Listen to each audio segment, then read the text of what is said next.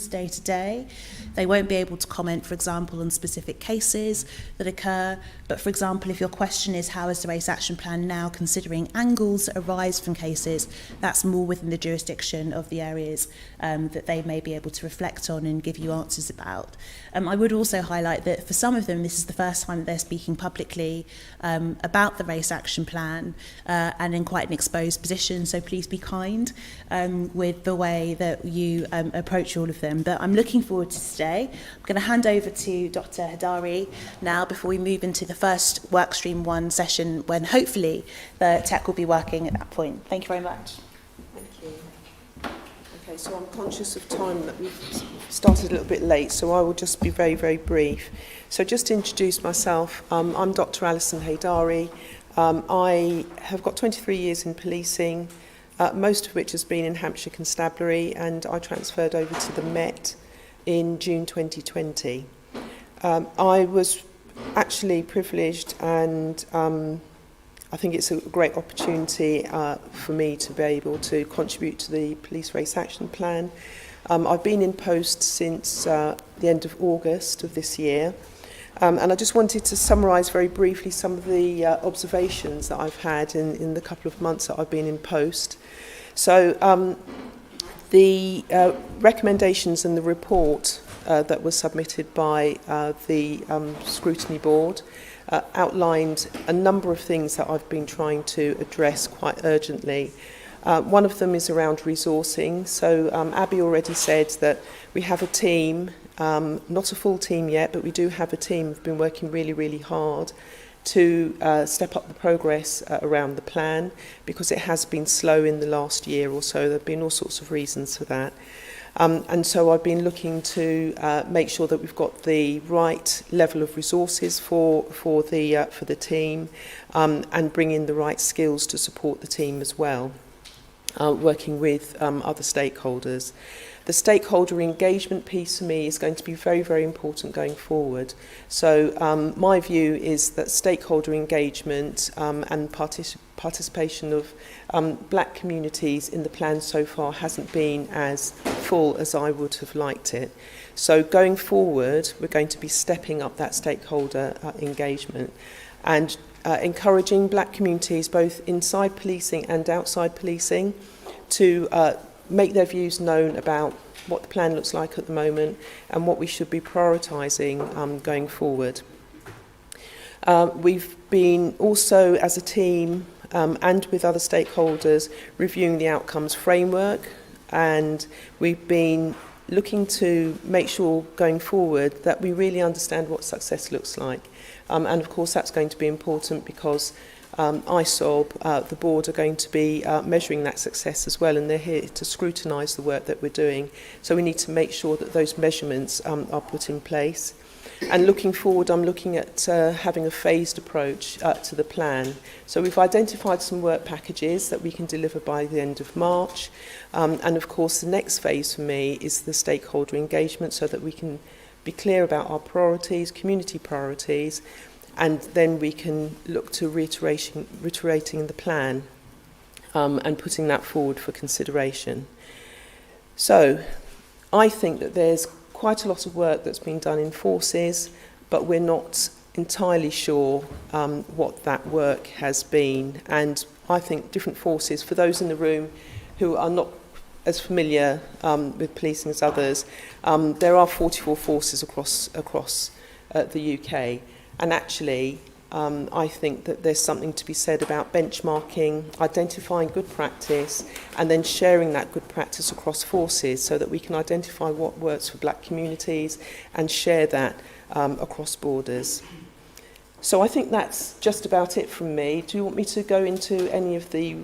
Shall I just summarise the recommendation? Yeah. Okay. So you will have seen with the papers that were sent out to you, circulated, that ISOB made a number of thematic recommendations. And all of them have been accepted, apart from one, which has been accepted in part, and that refers to one of the thematic recommendations, and that's the one that refers to hierarchy. There's nothing up on the screen yet. I can explain in a little bit more detail about that. There are a number of sections that have come through on that action. Most of it actually has been accepted, but there was just one which referred to the hierarchy within policing. I think that there's an opportunity. There are lots of things that we need to improve about policing, but one of them is that if you can utilise and use the hierarchy within, you can actually get things done. And this is being run across the programme as well. And for those who are familiar with programmes, we have a programme board. There's a hierarchical structure that's set within that. However, that doesn't mean that we're not going to continue to review that hierarchy to ensure that it doesn't stop us from achieving what we want to achieve, which is to make things better for black communities. And I think that's it from me. I'll close now because I know that Abby's got some work to do around the work streams and she wants that to be the showcase. Thank you.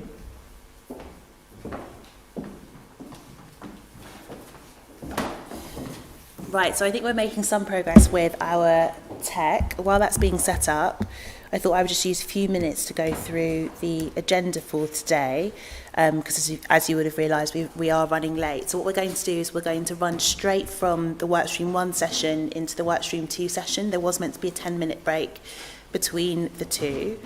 And I'll just go through exactly what is going to happen today. You're going to hear from Workstream 1, which deals with internal culture and inclusivity. That's coming up next. You'll hear a presentation from Colin Douglas, who is our board member who is in charge of looking at that alongside others, and also from Tracey Cormack, who is the Workstream 1 Co-ordinator. Immediately after that, we'll move into the use of powers session, and that will be led by Glynn from our board, Paul Quinton, who is from the College of Policing, and online will be joining us Dan Hiles, who's from Sussex Police, and they will be presenting on two pieces of work within that work stream, namely disproportionality in taser and road traffic stops. After that, we'll have a 10-minute break. So as Ali had mentioned, there were a number of recommendations that the ISOB made in relation to the race action plan. They have mostly been accepted. So what you'll hopefully hear through the course of these presentations is how it is that these work streams are going to adopt the recommendations that we've made and move forward with that as well. So 7 recommendations are around resourcing to the race action plan, increasing engagement with external stakeholders, developing and delivering a clear communication strategy, introducing tangible and measurable performance metrics, identifying clear areas of focus, improving the flow of information to us as a board, and the main area was around reconfiguration of the programme to better reflect an anti-racism programme, and that's what we meant around the hierarchy in terms of structure, but also in terms of resourcing, admin support, pause, thought and reflection being given to the officers and the staff who have delivery responsibility within the plan. So we would be interested in hearing from you guys online, as well as those who are here, whether you feel that you have the space and the time for delivery of that if you're working within the policing community, whether if you're coming from community engagement sides of things, whether you feel as though you have been communicated with around the race action plan, suggestions that you may have around how that can be improved as well. So we'll move over now to Colin and to Tracey, who will be presenting on Workstream 1. I'm hoping that we'll have the presentation up as well.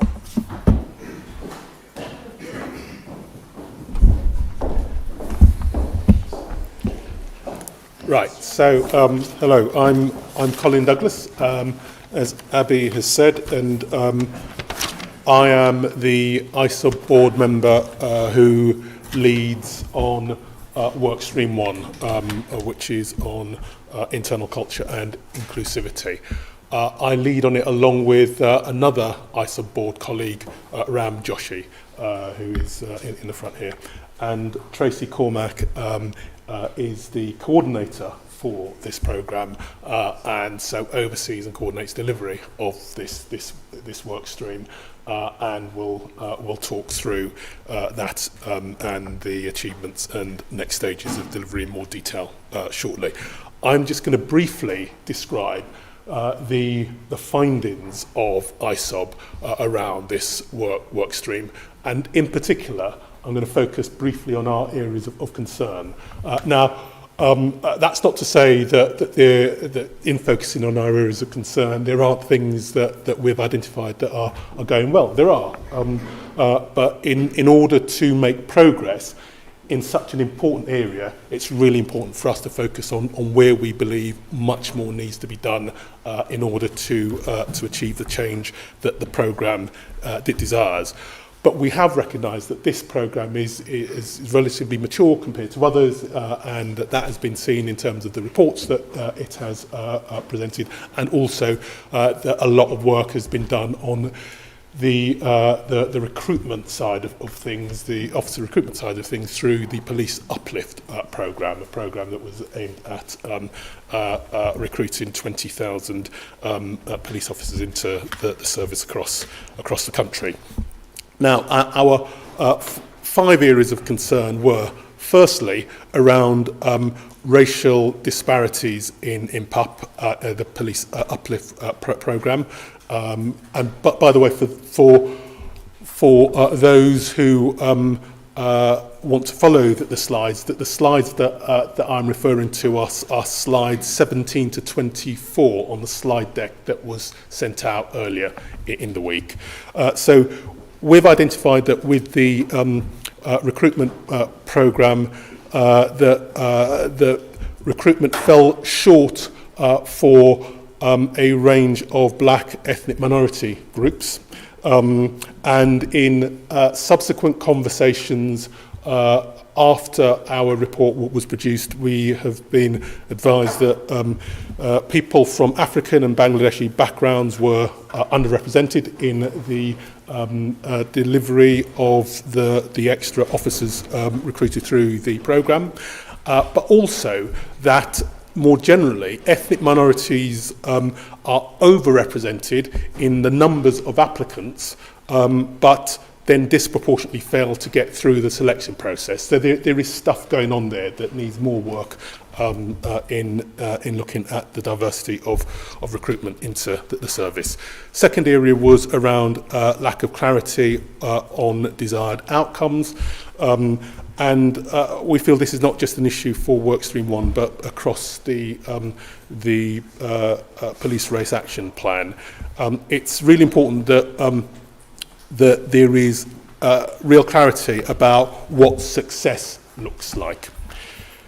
A good, clear narrative description of that success is important, and concrete measurable outcomes, i.e. numbers and targets.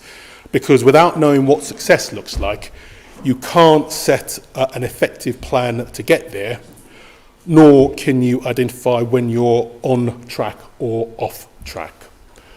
And as I speak, we now have the there you go. We now have the technology.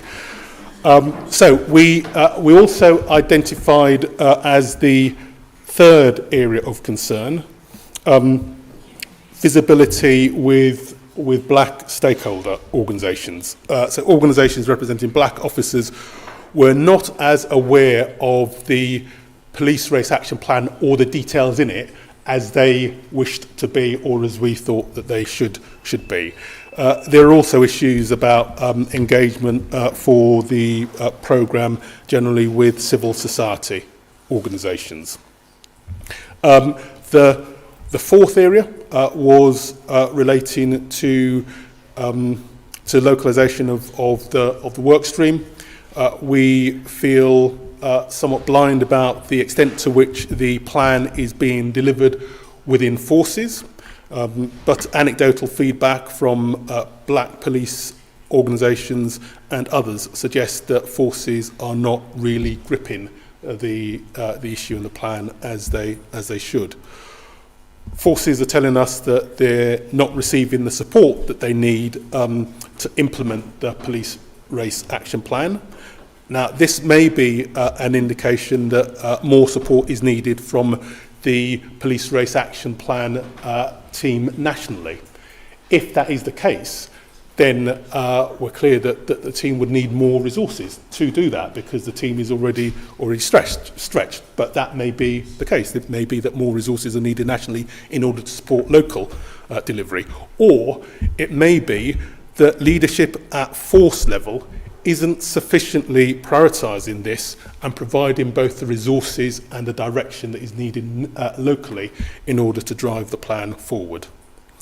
And then finally, the fifth area of concern was about reaching the right officers. So concern about whether the plan is reaching supervisors who manage frontline officers. Clearly, you're not going to get change within police forces, local police services, without reaching that critical group of staff. We also expressed concern about how black and minority ethnic officers and staff are supported through national and local networks of black police associations. So those were our areas of concern with this work stream. I'm now going to hand over to Tracey, who will talk through the work stream more broadly, and will also, as part of that, address how the work stream is responding to those areas of concern.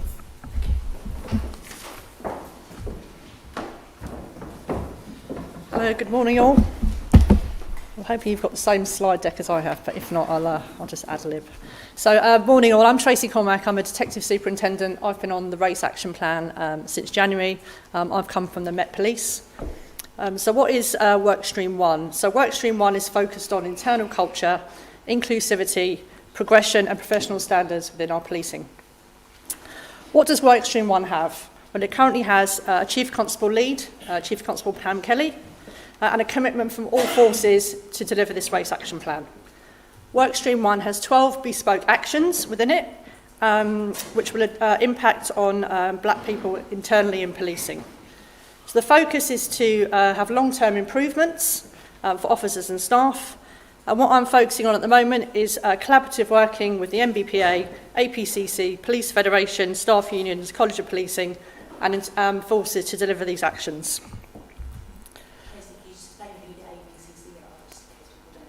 So the APCCs are look at the chief constables within forces. So the APCCs hold the chief constables to account. So that's what. So what progress have we had on Workstream 1 so far?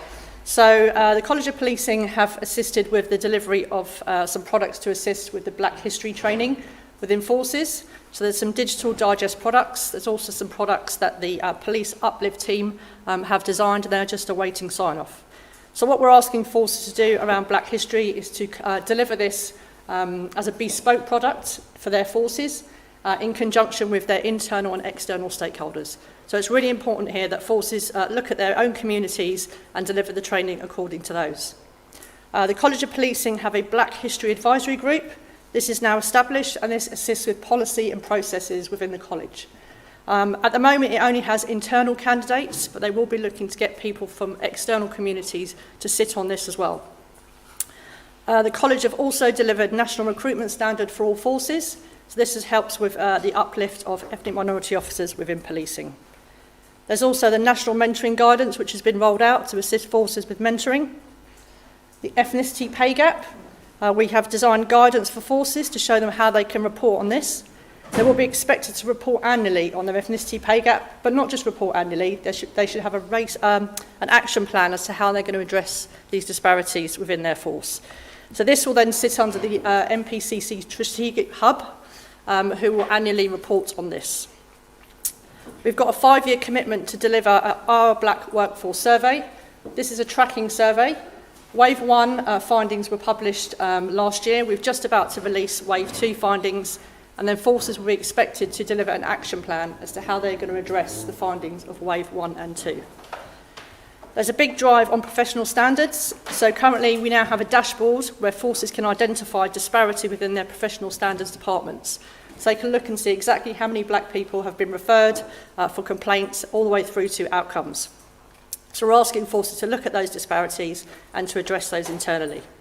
We've also established an internal stakeholder group which sits underneath the MPCC. So what challenges have I faced since January, since joining the plan?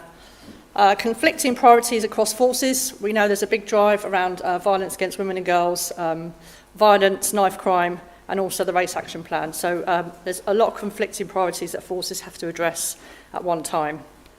Resources and staff turnover. Since I joined the plan in January, there's been quite a high turnover of staff and also limited staff, but now we've addressed that. We've got a team that's been consistent since I've been there in January, Workstream coordinators, and also there's a big uplift in staff coming, so that's really good news. The comms internally and externally, we identify that we probably need to do that better. So at the moment we're working with our comms leads to identify how we're going to promote the plan both internally and externally. How do we hold forces to account? That's really interesting because the race action plan is voluntary. Forces have signed up to do this, but actually the individual actions, a lot of them are voluntary. So we hold forces to account through MPCC committees by asking them to annually report on data, and also local communities hold them to account. Lack of performance measures, which Colin mentioned earlier, I totally agree with this, and it's definitely something that's a priority for the plan at the moment, is clear measures for forces. How do they know what they should be doing, and then how do they report on that? So that is really key moving forward, because at the moment it's not part of HMIC FRS inspections. So Colin mentioned the ISOB recommendations, so I'll just go over these with you this morning. So the racial disparities in PRAP, so that's the uplift programme. So there's now a focus on recruitment and vetting across policing. There's also some best practice guidance for outreach for forces to understand how they can reach those communities and get them involved in policing. Lack of clarity on outcomes, which we've discussed already. So the MPCC and the college are designing an outcomes framework and also looking to benchmark forces to see exactly where they are with the race action plan. Lack of visibility with key stakeholder groups. Workstream 1 is now fully engaged with numerous stakeholders who attend all the meetings that I hold at Workstream 1. They provide advice, they provide constructive criticism around the actions that I hold. So I'm confident now that as part of Workstream 1, we have the key stakeholders at the table. Lack of scrutiny in local implementation. Again, it's something that the race action plan is looking to address. How do we know what forces are doing? That's going to be part of the benchmarking process. But currently we do ask forces to report on their activities. So we meet with forces regularly and we ask them to tell us what they're doing. How are we reaching the right officers? The focus now is on the delivery of the Black History training, also officer safety elements to frontline policing staff, which incorporate community impact and de-escalation training. So there's a lot of work going on. The college has also incorporated in their curriculum elements of the race action plan, which are delivered across all mandatory training and policing. So we're confident that officers from recruitment through to leadership training are getting inputs on the race action plan. What are the actions for Workstream 1 going forward? So looking for the ethnicity pay gap to start being published next year and looking at those action plans as to how to address those disparities.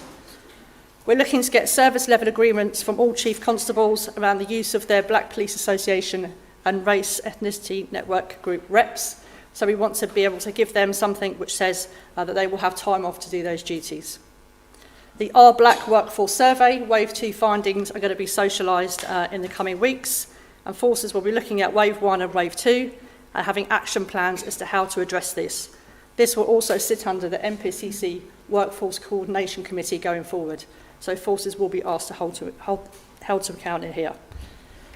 Again, professional standards, the focus is guidance for forces to set up scrutiny panels which will assist on looking at those disparities in the complaints and misconduct processes. So that is a whistle-stop tour of Workstream 1. I think I'd just like to take this opportunity to thank ISOB for this event, and also for Colin and Ram and the MBPA and all the forces that I've worked with since January who've helped me with Workstream 1. Thank you. Thank you.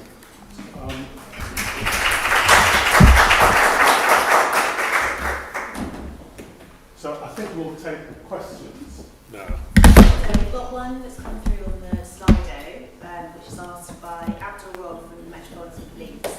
He says, what strategic engagement, support and commitment are you getting from the Association of Police and Crime Commissioners, that's the APCC? What support are we getting from them? What support, engagement and commitment have you actually received from the APCC? So I meet with the APCC. They attend meetings on professional standards. They've agreed to do some training around anti-racism for panel members. So we'll be looking to design that together with the APCC and roll that out for forces. There's also the APCC framework, which is out for each force as well. So that overlaps stuff with the race action plan. So for me as a coordinator, I regularly meet with the APCC around Workstream 1 actions. Well, I think it's worth saying a couple of things about the APCC. So, firstly, the police and crime commissioners are democratically elected within their localities to oversee the chief constables and the performance of the local forces. So they make decisions about what is most important to them. And as a consequence of that, quite appropriately, their priorities could and should vary. That said, this we feel should be a priority to all forces. And it is concerning if any choose to opt out of this and to make excuses about the different demographics of their community. We are one country, with black people travelling throughout the country, coming into contact with forces all over the country. And this is an issue that is important to all police forces. And some police and crime commissioners are clearly taking this more importantly than others are. And we would hope that over a relatively short period of time, the rest of them will start to give it the priority that it deserves. And there's another question just come through, which I'll rephrase slightly, but it's asking about the Home Office consultation on police community scrutiny panels. So effectively, what was the relationship between the Race Action Plan and the Home Office consultation on community scrutiny panels, and whether that seems to be working to strengthen accountability structures in policing? Yeah, Paul from the college is going to... We talked about this earlier, didn't we, Paul? Yeah.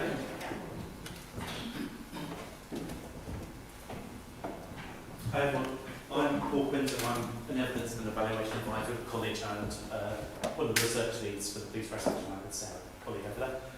We've been feeding into the development of the Home Office's community scrutiny panel guidance, and we've submitted through the college, and I think some of the individual NPCC portfolios have submitted responses as well. I think we would prefer it to be a broader document, so it doesn't just focus on panels, and I think we've always wanted the Home Office to make a much clearer statutory footing for scrutiny to take place, because there's only so much that we can do as the college and NPC in terms of issuing guidance. So we've submitted our responses, we continue to engage with the Home Office, and we await for them to release their final version. What we do have within Workstreams 2 is this kind of actions around the actual framework for the supervision, scrutiny, and police powers. So any gaps that we identify with the Home Office guidance, we'll be able to address within that action. I hope that answers the question. Thank you. Okay, so we've got another question which has come up here, which is how are the actions from Workstream 1 being communicated to the rank and file officers who seem unaware of some of the detail of the race action plan? It's working. Hello?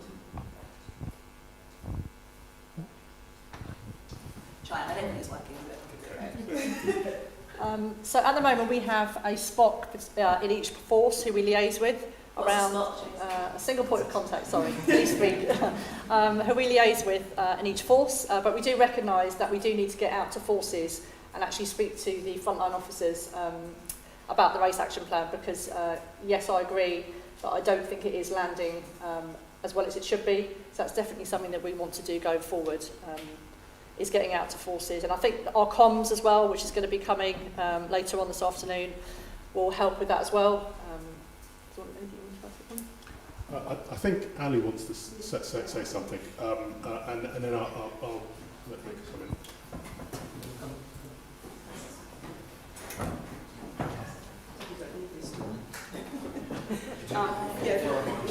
The mic is starting with the recording, it's not amplified, so it is working. All right, okay. Yeah, so communications and our comms plan, excuse me, has been weekly. So we've now started to ramp up our communication, and we've got an external strategy now, and now we've got an internal communication strategy as well. So we realise that although we have got our single points of contact, and the Workstream coordinators and the leads do a lot of internal communication to staff, actually it's not where it should be. So that's definitely on our list, and it's part of what I talked about right at the beginning, which is that we really need to ramp up the stakeholder engagement, and that will definitely be on our list of things to do to have a really clear communication strategy to our staff and officers. Thanks, Mum. So we've had two questions. Oh, sorry. Yeah, I mean, so this is one of the things that we really have emphasised about a shortcoming in the programme, and it's hard. It's not easy to get through right to the front line and to make change happen, because there are lots of conflicting demands and activities going on. But if this does not work, ultimately that success or failure depends on how change reaches and impacts frontline staff through supervisors right onto the front line. A lot of effort is going into this. A lot more needs to go into this, and it's not just about the central National Police Race Action Plan team. It's also about the accountability of chief constables and them driving change within their local forces, and doing that in a way that is consistent with the priorities that they have all signed up to in the Police Race Action Plan. So there's a huge distance to go, but ultimately local police services have got to step up to the mark on this, and have got to deliver the change themselves as well, working closely with the National Police Race Action Plan.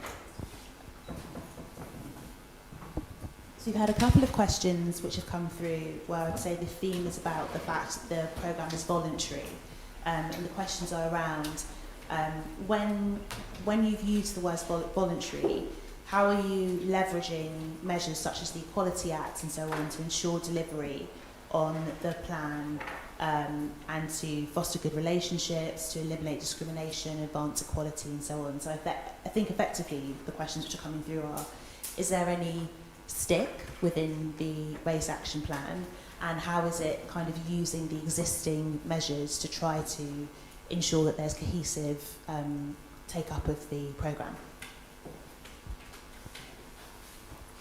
So we've got the DEI strategies, which are within forces anyway. We've got the APCC framework. These all encompass parts of the race action plan, and they all overlap. So, you know, we've also got them forces within the race action plan being asked to report annually on things, to publish data. So actually, they're accountable there as well. So I think we need to understand that all of the race action plan does interlink with other things that are already in policing. So whilst it might not say this is mandated, actually it is. Parts of it are covered within HMIC inspections, although it may not say race action plan. So I think the reassurance is that actually there is processes in place which do ensure that they are held accountable, albeit not mandated on the actual plan itself. I think Paul's going to... Can I speak from here? Oh, please. No, I definitely need You actually sit in the front row. yeah. So stay up You'll here. increase your steps during the day. Ali mentioned at the beginning that we're looking to amend the outcome framework that sits within the action plan and sets a framework out for the actions. One of the things that we've taken feedback from kind of the consultation exercises is the need for us to be much clearer about the legal framework that the police have to operate with. So we're emphasising, in the current draft, emphasising the public sector equality duty and Human Rights Act. So to address the kind of points that the question raised.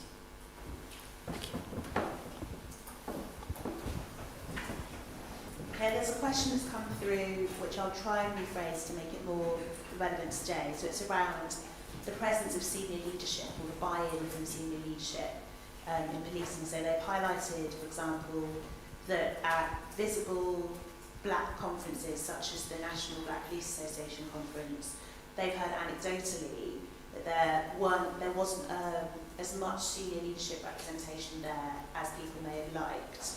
And does that indicate a need for cultural change?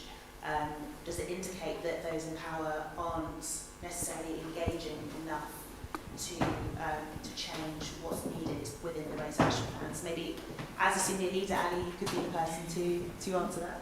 So actually, I was going to put someone on the spot, who's Lucy. So Lucy actually, Lucy is the Chief Constable of BTP, which is our British Transport Police, and she is absolutely passionate about this area of business. And I think it's possible that she would have something to say about this. What I will say is that we've got some very, very passionate leaders within our senior leadership team. For those who are not aware of what it looks like in terms of numbers, so across the UK we have about 400 chief officers, that's of assistant chief constable and above. And Lucy is right at the top of the tree and is just an amazing role model around this area of business. So I didn't want to put you on the spot, Lucy, but I know that you would want to say something about this. And this is not to say that every single leader is passionate about it. You know, I can't say that because I'm not in the heads of every leader, but we do have some passion in the room. Lucy. Thank you very much, Helen. Thank you very much for those kind words. So, I do think it is really important to set the tone from the top of the organisation in terms of how much we care about ensuring that we deliver a fair and proportionate policing response for all communities. And it's really important. And, you know, I always feel that everybody looks to the top to get the direction, so it is important to have those conversations. They can be felt very differently, both within communities, those conversations, and they can be felt differently within your own organisations. But Ali's absolutely right. I'm not somebody who likes to shy away from having the conversations. We're on a journey of listening in policing. It's really important to listen to, particularly the Race Action Plan, listening to black voices is really important so that we can understand the impact of policing on communities. And, you know, I'm really conscious that over years there has been intergenerational harm by the use of policing tactics, its engagement with communities, and I think it's really important that we think about how we want to learn from that. You know, create a safe environment and a safe community for everybody, but really be thinking very carefully around the use of our tactics and the impacts that they have. And I think far too infrequently we don't think about the intergenerational harm that's occurred over many years. I've been in policing for 31 years, and there's definitely, you know, if I look back in my journey in policing, I think policing is much more thoughtful today than it was, you know, decades ago, and it's important that we listen to voices to make sure that we continue with our own curiosity and also our own thoughtfulness going forward. And I absolutely share the frustration that perhaps people feel sometimes around the visibility of senior leaders. It is difficult. I'm not going to stand here and say we've all got lots of free spare time, but managing our diaries and making sure we're present at the right meetings is really important, and having the right conversations. But when I joined British Transport Police, I started at a time where we'd still got COVID restrictions in place. We are the only national police force which covers 3 countries. And I suppose my dilemma was, how am I going to engage with 5,000 people across 3 different countries with COVID restrictions in place? And I'm supported by fantastic people. Denise works very closely with me and supports me. And I think it's about thinking differently as well, how we use technology. And certainly, you know, I communicate with my force very much through town hall sessions, online. I expect my leaders to have those conversations, and I expect us to be discussing the police race action plan. It's going to take time for that for the bulk of the workforce to have the same curiosity that as a senior leader I and my team have, but we will get there. Thank you, Lucy. Thank you. So there's one that's come through which is more of a comment but actually could be an interesting discussion point around the fact that with culture change, metrics may reflect one side of the story, but then there's also the way that policing is perceived through media, and just a question around how that can be improved, and whether the race action plan is the arena for improving that media perception or the way that the police interacts with social media, for example, to reflect any cultural change. What do you guys think around that? So I mean, if I could give a view initially, and ask Tracey and then maybe to also reflect on this. Indeed, Lucy, you may wish to reflect on this. And I think with culture change, perception follows reality. So unless you do change the culture that changes the behaviour, then the change in perception is either not going to last, because you will make promises and set expectations that are then dashed because the behaviour does not follow through and does not reinforce those expectations, or people will wait to see whether you deliver what you say you're going to say, and then give you credit once they see the change happening. And I think that for communities, for black communities, that's particularly the case with culture change within policing. Communities have heard it all before, time and time again, and so the expectation of change will be low, and the proof will be in the eating. So if the change happens, then people will eventually accept it. So all of the consequentials, including around media and social media perception, will come after a change has been made and is embedded. Is embedded. Otherwise, it will not come, or if it does come, it will be superficial and it will not last. And that's why change is difficult. But this change is really important to make and to ensure that it sticks. I think it's just really important to get those frameworks out to forces, though, because it is a way of forces having a measurable outcome. It's a way of the staff understanding what's expected, what they're supposed to be delivering. And then equally, I'd like to see forces showcasing the work they've been doing more. And I think it would be nice if the media also showcase that as well. And then it would encourage those forces who are perhaps not as engaged as they should be to get involved with the race action plan as well. So I do think that measurements are an important aspect of this plan.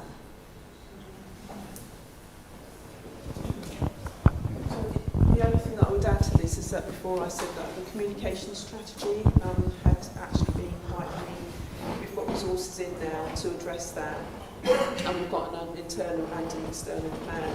So we're going to be ramping up our communication around what forces are doing. Also mentioned about the benchmarking, which has been mentioned by others already. The benchmarking is going to be very, very important. This is going to be a way of us going out to forces, finding out what good work they're doing, finding out what their gaps are, and identifying ways in which the central team can support forces to do better and support the race action plan. So lots of work to be done, but we've got a very, very clear direction now about what we want to achieve. So we've got a couple of questions here around statistics. The questions are asking around whether statistics regarding recruitment and promotion of black police officers within each police force will be publicly available. To be honest, I don't know the answer to that question. I do know there's a MPCC workforce data team who deal with stats around recruitment, attrition. So, Abby, if it's all right, I could probably find out and then, Yep. and then let the audience know. Thank you very much, Tracey. Another one here from Rob, asking about the external communications plan and whether that will be shared publicly or if that's a working document which will be worked on internally. So I think that's for Ali. You can say something. All right, thank you. Yeah. So it's an internal working document at the moment, but I can certainly, I'm sure there's nothing wrong with us sharing that document. I can find out from the comms team. I don't know what their protocols are, so I can do that offline.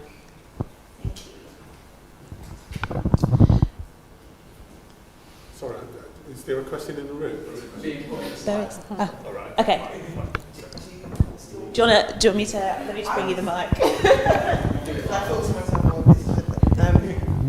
Thank you. I just had a question. I was listening to what Mr. Douglas was saying, and you were talking about the culture and that's great. And I thought, well, what is the culture? What is it? Because no one said it. We've got 44 forces. We've got a race action plan that is not mandatory, it's voluntary. So what is the culture that we are trying to change when it's, you know, optional whether or not you're accepting the thing? How are we going to do this? So that's a great question, and it's not an easy answer because actually there is, I'm not sure that there would be a single police culture. Even within individual police services, there will be. Well, so Louise Casey did a substantial report on the Met, and it was excoriating in terms of the description of the weaknesses and the deficiencies in culture. A culture where when things go wrong, rather than putting their hands up and saying this has gone wrong, or pointing to the mistake, instead officers crowded together to support each other and to pretend that mistakes have not been made and to justify. That's one of the things that needs to be addressed in the Met. And local forces need to think about to what extent that culture is replicated within their services. And also how culture manifests itself in different parts of the service. So what it looks like on the front line, what it looks like for support staff, etc., etc. But what is clear is that the way police services have operated and are operating, they have broken the trust with local black communities, and that needs a different approach. It needs a more open and frank and authentic dialogue and engagement that is based on a willingness to change behaviour. And the only way that you change that you change cultures like that, is within the organisation. So it's not going to be done by the National Police Race Action Plan team. They can't change the culture of all of the 40-odd police services across the country. It will be done by individual chief constables taking this seriously, as some are doing, but still a lot need to do, and then driving that change within their local forces. And you do that by firstly identifying exactly what that culture is looking like at the moment. So what you want it to look like in the future, and what the gaps are, and what steps you're then going to take to address that. But I would encourage anyone who hasn't read the Casey report to read that, because that gives a good clue to some of the issues of culture within the Met that are not going to be unique to the Metropolitan Police Service. No, they're not. And what you said was very diplomatic, and I understand that this is a very difficult subject, but we're not even naming it. That's my issue. We're not even naming it. We know what it's called. We know what it is. We're not naming it. We're scooting around it very nicely, and we've got reports for this and work streams for that and blah, blah, blah, but we're not even naming it. And this is something that is affecting real people's lives. I'm a black woman. You have to name it. You can't help me if you can't even acknowledge me or say what's happening to me. And whilst I sound a bit impassioned about it, and I am, and it's not your fault, I'm just saying it. Well, I'm happy to name it, and I think when you read through our annual report, one of the key aspects that we talk about in the introduction, is the fact that the police are institutionally racist, and that without that outward acceptance, it undermines a lot of the work which is substantively being undertaken by the Race Action Plan. Now, we attended, myself, Colin, Racheal and Nick, attended the MBPA conference in October, and what we heard there was Gavin Stevens, who is the chair of the MPCC, accepting institutional racism in policing. And when you go through the presentation, I'm afraid some of the slides I had to skip through because the tech wasn't working, what you see is the senior responsible officer for this race action plan is Gavin Stevens. So the senior officer in policing has accepted publicly that policing is institutionally racist. He also accepted that when he was the Chief Constable for Surrey. So he's not somebody who has only just accepted it since coming into this role. He's somebody who has a history of outwardly accepting institutional racism. And if I can speak frankly, when I sat in the interview For Ali, who is now the Programme Director for the Race Action Plan, I specifically said to her, you're going to be asked about institutional racism. You're serving that police officer, you're a senior black woman. How do you feel about discussing that topic? And she was very frank in the interview in terms of saying it's real and that's what this plan needs to deal with. So we can't control what other officers are going to say or what their kind of subjective opinions will be around institutional racism. But we do have, within the Race Action Plan, our two senior officers, who have accepted the premise of institutional racism and accept that that is what the plan needs to deal with. In terms of my own discussions with those who are involved in decision-making in the Race Action Plan, I would definitely say that I think the majority of the officers and staff who are involved in this understand the nature of the issue. For me, the issue is how that permeates locally. And I highlight that in the introduction as well, which is that we have a very decentralised system of policing. So you have lots of middle management who may not understand or care about the issue. Even if you have senior leaders who do, and you have the rank and file who do as well, we find quite frequently that it's in the mid-ranking areas that some of this effort and work becomes dissipated and weakened in that respect. I think that goes back to what Tracey was saying about the need for there to be some inspections against the Race Action Plan. Not everybody is going to buy into it for ethical, for moral reasons. Sometimes what you need is that stick to say to people, well, we're going to inspect you against this. Whether you agree with it philosophically or not, it becomes part of policing in that respect. So I think we would all agree, in a perfect world, we would have a government that centralises anti-racism work and takes it very seriously. We would have funding being given to the programme, which is not given by central government. We would have consistent buy-in across all 44 police forces. We don't have that. We would have structures which would ensure that there is blanket accepted communication around the importance of the Race Action Programme, but we don't, and that's the reality, unfortunately. So really then the question becomes, given those limitations, how do we make this programme effective? Given the reality of the factual kind of reality that we are working within, how do we then make this programme effective? And that's where our recommendations sit, and that's what we're trying to push within what we can do. Is policing actually doing enough with what it has at the moment in the Race Action Plan? And through our recommendations, we're saying actually there's areas of concern still within that, but I would say that things are starting to improve in terms of focus. But I agree with you. I think that an initial hurdle for policing to deliver on this plan is that there is still discomfort that we see from the institution of even naming the issue of institutional racism. However, what I do find comforting is we have an ISOB who is very clear that the police are institutionally racist, and we have leadership within the programme who have gone on record to say as much as well.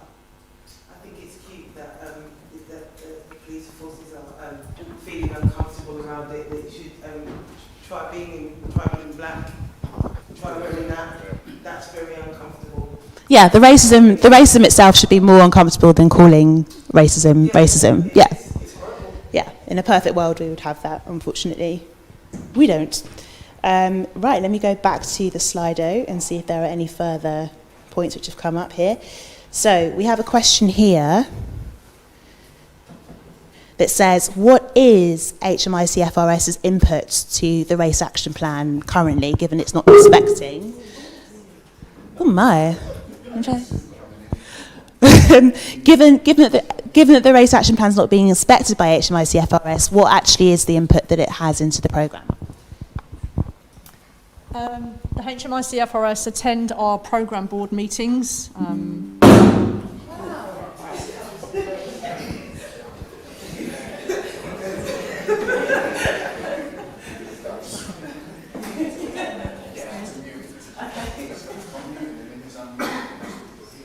Sorry, so they attend our programme board meetings, and they also work with the College of Policing around going forward what they're going to be inspecting. So I think Mine wanted to just add to that. Yeah, I can add to that. HMIC FRS have a very kind of long lead into their inspection regime. So we're in discussion with them at the moment to look at their next plan, which I think that they'll start to think about what they're going to be doing in the next 2 or 3 years, probably in about 6 or 9 months' time. So every 6 months, myself and the program support, we have a meeting with the HMIC FRS, and we then discuss what we would like to see coming up, what they're doing at the moment. So they don't look at any plans specifically and inspect against those plans. That's not what they do. But what they can do going forward is we can start to negotiate about aspects of things that we would like to see within the next regime, which will be, I think it's in about 18 months' time. They kind of set that next regime. But we have a 6 to 9 month lead into that, and we will start negotiating soon. But I think there is more that we can do with HMIC to have that stick that Abby talked about, because in policing there's a lot that gets done which is measured, and that's part of the culture. So there are some aspects of the culture in policing I think we need to grab hold of and utilise to our benefit in driving the plan. Does that answer the question? Yeah. And I would also add that so HMIC FRS, so this is His Majesty's Inspectorate of Fire and Rescue and Police Services. They are the kind of statutory body that inspects police and other public bodies. So having them inspect the police is in many ways really helpful. But there's 2 things to say. So they do sit on the programme board, so they get regular updates about the race action plan through their position on the programme board. So they should be aware of the detail of what's happening in the race action plan through that. One of our recommendations, or an aspect that we've drawn, is, well, if they aren't inspecting against the race action plan specifically, how is the race action plan making its actions inspectable? So looking at where the areas where HMIC FRS is already inspecting, can you reword or reframe actions or priorities within the race action plan so it does then fall within HMIC FRS inspections? So that's what we're looking at with the reiteration of the plan. Are they going to align the wording with that? And we have biannual, so 2 per year meetings with HMIC FRS to look at exactly that sort of approach. So not just waiting until the new inspection regime comes about, but also looking at how you can adopt what's within the programme to align it with those inspection priorities that are in place at the moment. But there is a residual discussion to be had, which is that even HMIC FRS recommendations can be ignored by forces. So you see regularly that there are forces who are in special measures who are still revered as being fantastic and delivering and so on, but they've either just come out of special measures or they are in special measures. So there's also the question that does HMIC FRS itself, will that even be enough? So the plan also needs to not just look at that as a solution for these matters. And I think again that comes to things like engagement, it comes to actual specific interest in delivering this, and a better push from central government to actually push for that delivery and to make it, for example, an election priority so that we have an engaged electorate who looks at these matters. So it's complex, but yeah, I definitely think there are points that we can take on board with how we scrutinise and trying to bring it in line with HMIC FRS priorities, but even that isn't going to be the final solution for accountability. So, conscious of time, we're actually running okay for time. A few more questions, anybody, before we have a 5-minute break and move into the next session. So anyone in the room, if you put your hand up, I'm going to check the Slido and see what we have. But in the meantime, do you guys want to wrap it up? Any closing remarks, the two of you? Just to say that as a central team, we acknowledge that there's things that we still need to do, and we do take on board the ISOB recommendations and we'll be driving those forward. And just to say that we are committed as a central team to deliver this and to thank Forces and the people I mentioned earlier for helping us to do that. So. I suppose my concluding reflections would be this is a really important area of work. The plan is hugely important to kind of deliver it and for it to have impact. And for it to have impact, all of the individual work streams are really important. This one included.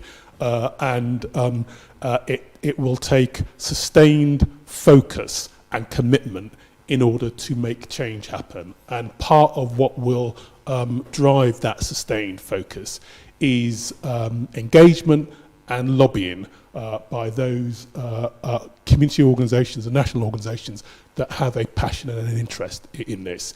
And so ISOB do hope that those of you who have taken time out to attend and participate in this will continue to do your own work in challenging, scrutinising and demanding change within the police, because without that it will make it much more difficult to hold police services to account.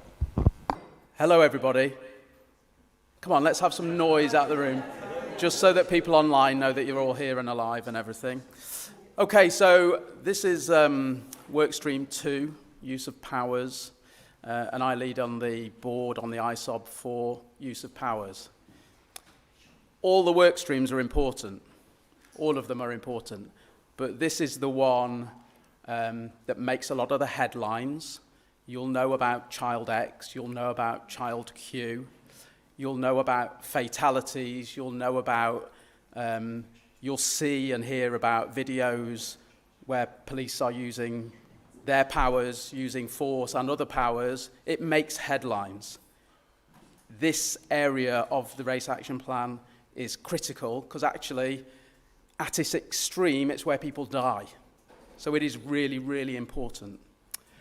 And I'm afraid I have to start this presentation by saying that as a board, and me particularly, that we're disappointed with the progress in this area of the Race Action Plan.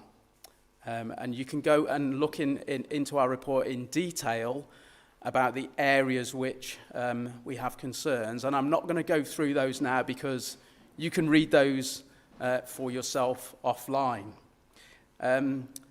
What do we know about police use of powers? We know what they are.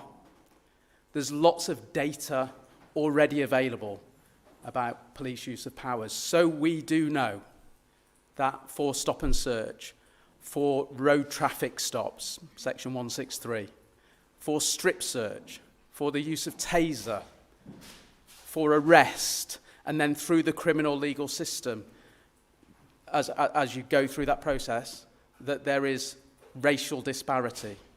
That is no surprise to anybody in this room or to anybody hearing this online. We know this already. So progress in this element of the plan is absolutely crucial. And not just progress. What we need to see is changes to policy and practice that stick. You may know that I led on stop and search for the College of Policing some years ago, and we introduced something called the Best Use of Stop and Search scheme in 2013-14, which was a good, it was a good thing. What did it do? First of all, it reduced the use of police powers. It actually reduced the number of stop and search. Secondly, it created more accountability around the use of those powers, particularly no suspicion stop searches, section 60, but also stop and search in general. There were other benefits, more community engagement, more scrutiny. What we didn't do back then was change the law. We didn't change the Police and Criminal Evidence Act, Code A, to make sure that some of those changes stuck. And we've backslidden as a country. The police service has backslidden on the use of stop and search. The use has gone up. Race disparity has remained. It fluctuates. I'm not going to read out the statistics, but you're 4 times or 5 times more likely to be stopped and searched if you're a black person. One of the other things that we know that I think it's important to mention here is the data around ethnicity is owned by the police service. Police officers own it. They fill the forms in. A custody sergeant records the ethnicity of somebody when they come into a custody suite, into the cells. And yet, in 2023, there are still huge gaps in that data. For the Met Police, and I looked at this just today, there is a 25% gap in the ethnicity recording of people who are arrested. 25%. And when you extrapolate those figures, the race disparity may be much worse than we even think it is now. So, without wanting to labour the point, we as a board, and I think the public, as far as the race action plan is concerned, want to see progress, change that sticks, that can't be rowed back on or cast aside by whatever government comes in next. What we need to see is sticky. I think Colin used the word sticky change, as far as these powers are concerned. One of the things that we did mention in our report was that the sort of the headline power, if you like, that the police use is stop and search. It always gets headlines. And whilst it's important the work is done on that, the race action plan should not be distracted by that headline power, because there are many other powers that thus far we've not seen work on, progress on, even ideas on. So all the way through the use of force continuum, from powers that the police use to handcuff people, and I'm sort of indicating with my hand here that that's a lower use of a power, but it's not, because you can get life-changing injuries from being handcuffed. You can get life-changing humiliation and embarrassment from being handcuffed. So these are not little things. They are not minor powers. They are big powers, and they have to be used only when necessary. And understanding the disparity in the use of these powers from the bottom to the top isn't enough. Changing how they are used to reduce race disparity, not accept that race disparity is just there and explain it, but changing it so that it's reduced and it goes away, is surely the aim of the Police Race Action Plan. Having said all that, there's some good work going on, and you're going to hear about a couple of those now. They've been going on for some time, so one of the elements of the work that you're going to hear about in a moment from Dr. Paul Quinton from the College of Policing is some work on taser and race disparity in the use of taser. And just reflecting really on that, those high-profile cases, like Daly and Atkinson and others, like I say, these things make headlines, so they're important. So Paul will talk about that in a moment, but first we're going to hear from, if the technology is working, which I'm sure it is, we're going to hear from Dan Hiles about something that has been an issue for decades, actually for decades. Black man driving, as is the phrase, yeah? So we're going to hear about... We're going to ask Dan to mute his microphone. We're going to hear some work about some work on Section 163. So the police power to stop any vehicle on the road.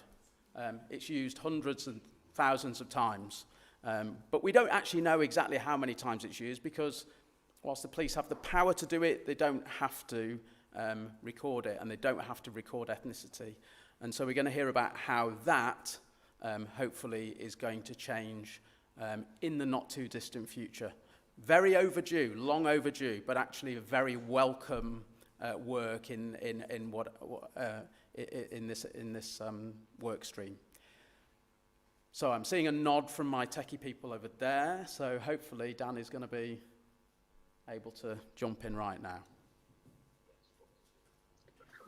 Yeah, good morning, everybody. Oh, I can hear myself. I'm going to struggle to speak and hear myself, but I'll struggle through. We can hear you, Dan, so you carry on. Oh, great. Okay. All right. I'll try to ignore my own voice, which is difficult, so please bear with. My name's Dan Hiles. I'm Chief Inspector with Sussex Police, but I'm supporting the work of the NPCC and the College of Policing with the Race Action Plan. And the specific area of work that I'm looking at is vehicle stops. Now, as Nick just mentioned, this is work that's been called for ever since the McPherson reports. So we're talking about 24 years now, where there's been a requirement for us to be open and transparent about the use of this power, really in exactly the same way as we should be in relation to stop and search. The comment that we get from the community, as Nick again has just referenced, is that people say that they've been stopped for driving whilst black, and the police community's response to that is frankly that we haven't got a response because we've never gathered any information to kind of make an informed response to that position. So there's kind of a lot of attempts at platitudes, I think, is probably the best thing that's ever been achieved there. So just to talk about the power briefly, why do we use it? If you were to ask an officer on the street, why do you use the power to stop a vehicle? Probably the most common answer that you would get is to catch drink drivers. And you can really draw a straight line between the use of this power and taking dangerous drink drivers off the road, improving our road safety. And one of the other things to consider is that at least one person a day is catastrophically injured by an uninsured driver. So there's a clear need to use this power, but there's also a very clear need to be open and transparent in the use of this power in the same way that we should be for all other police powers. And that's just something that we've not delivered ever since 1999 when it was first asked for.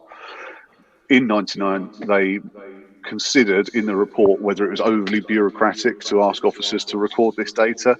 And for context, they were using a Nokia 3210 in 1999. And where we are now with our technology, we've really, I think, got absolutely no excuse to not be recording this data at the roadside. The bones of my work, if you like, is that what we need to have across England and Wales is a consistent way of recording the same data so that you can make meaningful comparisons across the area and across time so that we can be held to account in the way that we should be. And the difficulty with that is that each force across England and Wales will almost certainly use completely different technology. So it's trying to find a way of achieving that consistency to come out with those same understanding of outcomes using all the different ways of capturing that data and reporting that data back in to central position so that we can report it nationally, but also to enable that local level accountability to the community that's actually being policed.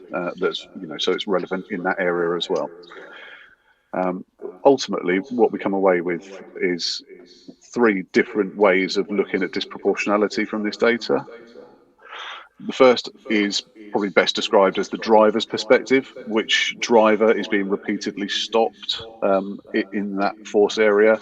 And to know that gives us the ability to dig into the details of those stops to establish if the stops that have been conducted were actually legitimate. Is that person being stopped repeatedly for a legitimate reason? The second perspective on the data is to look at the kind of force level data that we're used to seeing for the demographics around arrest and stop and search. And that kind of information is very familiar to us. And the third way of looking at it is to look at the rates of disproportionality by each officer. So which officers have the greatest rates of disproportionality in their vehicle stops, which is actually then an opportunity to cross-reference across the different uses of police powers. So if that person has also got high rates of disproportionality in their arrests, in their stop search, in their use of force, then that's an opportunity to actually be proactive without needing for a community complaint to come in to alert us to potentially unlawful or unprofessional behaviour from the officer. We should potentially be able to use this to identify officers of concern in a way that's proactive and that we've not really done before. So it's a real opportunity here to deliver on that level of accountability that we should have been doing. And of course, the additional layer to that, rather than just looking at numbers, is that once we know where, when and how these stops are being conducted, we're also able to do kind of a qualitative look at those encounters and review the body-worn videos proactively of those stops to ensure that you're seeing that kind of professional encounter and seeing exactly what we would expect to see in a relationship between an officer and a member of the public. I will mention that N8 is our research partners in this, and they've helped us to design exactly the question set so that we are able to present the correct answers to be accountable and to give us the best possible information off the back of the data that's being collected at the roadside. So they've been really helpful. I think I'll stop there. I love this topic and I could talk about it for several days, but I know that I haven't got all of that time, but I'm happy to take questions. Thank you very much, Dan. I don't know if you can hear me. Can you hear me? I can. Great. So we're going to have Paul Quinton now, who's going to present on the tasered work, and then we'll move to the Q&A section. So I know it's a bit awkward because you probably can't see the room, but we will come back to you for questions and answers shortly. Thank you very much, Dan. Thank you, Dan. And thank you, Nick. That's me. Lots of me. So I'm Paul Quinton. I've already introduced myself. I'm an evidence and evaluation advisor at the college. I became the research lead for the Police Race Action Plan back in December when Sarah went on maternity leave. She's now back. But I will continue in this role. Before I started as research lead, I was doing research work in this area anyway, particularly around the use of police powers. And my kind of career within policing research going back 25 years is very much focused on stop and search, use of force, public confidence, those sorts of things. I'll carry on even though we don't have the slide. So I wanted to talk about a piece of research that I've been managing over the last 18 months or so, very much under the leadership of Lucy Dorsey, who spoke earlier, the chief of BTP, who's also the MPCC lead for less lethal weapons. Lucy has been wanting to carry out a review of racial disparities in taser use for some time. And through the Officer and Staff Safety Review that was published a couple of years ago, we included within that a very specific recommendation that provided the foundation for this work. So the recommendation was for the College of Policing and the MPCC to commission an independent programme of research to explore the nature, consequences and causes of racial disparities in taser use. So we managed to secure some funding from the MPCC and MOPAC, the Mayor's Office for Policing in London. And we went through a competitive tendering process and identified a consortium of universities that was going to be carrying out this research for us. So the work was been led by Professors Ben Bradford at University College London and Professor Clifford Stott at Keele University. Both of whom have got lots of experience in police-public interactions, public order, those sorts of things. And they've led a kind of large mixed, diverse team of academics from a range of different universities. One thing we've been really conscious about is trying to create a bit of a legacy for this. And I think if I had my time again, I would have liked to have encouraged more black-fronted organisations to bid for the work. But what we have tried to do to kind of address that issue is that two of the young black female researchers working on the project, we've sponsored them with London School of Economics to a PhD on use of force. So hopefully that's kind of builds capacity in the future for black scholarship in this area.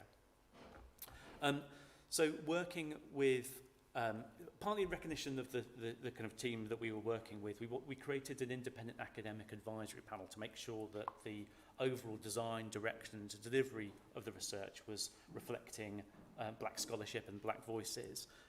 That panel was chaired by Junior Smart, and it consisted of 7 experts with a range of different backgrounds, including kind of legal expertise and then particular subject matter academic expertise, the panel of which was majority kind of non-white. And I think they've been really influential in terms of setting the direction for this work and also holding us to account in its delivery. Now, the research itself covered 2 main overarching questions. The first one was around... The first overarching question was around to what extent are racial disparities in taser use driven by demand that comes into the police service, the deployment of officers and how that intersects with kind of the characteristics of different neighbourhoods where those officers are sent. So all those kind of big structural and systemic questions that are really important to understand. And then the second question was very much focused on police-public interactions. So is there anything about the way officers interact with members of the public that might explain those disparities? Now, what I should say is that whilst this is a research exercise, and I completely get that we don't want research to get in the way of action, the reason why we commissioned this research was to really unpick the causes of racial disparities so that we could better target interventions to resolve the problem. Without that understanding, we might fall back on sort of fairly straightforward and common asked for responses like better training or better guidance. So I think it's to really get to the grips of where the kind of causes of the problem are stemming from. My screen's gone blank, so I'm going to have to make this up as I go along. So the research itself has a number of different elements to it. There are kind of a number of different work streams. The first element has been trying to gather the voices, different voices of communities that have been affected by taser. Well, thank you. Lots of laptops coming towards me now. And that's involved 33 interviews with members of the public, 11 of whom who have had direct experience of taser themselves or via families and friends. And it's included families and friends of people who've lost loved ones within taser incidents. The team also interviewed scrutiny panel members to understand how the accountability around stop and search, taser and other police powers has operated, and they interviewed 23 members of scrutiny panels. They've interviewed, I think it's about 98 police officers to understand their perspectives on decision making, their understanding of disproportionality, and to get a bit of sense of the kind of infrastructure that supports them around training and kind of calls for service. They've also carried out observations of training, body-worn video, and a limited number of police patrols. And then lastly, they've carried out some very sophisticated data analysis, drawing on data from 7 forces and deep dives within 3 forces. Now, I can't reveal too much in terms of the findings because it's pre-publication and it would be wrong for me to do so. But the report will be published within about the next month, which we're still working on a specific publication date with them, but we anticipate it will be coming out in the next month, so we're very, very close to publication. It's worth saying that there are a number of themes that come out of the research. Certainly there's something around data. We know that data quality is an issue and it needs to be much better. There's certainly something around training and issues around de-escalation.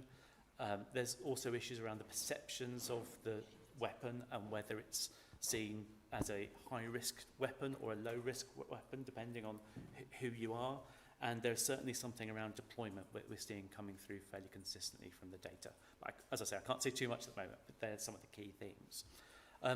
So that's it in terms of the research itself. I'm sure you're interested in what's happening next. The MPCC, Lucy and Andy Harding are developing a plan to kind of respond to the kind of key findings from the research. And so kind of it's very much leading into kind of a reform process. But thank you. Thank you very much, Paul. Okay, so having further tech issues, so let's just ignore the TV screen that's in the room. We've got some questions which have come through on Slido. So this is in relation to section 163. Dan, can you still hear us? No? Oh, sorry. Hi, Dan. Are you able to hear us? Okay. Great. So we've got a question that's come in on Slido in relation to section 163. And it says, one argument that's been put forward against recording data in section 163 stops is the time pressure on officers. Has Sussex actually found that to be an issue?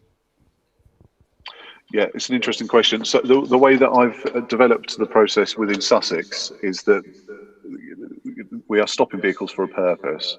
And if we're going to be stopping people and taking their details, then of course that's in order to run those checks to ensure that they are insured drivers and that they have a license. And it's the same process that we do those checks by, is capturing the data around those vehicle stops. So it eliminates the duplication in that case. That just is how we do that. Not every, as I mentioned earlier, not every force has the same technology available to them. So some will have that duplication eliminated. And for the moment, at least, some forces will have that duplication as they capture the data. And those forces haven't eliminated that argument in the building of the process. So it comes more down to a comms task and a leadership task for their forces to ensure that the necessity is, you know, made apparent to their front line, and also to hold them to account, because certainly for every force that I'm giving advice to, the advice is that it's a policy requirement, so that if you're going to stop a vehicle, that you record the power used. So if somebody then fails to record that vehicle stop, then that is a breach of the force policy. Thank you very much, Dan. Yeah, Paul? This is really to underline the importance of evaluation. Oh, yeah. Okay, thank you. This underlines the importance of evaluation. So when I first joined the Home Office in 2000, I was part of a team that evaluated the introduction of the recording of police stops, which also covered traffic stops. Now, one of the things that we didn't really focus on within that evaluation is how much time it took officers to complete the forms. So what happened fairly soon afterwards is that a kind of narrative built up about it took 9, 10, 15 minutes to complete these forms. Now, the evidence that we had would suggest it only took a couple of minutes. But it didn't really, because we didn't have the kind of the data that would really counter that argument of the strength that we really should have gathered. It meant that the arguments against recording gained precedence. So I guess what this suggests to me is that having the kind of the evidence of impact, the evidence of kind of process is really important to make some of these policy reforms stick in the longer term. And I'd maybe just add to that I think this is another example of where, you know, if the race action plan wants to be ambitious and make really concrete changes, that the Road Traffic Act needs changing rather than force policy, so that it's part of legislation that these that, you know, which power was used is recorded. That's a way to nail this down, so it can't slide back when a force decides not to do it. Got a question here, which I think is for Paul. When the tasered research is concluded, where will this be published? Yeah, so even though the research has been kind of managed by me as an independent and impartial member of the Government Social Research Network, we've decided that it would be best for the universities to publish this. So it'll be published on their website, open access. We'll obviously have a comms plan to make sure that it's widely known about. The college will also make it available through the National Police Library, which is free use and free to access for members of the public as well as police officers. So we've got a question which has come through, which I think is an important one. As I said at the beginning of the day, I'm not sure if people can actually hear my introduction. Unfortunately, we don't have the Workstream 2 coordinator here, so we've got stand-ins from Paul and from Dan, but maybe if somebody could address this. The question is around the mental health issue in relation to stop and search and use of powers, and whether the race action plan is going to address the effects that it's having in terms of the mental health on Black and global majority communities. I've got some hot off the press news. And one of the reasons why my presentation may not have been as polished as I would have liked it to have been is that I was doing a funding bid yesterday for some college funding to commission some research looking specifically at the impact of stop and search on trauma. So we've identified there's a fantastic data source that will enable us to explore the impact that police stops have on a whole range of different outcomes, including reoffending, mental and physical health, and educational outcomes of a whole range of different people. So we'll be able to do comparisons between young people of different ethnicities and of different social backgrounds, and also while taking account of kind of prior experiences in terms of adverse childhood experiences and similar. So that's something that we'll be able to, if I'm successful in that bid, we'll want that research delivered by the end of March. And I think that what that will do is then that provides us with a stronger evidence base to then make changes to things like college guidance and the national curriculum. I think Grace is going to add to that response because it may touch upon her workstream. Yeah, hi. Hello, everyone. So my name's Grace. I'm the coordinator for Workstream 4 with the themes around protection. And I just wanted to add that that's a fantastic example of where once we get receipt of that type of research, especially around mental health, this is something that sits exactly within my particular remit of what we can do about making things much better. So this is, I think, in itself of where you can have the different work streams working and collaborating with each other, and how different bits of research can actually sit and cut across the different things that we need to do to protect black people in terms of their safety and the policing service. Thank you, Grace. Thea's got someone else a question over there? Mark Glynn from Justice Alliance. Just coming back on Nick's presentation about the whole journey with Section 60 and bus, we're leading a civil complaint to abolish Section 60. HMRC told us that they would be responding to that publicly within the next 2 or 3 months or so. One of my observations, having been quite new to the organisation, with this piece of work, which I think HMRC have spent the last 3 years in the pipeline, but also the research which the Home Secretary announced in June, which evaluated the changes to Section 60 that the former Home Secretary brought in 2019. Is on both of these substantive pieces of work, they haven't spoken to people who've actually experienced these powers. So I think it's a real problem with, we're talking about mental health and trauma, there's a real problem with the policing establishment that they actually don't want to hear the voices of lived experience in this space. And actually, I just think in terms of credibility, that I find that astounding. But I just like to hear a response to that. Yeah, I mean, I agree. I think there's sometimes a challenge. If you have a police power used on you, why on earth would you want to have any more contact with the police? So that's a challenge in terms of, providing that information to policing.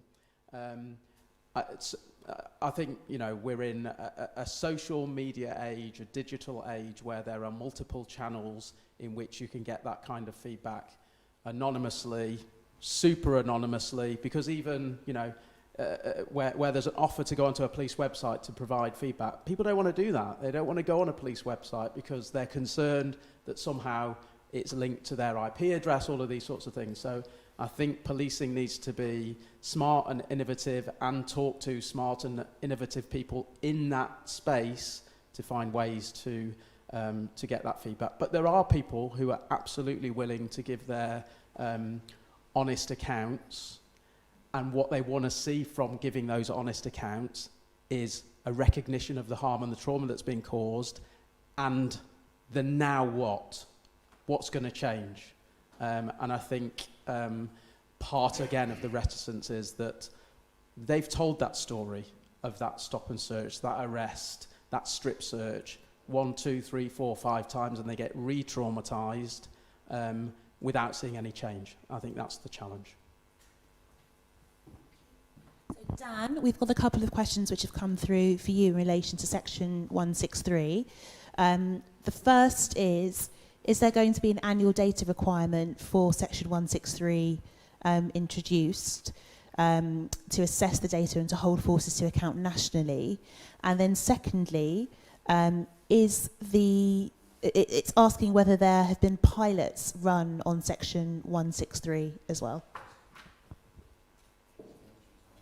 Oh, Dan's connection has gone? Okay. But I think we can actually answer the question. So in relation to pilots, yes, there have been pilots which have been run and feed into the work around Section 163. So, for example, the home force that Dan comes from, which is Sussex, has been running a pilot so far.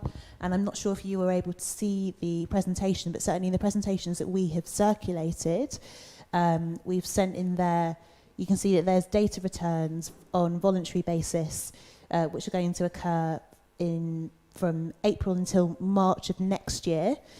That Surrey and Sussex have been running the pilot so far, and that there's a move towards an all-force data return at the beginning of next year. Unfortunately, there is no annual data requirement via the Home Office. We received news that the policing minister has decided against that. So, but because the forces have the technology to do so, which is what Dan was explaining during the course of his presentation, they are being challenged to do so because they have already signed up to do so on that basis. But once again, I think it goes to the point that we were discussing earlier this morning, which is that we don't have sometimes a centralised push that we would want to see around matters like this. But who knows what may happen in future if there is a change in priorities in terms of government and so on. So just checking the slide to see if there's any more questions or if there's any in the room. Got some hands up. Thanks. So when it comes to the use of police powers, particularly the disproportionate use of police powers, there's kind of two elements to it. The first is the power being used disproportionately in the first place, and then the second is after that's happened, holding police accountable for that. And one of the key ways to do that is through the police complaints process, at least for members of the public. Now, I put my question into Slido, but it was quite hard to articulate, so I thought saying it would have made more sense. But there are two kind of areas of concern with the complaints process around the use of police powers. And the first is that it is almost impossible to get a finding of race discrimination in a complaint or a misconduct proceeding, because the only real way a force or the IOPC deems discrimination to have happened if it is absolutely blatant. And that is almost impossible that will actually happen. And then the second, a bit more relevant and tied to what we're talking about, road traffic stops and data, is whilst it's definitely more than overdue that traffic stops be recorded, stop and searches already record ethnicity and officers' records, but in misconduct proceedings you find that those are kind of dismissed as being, oh, this officer has only got 60 stops and it's too small a data point to draw any conclusions from. So whilst it's definitely welcome to have this data, and the idea of it being proactively used is a nice one, it's highly unlikely, at least in my opinion, that it would actually lead to any change when the ability from within the misconduct process as a whole to actually use the data or use whatever surrounding context of an incident to prove discrimination is virtually impossible. Yeah, do you want to ask a question?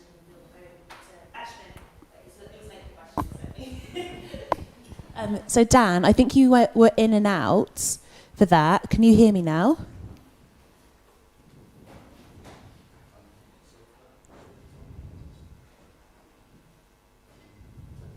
Hi Dan, can you unmute? I'm not sure if he can hear us. Okay. All right, Paul or Nick, is that a question that you'll be able to come to? I can definitely answer some of it as well. Yeah, the police complaints system has been around for a very long time. Very few people complain, and there's a reason for that. And if anybody in the room has ever tried to make a complaint against the police, then you'll know what I'm talking about. So the complaint system is, of course, it is crucial, it is vital, it's needed. It's not the solution to these problems. It is not. And that's not to say it should be ignored, but it's not the vehicle through which this sort of substantive change can be made. And there are examples of, and there's one in the media this week about racist comments made by a sergeant, I think it was, who keeps their job. And if the service is taking this seriously, I'm not talking about that specific case when I say this, but I think what people want to see is real consequences when there is clearly racist behaviour by police officers, and we're not even seeing that. There's an example this week, so there's a long way to go there, but it can be part of the solution. It is not the solution. I completely understand your point about complaints and misconduct processes. I think where I feel the data can be really helpful is almost acting like an early warning system. So with a focus much more squarely on prevention. So, problem solving is one of the most kind of well-evidenced kind of strategies within policing. It's often used to deal with crime problems, but it's not very often used internally within the police organisation. So, identifying hotspots or problems, hot cops who might be generating kind of problems. Things like the traffic stops, stop and search patterns can be used as a way of kind of identifying where those problems may exist. So I think we might just have to think a bit more creatively about how to use these data to kind of understand behaviours and to address them. And just to add an example actually of exactly that, in some work I did previously, and it was focused on stop and search, but the same can apply to road traffic stops. When we had some data about the force that I was working in, we identified an officer who carried out 61 stop and searches, all on people from a ethnic minority background, and the only positive outcome in all of those 61 stop and searches was one positive outcome. And when I spoke to that officer's inspector, their response was, I already had concerns about this officer. So this data can be used, but it needs the will and the sort of the structure in which for those changes to take place and for that officer's misuse of powers to be challenged and rectified. Yeah, I would also say I agree with the point that you made as a barrister in terms of individual cases of misconduct. I think the issue is that when you look at an individual case, you're looking at the factual matrix that relates to that case. You're rarely looking at the wider systemic kind of issues around it. So I don't think that it would be valid to say necessarily that this is about creating evidence that can be used in individual cases of misconduct. But as Nick said, it's more about, and Paul, it's more about pattern spotting. And then an interesting point to be raised around there is what powers then do police forces have if they do identify an officer who may be using powers in a particular way? Is there a legislative structure that actually allows the police to be able to do anything about it? And of course that's in recent discussion at the moment, which is that currently there really isn't. And so there are wider questions around that. But again, I sound like a broken record, this highlights the fact that this plan can't just sit in isolation. It also needs to look at the interaction with legislation and other areas which are outside the remit of the powers of this programme or any other programme. So we really do need to start seeing some more political will to bring in those changes so that we can see more systemic solutions around these matters. So I'm going to go to Des now. Yeah, hi, thanks. Just around the best use of stop and search scheme, I sit on the scrutiny of police powers in Avon and Somerset, and we use that framework to really bolster our scrutiny. So that's really going well. The issue that we have is the use of body-worn video and how inadequate it has got. I think when we started our stop and search panel, it was 25% was adequate. We got up to 92%, and now we're seeing it drop away again. And a lot of the body-worn that we're watching is started late, finishes early, or is not there at all. And this is a real problem because we've got this great scrutiny which I think we've been driving and is really important, especially as the lady said about people not making complaints as community people. We dip sample, we can see issues of compliant handcuffing, other issues. But what we're seeing is that the body worn isn't there, and that needs to be part of the transparency and accountability that all forces have. Because without that, we are missing out on so much. And even if we have proactive forces who will say, let's go and look at that officer's stop and search, are they going to find anything? Is it going to be finished too early, you know, and all that stuff? And just on another point, Avon Somerset also have started the section 163 recording ethnicity, and that really is, and that's recording everyone in the car as well, not just the driver, which is very important because we have seen lots of people stop where it's the driver, but actually there's all black people sitting in the back, and that's the reason why the car was stopped in the first place. Thank you very much, Des. And also we've got some comments coming through on Slido. So, for example, the fact that 50% of forces are recording Section 163 stops now, and it's expected to be 100% by the end of the year. So I think that's an indication of how, even without it being an annual data requirement for the Home Office, where the case can be set out and where kind of maybe some of the pushback can be anticipated, actually it can be made easier for forces to adopt measures like this. And someone has highlighted specifically the West Midlands are also running a pilot for Section 163. We have Patrick Olajide here from Crest Advisory saying, how confident are you in the robustness of available data, and where feasible or appropriate, should this data be made accessible for public analysis and scrutiny? It's quite general. Patrick, you haven't said which data you mean. But you can answer that in any way you want to then. And then we'll move to a break, a 5-minute break before the next section. This is a bit of a spoiler for what's coming later in my slot. So there are sort of two work streams kind of broadly in the area of kind of evidence and data. And within the other work stream, which I don't have any sort of direct responsibility for, which is the data and performance work stream, they've been successful in agreeing a data transparency strategy with Chiefs Council. And so what that seeks to do is to make police data publicly available by default, unless there's a good reason for it not to be. And there may be very good kind of data protection or operational reasons for not making that data available. So it's early days with kind of implementing that strategy. I think the idea is that those data sets will be made available through the police.uk website, where you can also download the data as well as see it visually on screen. I'm not quite sure what's in scope for that at the moment. Clearly there are lots of problems with the kind of robustness of police data when it comes to recording of ethnicity. So there's going to have to be some parallel work to ensure that the data quality improves alongside the kind of work required to make the data transparent. Just a couple of points to follow up really. The first one being, this question, who are the officers? Which officers are not recording ethnicity? Because actually the service knows who they are, what's being done about that.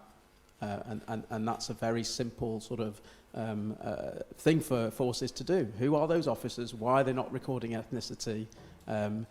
What's the issue? Where are the hotspots as far as that's concerned in terms of location, teams, and of course individual officers as well.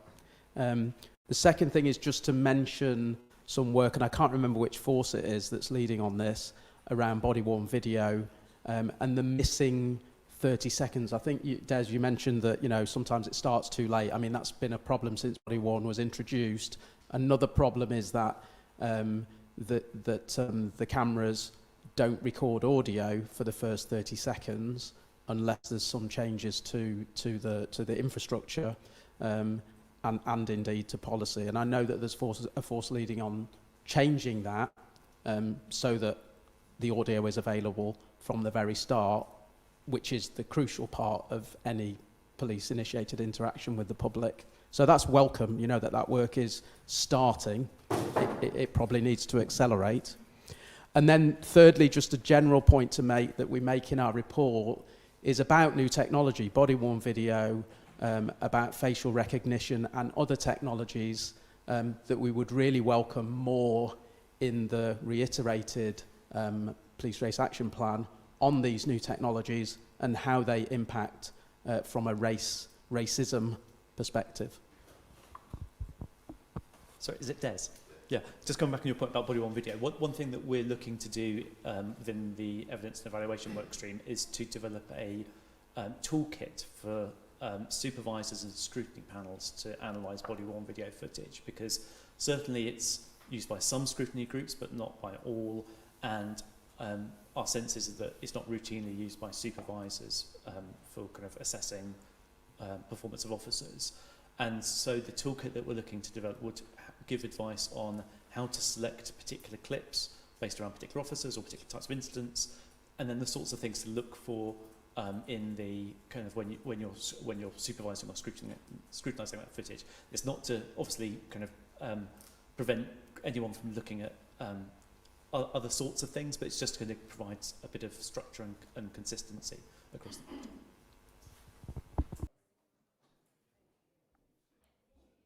We're live. Okay. Welcome back to the third workstream conversation. So this is workstream 3, which is on community engagement. And I, in addition to leading on workstream 1, I also lead on workstream 3 within the Independent Scrutiny and Oversight Board, along with my board colleague Katrina French, who unfortunately was not able for personal reasons to be with us today. So again, I will focus my brief presentation on describing the areas of concern that we have expressed around this particular work stream.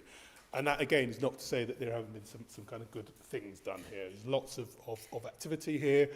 There was a really good engagement workshop that the workstream ran in order to kind of co-produce an engagement framework with civil society organisations. And there are lots of other things that have been done within the workstream.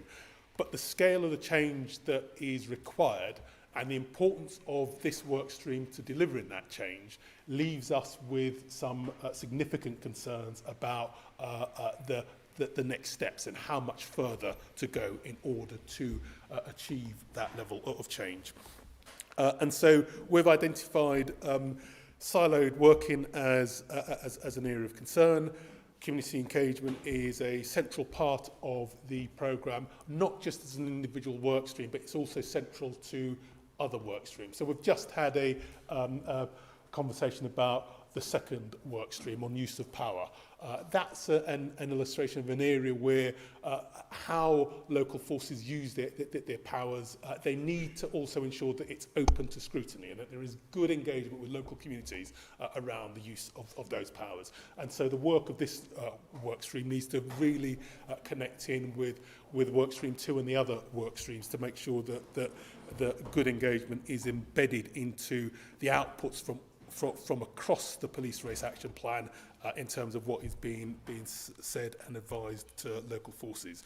We've raised issues about methods of engagement, that the plan we felt should have been more accessible. It should be made available in more accessible ways to encourage more people to engage with it and to respond to the consultation. That's an issue both for the plan nationally, but it's also an issue for how engagement happens at a local level. And we hope that that greater thought and effort is given to making local actions, local decisions and discussions more accessible through different formats in order to better engage with communities. Resourcing is an issue. And the lack of resourcing will really impact on the quality of engagement, because good engagement requires proper resources in terms of staff time. It also requires openness on the part of police forces to the possibility of remunerating members of the community for the time that they give in engaging and providing feedback. And also we identified that there were issues around the lack of engagement in the development of the police race action plan. And so we're particularly concerned that the next iteration of the plan will require substantial engagement with black stakeholder organisations in order to make up for that deficit. And this is an issue for the programme nationally, but again at a local level, how the plan is turned into local action and is rolled out, that needs to be done with good engagement with local organisations. So those were four of the main areas, but there were also a few other areas. We identified issues about the need to be more focused externally on how forces work with external agencies rather than inwardly focused and inwardly kind of referencing. Lack of good metrics and targets, again, an issue that I talked about in Workstream 1 and an issue that we talked about in Workstream 2. It's an issue that is common across the programme. Clarity of what you're trying to achieve, clarity of metrics about how you're going to measure success. Otherwise, you have no prospect realistically of ensuring that you stick the course and you focus on the right activities and are better able to adjust course if things are not going as they need to, if you're not achieving the results that you need to. And then finally, some issues around the focus of activities. A number of areas of the workstream had not yet been progressed due to resourcing pressures within the programme, and so some issues around publishing the data around assessing the role of policing in schools and engaging seldom heard voices.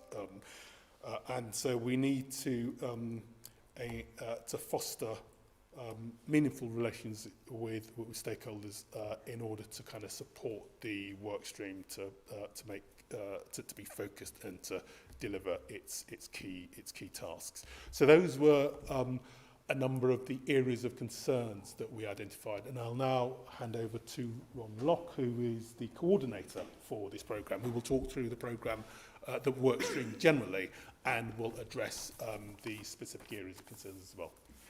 Thank you. So afternoon everyone, Ron. So I'm a Hampshire and Isle of Wight detective. However, I've been on the programme since early this year, so 11 months in, and I lead the community engagement work. And I think it's important to set the scene, what we mean by community engagement. It's quite a big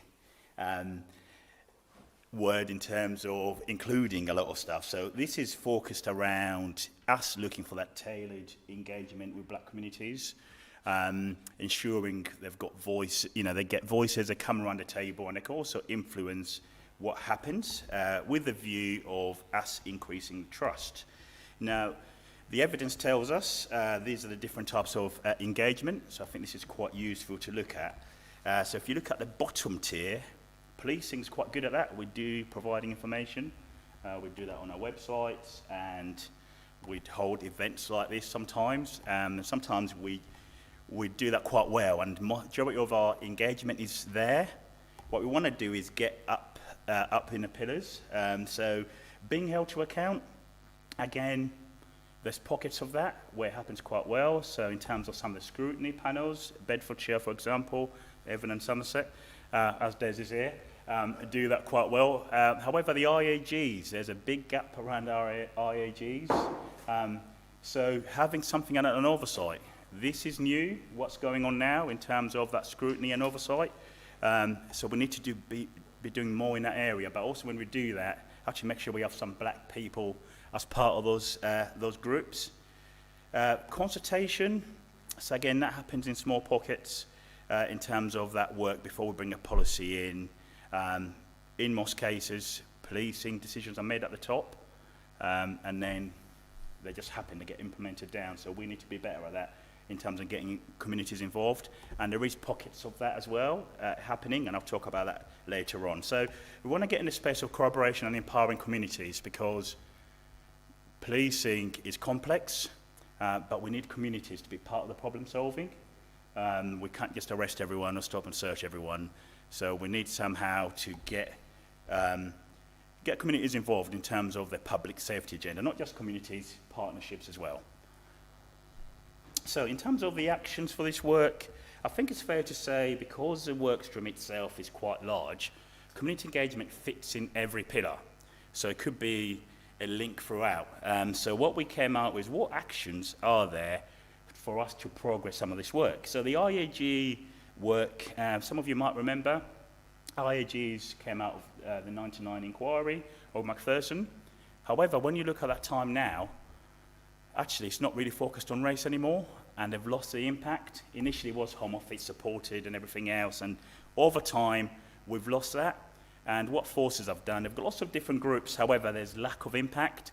So the college has done some research, there's a paper due to be published which tells us the key principles around these groups in terms of they should be independent. Vetting is a blocker. Sometimes some forces are vetting IAG members at a higher standard than police officers. However, also some forces are paying the IAG members as well. Because actually we can't keep getting things for free, because if you think about it, who's got time to come and help the police for a few hours? Normally you've got a bit of money, so you're doing okay. So even if you get black people there, actually it's important we get the right people there, the ones we're using their police powers against. So I think for us to look to make some progress around this work, we need to look at forces like West Yorkshire. They've got a race IAG. TVP appointed an ISOB, so they actually copied the national model. But again, all that needs work. It doesn't mean just by doing that you fix the issue. So we looked around current practice in forces, so in terms of my next priority down. So we know there's pockets of good practice in policing. We actually do some good work, especially the Met Police, by the way. However, it's in small pockets, and a lot of times we don't really capture it properly. And sometimes this work is difficult to measure. So what we have got is a College of Policing. I've got a practice bank, which is open to the public, where you could put in your examples of something you've been doing, with a view of people getting some learning from that, but also getting some ideas so they could look to reproduce that locally. Priority 3 is one which I think could, again, progress this agenda, but this is looking around a new model of engagement, us to include the community trauma and reconciliation, as that's quite important. When you do these engagement events, it always comes out because policing doesn't touch on that, and we don't talk about it enough. So there is some evidence from outside of the UK, so it's been done in America, it's been done in South Africa, so we've got some evidence on that, which we're keen to look at forces for us to implement that, put it in practice. So apart from the research, I also did a workshop in April, a national workshop where we had stakeholders coming in, and then we've got some of those principles of what good engagement looks like. And my next challenge now is finding those forces who have got that capacity and are ready to put this in practice. And again, some of those could be the ones who've already come out, Evan and Somerset, in terms of admitting they've got some issues, because that needs to be the first step. We need to recognise what issue are we trying to fix. So South Wales is another one which is a good target for this work. And then priority 4, when you get too many priorities, clearly not a priority if it's number 4. I normally stick to about 3, but this is a tricky bit of work around us assessing the impact of safer schools officers. As most of you know, there's mixed research around this. There's actually not much evidence around how effective they are, but also we do know there's been high-profile cases at Racheal, which, by the way, was not safer schools officers, that was response officers. So there's a wider issue there for us to look into. What we do know, we're quite inconsistent around this practice. So some forces haven't got any going in schools. Some have them in going, helping teaching with teachers. Some of them got them coming in as engagement. So it's not consistent, and there's some work for us to do. So I'm looking at the Youth Endowment Fund. They've got a big piece of research involving 6 forces, where they're going to look at the impact of having them in schools or also having them outside in terms of engagement, but also recognise this is quite important, and especially in the Met, where Moorpark are monitoring this with regular surveys. And what's interesting, the feedback from students and parents is overwhelmingly quite positive. However, there is a disparity between black children and white children. So it does remain important. Next slide. So, right. Opportunities to progress. So my job is to try and find how can we get this work embedded in policing. Because this work stream is not as straightforward as let's just look at legislation. Because neighbourhood policing it depends on your police force on how they implement it. So it's one of those where in the last few years, being honest with you, in policing, we've actually been reacting to the 999s. The demand is still high. We've still got an experienced workforce who are being trained. So those extra 20,000 cops, they're not on the ground yet. So we are still struggling. And I think it's quite important to highlight that. So when we talk about engaging with black communities, I also argue actually policing has not been engaging with anyone at all. So right, opportunities here. I mentioned the black heritage groups. I think that's quite important in terms of a long-term view of this. However, we need to start paying for people's time and considering that. And I've put some forces with some practice there. There's innovation hubs. I'm sure some of you have heard of those. Met rolled those out a little while ago, but also Greater Manchester Police. I've done them as well, which looks into a bit of that consultation corroboration model. We get people in the room and look at ideas and look at where we've taken that forward. There's a serious organised crime strategy, clear, hold, build. Now, I think this is a big opportunity for policing to advance and look into more long-term solution. So what this is, the clear is in terms of how we tackle serious and organised crime. So we often do, whether it's proactive work, and we do lots of warrants, kick lots of doors in, lots of high fives go around everywhere. And very often what happens in those communities, another group takes over in a few hours, or we get a bit of violence because of the turf war going on. So what the Home Office have introduced, by the way, is evidence-led, is us holding those momentum. So actually we need to engage the communities and partners to hold that space we get. So after we kick the doors in, actually we've got a plan. We're going to get partners in, we're going to rebuild those communities, we're going to have some relationships with the view of building those communities up, so that way we avoid those gangs coming back in those areas. So I'm linked into the national work on this, because my view is we're trying to tackle the same problem. When you look at some of those areas where we've got some of these issues, because of institutional issues, and actually ends up being black communities are there. And also it's a good way of me getting this work across, because sometimes people see this as diversity and inclusion, but if I link into core policing, I get more of that buy-in. So I'm working with some forces on that. I mentioned the new model of engagement, just need to start testing that. We've got the papers ready for that and some ideas, and a lot of it is not rocket science at all. There is some good practice, some good work going on in Croydon. I'll mention that. So the BCU commander there, Andy Britton, but also some key community members like Anthony King, and they got together and they started doing some work around getting people together. They've got the MORPAC involved, and there's some good outreach going on there. And I'm not saying it's perfect, however, there's some promising practice going on there.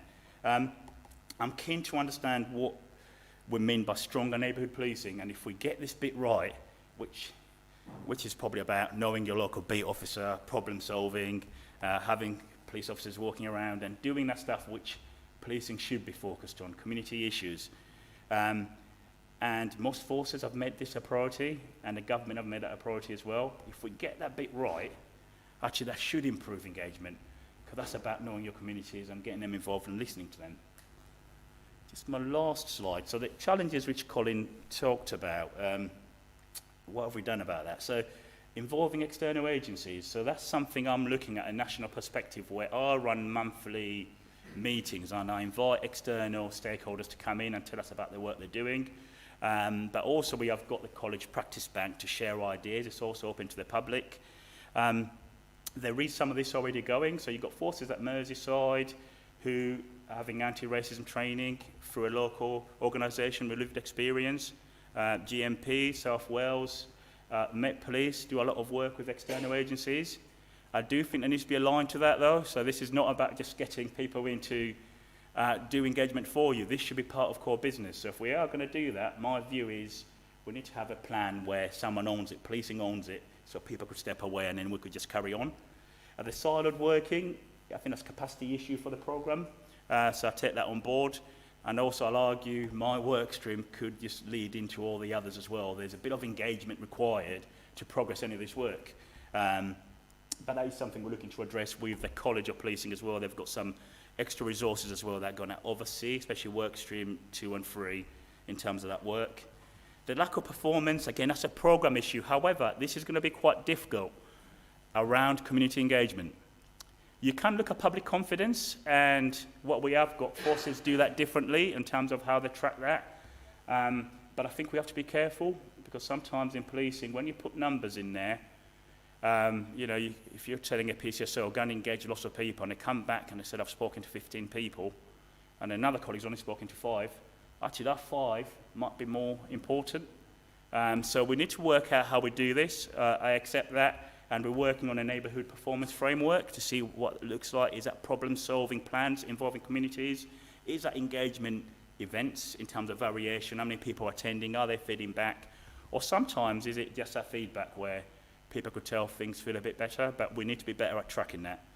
The methods of engagement, again, that's more of a wider issue for our plan of how we articulate our plan. It's very big, and it needs to be accessible for everyone to understand, not just the public. I'll be honest with you, police officers as well, because there's a lot of big words in that plan. It's very long. We just need to simplify it and keep it very simple. And then we are working on a comm strategy. You're going to hear more about that. And also the stakeholder engagement is repeatedly mentioned. Some work has gone on around this. We haven't ignored this fully, by the way, so I'm keen to just highlight that. And also I'll argue we speak to black communities a lot, and sometimes as well, when you go back to all the reports, there's enough information there as well for us to get on with some work. And I'm not ignoring we need to engage, but we could easily just get caught up with just having lots of meetings, and we need to progress some of those action plans from the past. Thank you.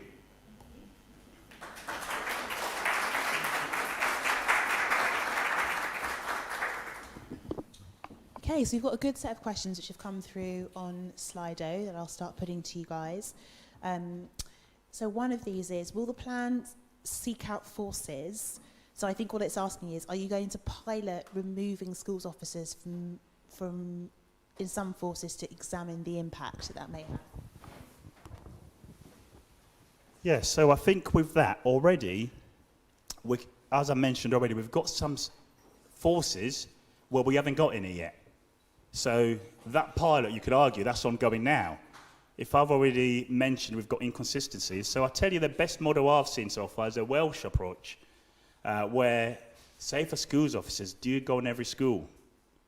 Now that means it's consistent, where in England, very often it's a decision with the local authority, the head teacher agrees it, and that way sometimes we don't get the consistency.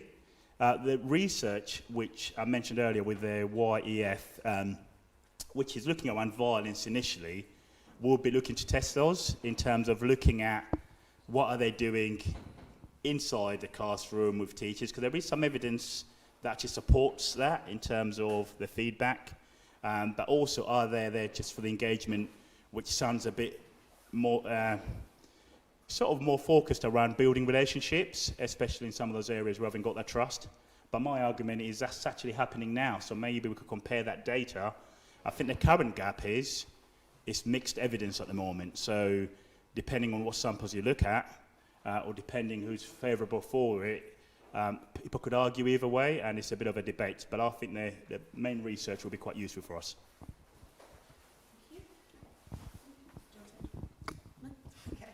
Another question which has come through is, community engagement needs to be embedded in the programme itself. Are there plans for the Race Action Plan team to open itself up to scrutiny like this again in future? Yes, that's an easy answer. Yeah, no, we recognise that. We should have done a lot more of that as a programme. We should have been doing these events. Or rather, this was our event actually, and then the ISOB are invited, but we are where we are. However, yeah, we're going to look to do that, and actually we're looking at regional, because we recognise, you know, it's not just about London. So that is going to be happening, and we've got a plan about that, and you hear more details about that later on. I've got one which has asked me why there's a character limit for questions. I'm sorry, I didn't develop Slido. It's just how it works. But if you are going to ask a question that has more than one part, just say part 1, part 2, part 3, and so on, and we can try and follow them through. Got some hands up in the room. Hi, I'm Patricia Hamzati. I'm part of a Met-focused Black Community Police Action Group. And just on the concept of community engagement, and I know you can't speak for the Met necessarily, but in summer, we've had good engagement and in contact with the metropolitan representatives of the Met, and they, in the summer, kind of really made a big deal about the fact that they were going to go around all of the Met local, policing districts and do community engagement and rolling all of this out and et cetera. There was one really big meeting, which was great, but the contact and the few of the ones I went to in some communities was, first of all, was not well known in the community, was not well communicated. Who they invited had some problems because certain gatekeepers were invited and other people were not. So it's a lot of work to do this well. And I don't think you're going to achieve the goals that you want, and I really commend what you want to achieve. But if you don't really involve community representatives, right, I don't see how you will get the engagement. So I think I can't stay for the comms section, but whoever's driving, right, this part of the strategy, engagement and communications, really needs to get their hands in to how you can reach the community in an effective way. And I will say specifically around younger people from our communities, because how you get to them is really essential to this work. So that's my question. I don't know if you would have a response to that. I'm happy to respond. I agree with you. I think, to be fair to the Met, the Commissioner's moving at pace. So a lot of this stuff happened quite quickly, but also a lot of it's been quite visible in my view. It's been quite transparent in terms of what they're doing. But I fully agree with you. We need to engage locally. So when you break the Met down, the more local you get, actually, all communities in terms of look a little bit different. And it's not just about I'm going to engage with black people. What does that mean? Is it young black men you're talking about? Fully agree with you, and that's something we'll take on board.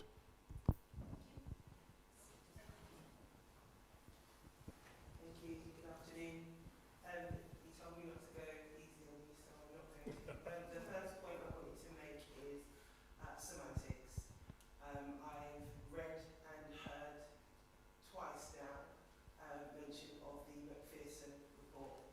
It's not the Macpherson report. It's not about a white Scottish judge who lived very into his old age. It's about a young black boy who didn't even get to 19. So it needs to be properly referred to as the Stephen Lawrence inquiry. So that was my first thing.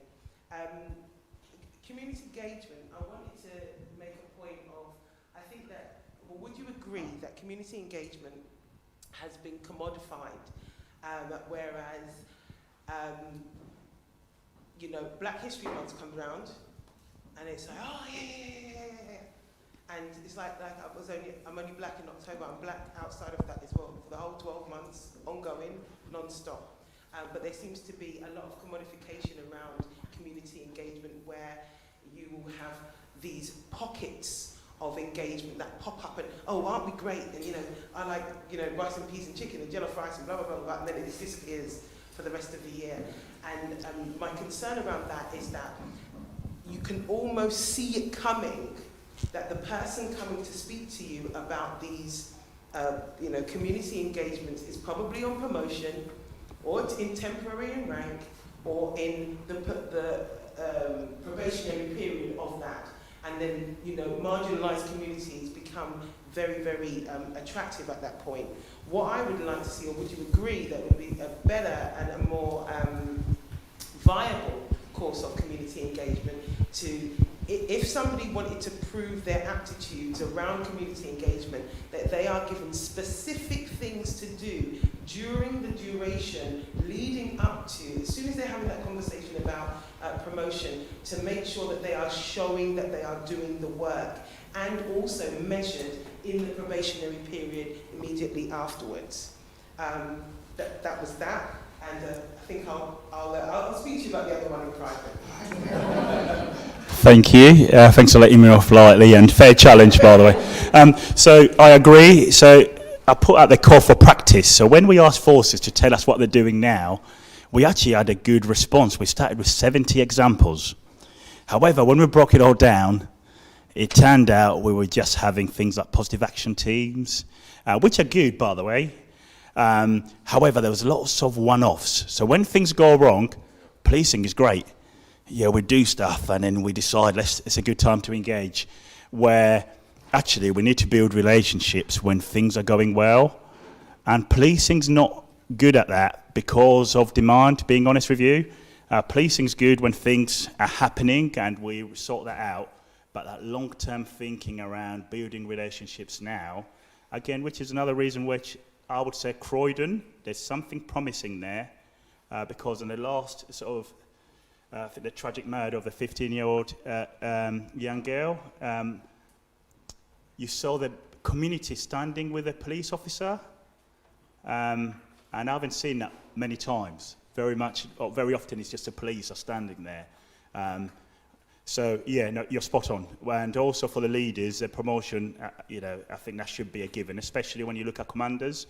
Too many people move up the ranks, and we never really get communities involved to ask them, how good were these people? What do they do? What do they achieve apart from some of the other stuff which we measure in policing? Actually, the community should have a say, and there is some forces which look to do that probably at IAG levels and get people involved. Yeah, I mean, likewise, I think you're spot on about really embedding this in the work of individual officers.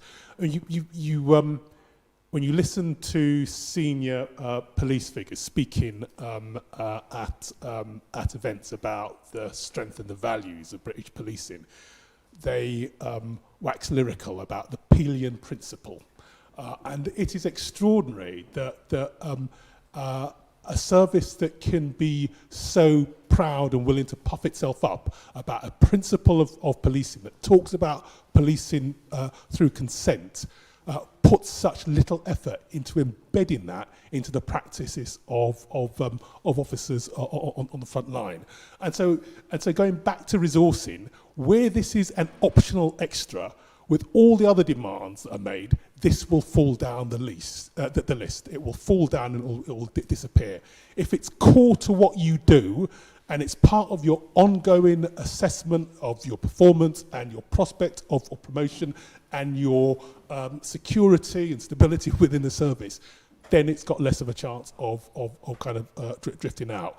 And it starts with that one-to-one kind of engagement, but then also systemic things on top of that of engaging with groups of people. But you're absolutely right. I mean, this needs to be better built into the work of individual officers as core to what they do rather than secondary.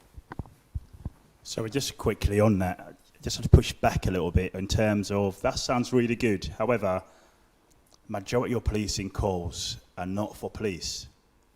Policing is doing everything. And we need to recognise right now there is calls waiting, people needing help. Crime has changed from the Pelion principles, which we do want to implement, but actually there's a lot of things going on indoors, lots of things online. So it's not for the lack of wanting to do this. This makes sense. This is how we make communities safer. However, it's a difficult time at the moment in terms of us embedding those neighbourhood principles. So it's not as easy as just mandating it. When you tend to look at most B areas or wards, it turns out that response officer or the neighbourhood officer is probably doing something else. They might be on a mental health call, they might be doing something else. It's just trying to get that balance right. I'm going to ask two questions in one go. So we've got one here from Sam Alexander from Bedfordshire Police, who says, why is it that some police officers across forces still don't fully understand the race action plan, and neither do some communities? And then we have another question here which says, would you agree that the Met, and I would actually argue other forces as well, using outreach teams for recruitment drives should not be categorised as community engagement? So the first point is around local delivery around this plan. So you've got a national strategy, you've got the national team, which is just a few of us, the people you've met here. It's important forces own this through leadership. If this is important, you need to embed it, and that means at some stage you need to have that dialogue with your workforce. This is not happening. So it's for forces to have that discussion, talk about those uncomfortable terms that we don't talk about sometimes, actually explain it to the workforce, because you're going to get some people coming on board, and we need to do a lot more of that, especially the white male colleagues who sometimes feel they get left out, and actually they're the majority in policing. So we need to have that dialogue. It's not happening now, and it needs to be better, and we could support forces with that, but also we need them to take some ownership of this. So in terms of the second point, what the Met Police are doing, so I have a different view on that. So we're saying we want to get communities involved. And we know we've got some challenges, even if you've got a few lived experience officers. I think it's important for cultural awareness. We do get communities involved in training. For me, you know, we should go beyond that. We should actually have attachments where officers go out and actually work in communities, again, if you had enough resources. So whether I think that needs some evidence and some assessment, I get that view from, I think, Sam. My view is I like that. I think that's a good approach.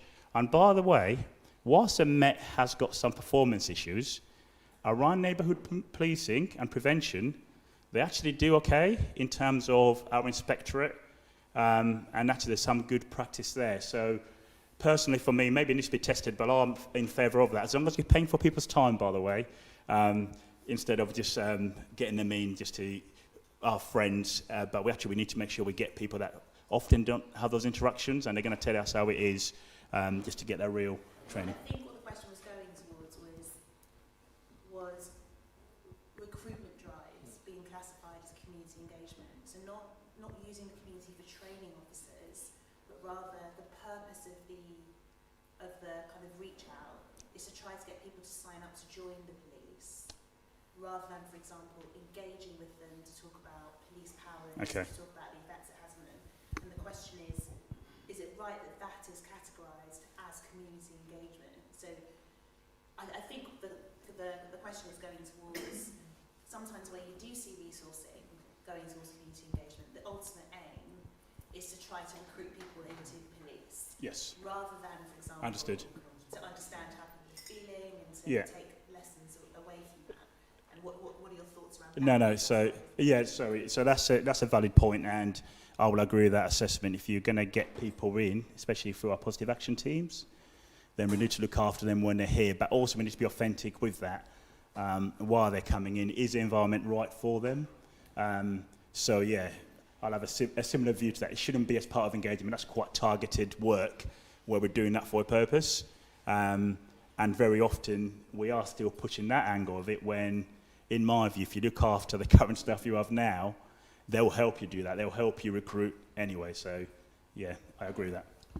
Yeah, I mean, I do as well, and I think that it potentially benefits from good engagement to then have one of the consequences of that about a greater degree of interest and willingness of people from black communities to apply for roles within the police force.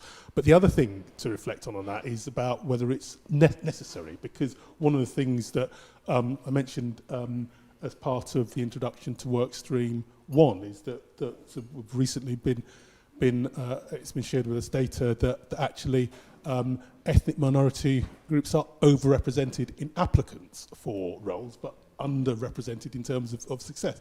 So that's an illustration of where perhaps it's better to look internally at what change needs to happen rather than externally as the fault and pretend that the fault is that people aren't putting themselves forward enough. And that's not to say that recruitment drives are not important. I'm not saying that, but you need to do both. You need to look internally at your processes and systems, as well as going externally to engage with people, to engage with those systems.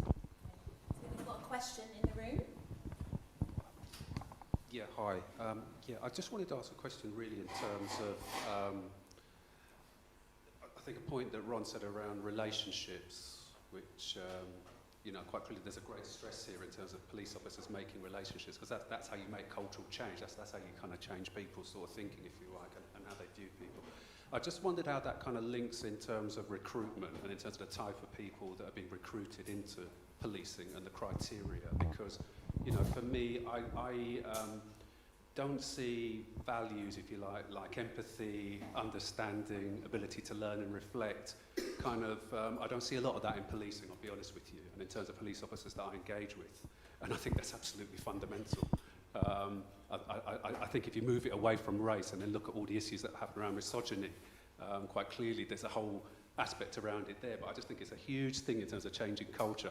I think the people the police have been recruiting, and it's been demonstrated in terms of the whole scandals around abuses, there's something that needs to be looked at in terms of what are the criteria that you're actually recruiting people into the police service. Mark, was that a question or a comment? I just want an observation on that, because Yep. we're putting so much emphasis around building relationships. That needs to be a criteria in terms of the people that you're recruiting. Yeah, again, I agree with you, Mark, and I think, so policing, there is a bit of research around this, but we need to get away from the warrior mindset where we're fighting crime.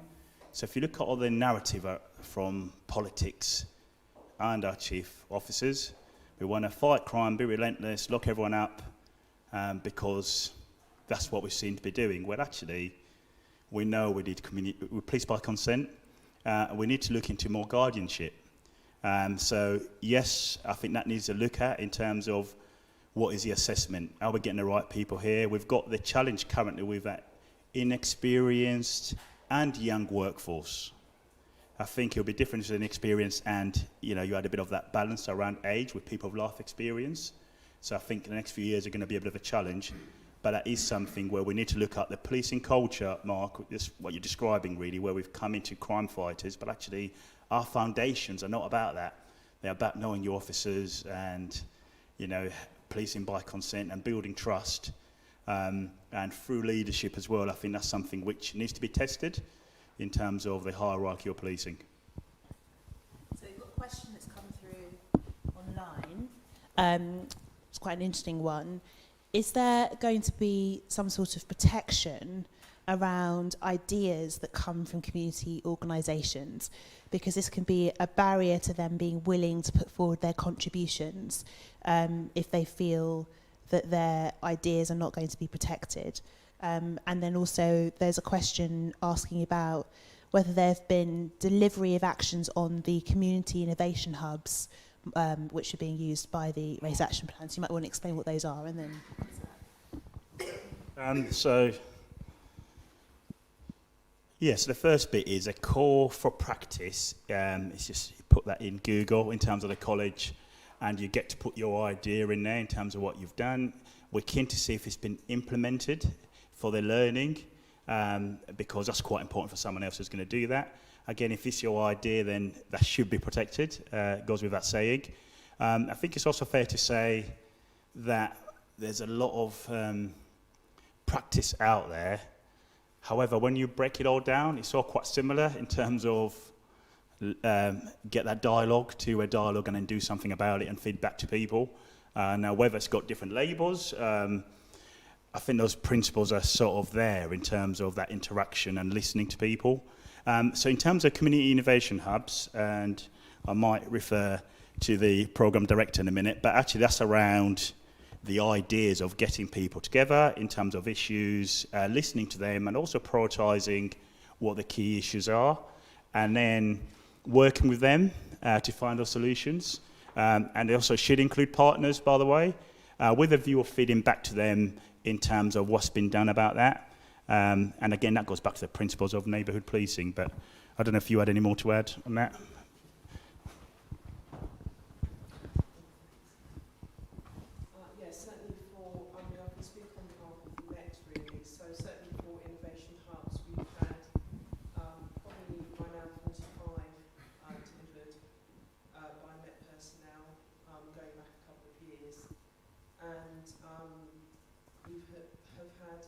some evaluation, some of it has been independent, for example, through Portsmouth University. Right, so we've got a few comments that I'll read out and we'll go over to Charles for his question. So Darren Deeks from Essex Police says, we need to focus on building trust and confidence in black communities before making approaches around recruitment activity, although recruitment is a great consequence of engagement. We also have, sorry, it's shifting around massively. another comment who's pointing out, this is David Page pointing out that young people don't attend meetings. They will use electronic means, however, and so it's important for community engagement to reflect that as well. Another, which is commenting on the fact that community engagement should be about police staff and officers going out into communities rather than simply inviting select members to come to headquarters. So we'll move over to Charles. Yeah, thank you. So I'm not going to ask you a difficult question, Ron. My bit is, I went to a fantastic lecture that was delivered yesterday by Professor Larry Sherman at the LSE with regards to how the Met Police deliver democracy. That was what intrigued my interest, sort of clicked my interest to go to that lecture. And then lo and behold, revealed that the Pelian principles that we often hear people say and quote was written by a gentleman by the name of Chadwick. And I was quite interested in seeing how that deliver the element of policing around community policing, around interacting with the community, around the very ethos of the existence of policing in the UK, which is based on the community at the police at the community, and policing by consent. So would you agree that on that basis, luckily you've raised the point that I raised earlier on by the Slido, which is to do with inviting community members to HQs and police stations rather than going out to the wider community, because having done Safe Neighbourhood when it first was in place during the term of Ken Livingstone as Mayor of London, we went into community, even on the days off where community invite us into their little activities in the estates, rather than inviting them to the police. That's how you build that relationship. That's how you make sure that gap doesn't exist. And that's how you get to actually know what the culture and the little interest of the wider community that you're delivering policing services to. In the current day and age, officers coming on duties don't know the community, simply just deliver policing services as they think it should be and go away, have no idea. Would you agree that that is what we call a proper form for community engagement, so to speak? Yes, I agree, Charles. I think you make some interesting points there, Charles, and I do agree, but there's a bit of a nuance I think that's important. That so, for example, I've worked very closely, I don't know whether or not Doreen's on the line, but I've worked closely with some groups who interact with a lot of young black people, and in talking about their interactions and having groups of people to interact with and talk to and find out what their view is, they've actually wanted to come to New Scotland Yard, go up to the 8th floor, because actually that's a bit of a treat for them. Sounds a bit weird, but there are actually some groups who think it's great to bring young people, and the young people have come. Some of them have been a little bit apprehensive, and once they've come, they've thought, actually, this is great. We've taken pictures up on the 8th floor. It's been really, really positive. But I think there needs to be an understanding that there are some groups who will not come anywhere near a police station. Absolutely not. And where we hold that engagement has to be led by them. So it's a bit of a nuance around what the community wants. Thank you. Sorry, so although Mark Rowley isn't everyone's favourite cup of tea, I have been struck when he walks into a room or sees young people, they immediately want to take a picture of him. So there's something in them being around him. But I've seen it many times at Scotland Yard and other events where, wherever you think of him personally, when he walks in with his uniform and the rest of it, there's a beeline for him for people who don't like the police but want to have a picture with him. So there's something there that helps break down relationships. And that's a start. It's a positive start, just because young people feel, I've been invited to Scotland Yard, they call it Popo headquarters, whatever they do, but once they're in, they're quite happy. And I think obviously time and effort doesn't allow that to happen all the time. But when they do meet senior staff, particularly black and ethnic minority senior staff, they're quite taken aback that they exist. So I think if we can do more of that, and it's not easy, but the more you do that, the more touching of the flesh that you do, it helps break down barriers. It also helps give them confidence that they belong at Scotland Yard. It's not a private building, it's their building as well. Yeah, I think maybe it needs to be a mixture of both. That there may be some groups who'd be willing to come to HQ, but if you're trying to reach out to specific people with the race action plan, which is about those who lack trust and confidence in the police, I think there's also scope there to prioritise going to meet people where they're at. So you've got some questions online which are coming in for us as a board, for the ISOB, and then we'll go to Des. So one question here is from Ranjana Bell, which I've just lost. Here we go. Relationships with the police is very tense right now. Community cohesion is being undermined. What will the ISOB do to maintain trust and confidence in your work? So I can start answering this one. Certainly from our perspective, I think a key thing was the report that we published. And the fact that I think that increased the visibility of the work that we do. I think it showed, hopefully, the independence of our voice and clarified where we sit in the programme. We're going to make that an annual report, so there'll be another one each year that will follow. We've got better resource now in terms of support from the wonderful Michelle, who's sitting at the back of the room, and our comms lead, Via, as well.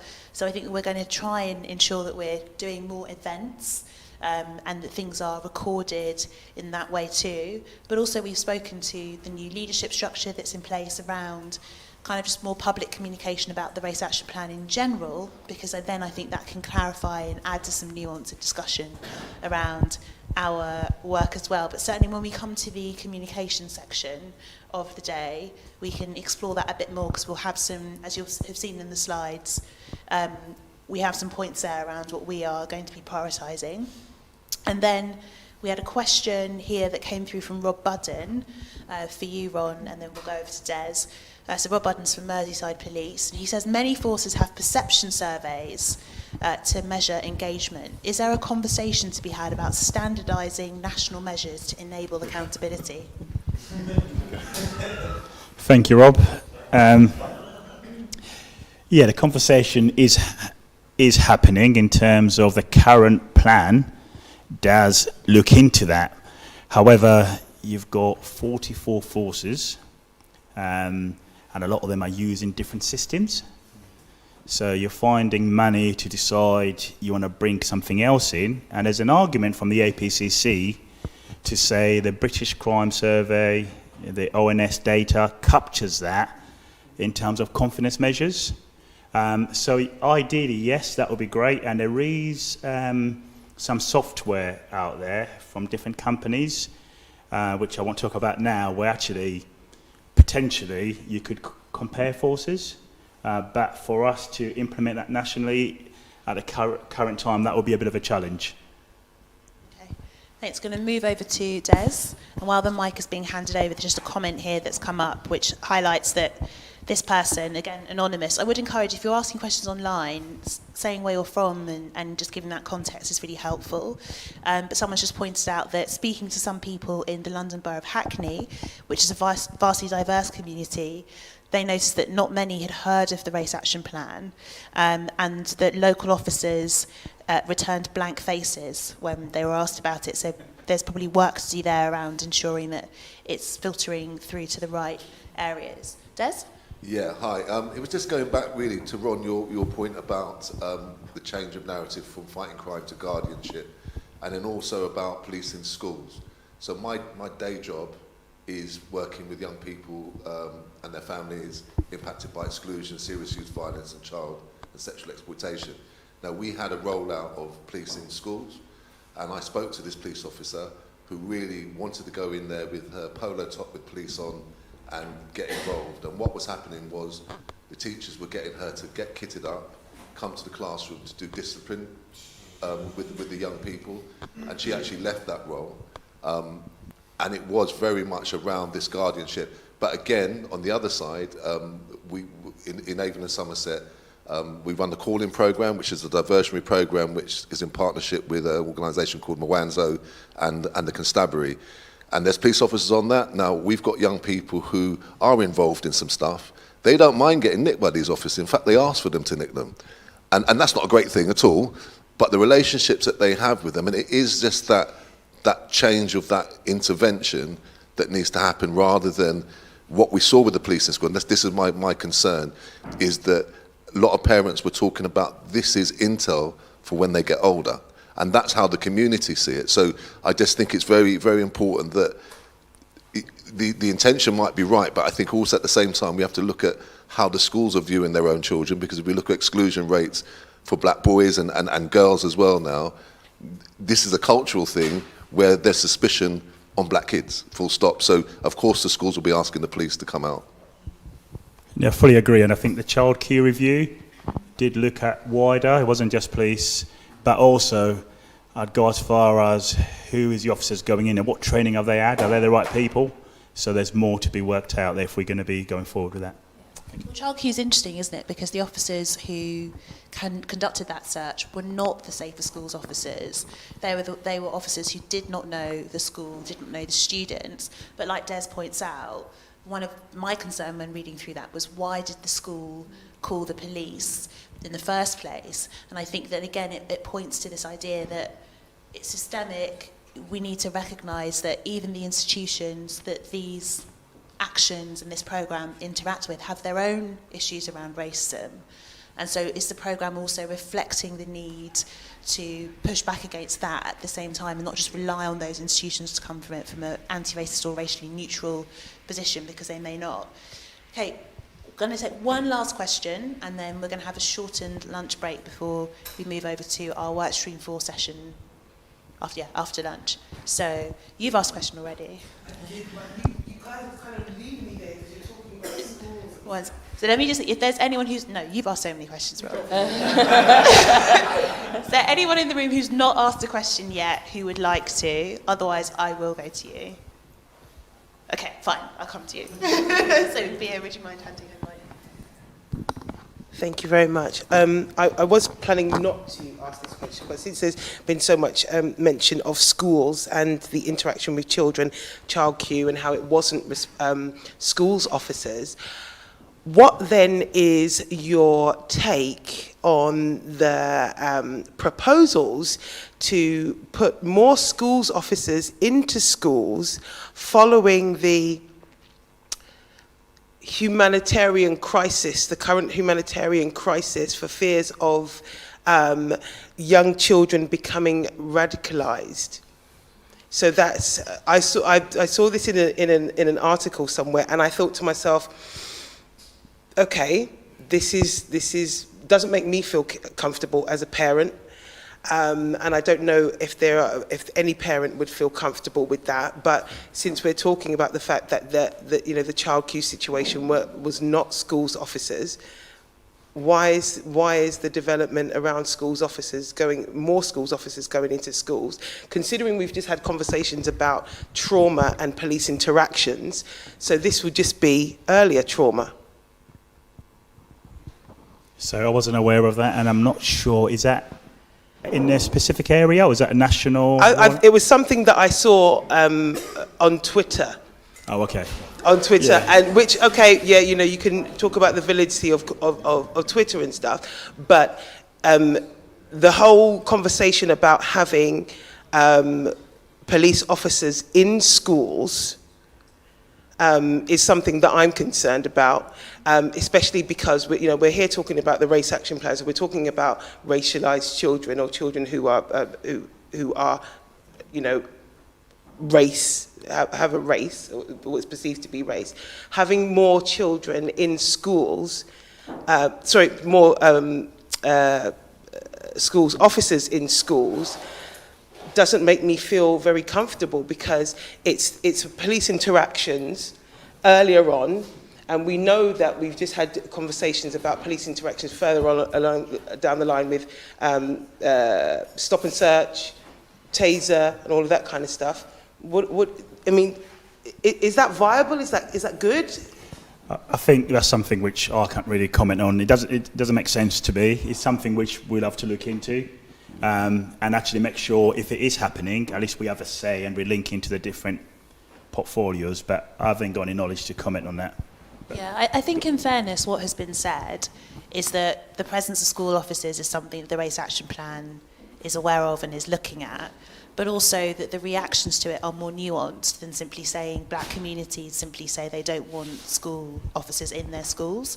So I think what Ron said earlier, which my takeaway from it was that what the Race Action Plan and policing in general needs to dig into is within which parameters are people feeling safer by having officers present, and then within which parameters do they think that actually it's becoming problematic?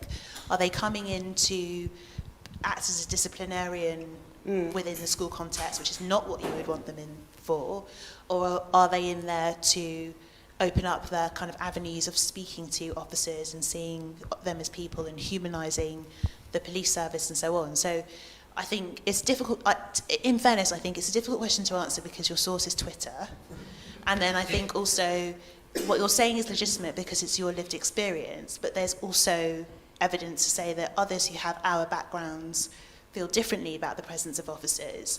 So the solution needs to be something that I think goes into the nuance and understands where people's comfort zones are, what those factors are, and whether the police are staying within their mission when they are in schools, or if they are feeding into the overall structure that we know is problematic in terms of the rates of school exclusions, of the over-discipline of black students. So I think maybe actually Ron has answered that through the presentation and through the points and the nuances that he's answered. But if not, we've got the lunch break now to have further discussion.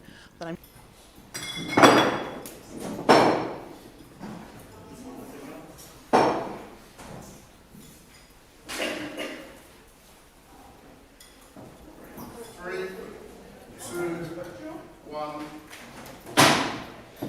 Oh, good afternoon, everybody. My name. Thank you. So my name's Racheal Grant. I lead on Workstream 4 and also on the Data and Evidence Workstream. I also work alongside Katrina French, who's not here today. So I'm just going to kick off with going into what our areas of concern were. Okay, we don't have a picture just yet.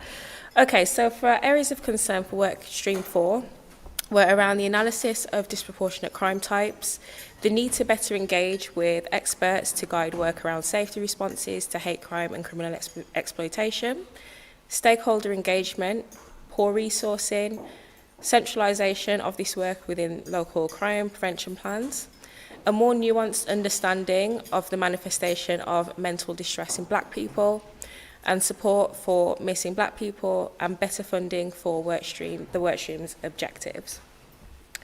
Following this, our recommendations were centred predominantly around establishing clear metrics, clarity around the mentoring scheme, and more of a push for working across work streams and identifying the crime types and locations to support the impact of crime on black people. Okay, so short and sweet, I'll hand over to Grace, who is the Workstream Co-ordinator. Thank you very much.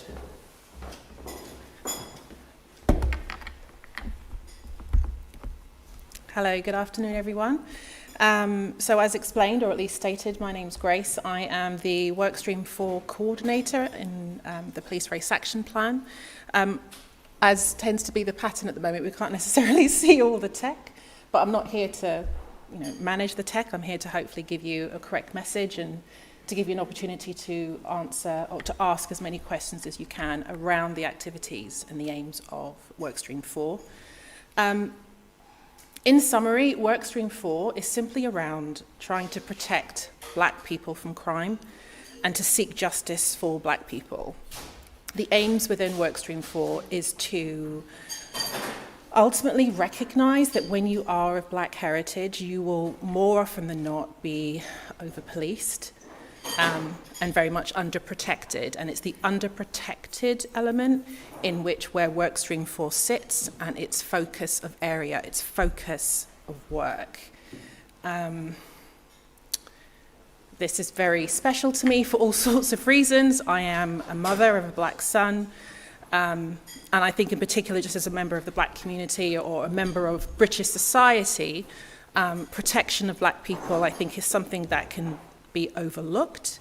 It is actually well documented, it's understood in various different disproportionate rates of victimization that happen for black people for certain crime types, in particular around homicide and violent crime. Knife crime as well is a significant area of public concern, especially in our large cities. And again, black women are disproportionately victims of sexual assault, and the black community as a whole is disproportionately targeted for hate crime. It goes without saying, and I'm going to say it anyway, that as far as the levels of trust and confidence within policing, it's quite appalling. There's all sorts of evidence that can call and point out to where that sits in terms of what your ethnicity is within black heritage or not, or just a member of the, what we used to say, the BAME community. And the aims of Workstream 4 is to try to help realize this challenge and to demonstrate how we can do what we can in terms of policing service and to have greater confidence in the service that policing provides. So in all that we're trying to do, it's just very much to hope that in time, the improvements to the policing service that we're trying to initiate will help with that, will help to manage that sense of having a greater confidence in the protection that's needed by black people, and then sometimes from policing as well. Another strategic objective in this work stream is just very much trying to understand and recognize that black people need to be treated as vulnerable rather than as perpetrators, and to recognize that within this particular work stream, the theme that I tend to talk to with my colleagues and with forces and with support from my chief officers that I work with, it's very much understanding that we need to recognize that black people are victims too, and to not to overlook that. So within Workstream 4, you've got various different strategic focus areas, and they include topics like mapping crime types, and again, I've made this specifically around victims, looking at having a better response around missing black people, hate crime, reducing victimization, and trying to understand and to encourage and to develop where we can consider a wider implementation of diversion schemes. Can I have the next slide? So what I've done here is I've just tried to give a little bit more context about this particular work stream because there are actually 9 actions. It's quite busy, the objectives of Workstream 4. And what you've got here is basically the sort of the program delivery reference numbers of NUV01, NUV02, yada, yada, yada, very dull. Ultimately, that is around program delivery.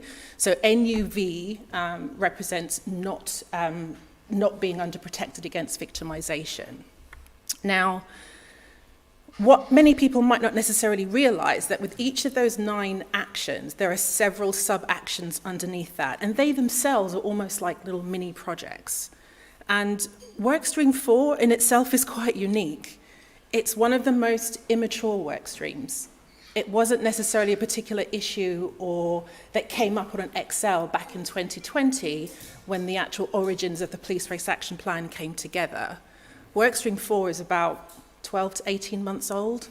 A lot of the aspects of the particular actions were born when the plan was released in May of 2022.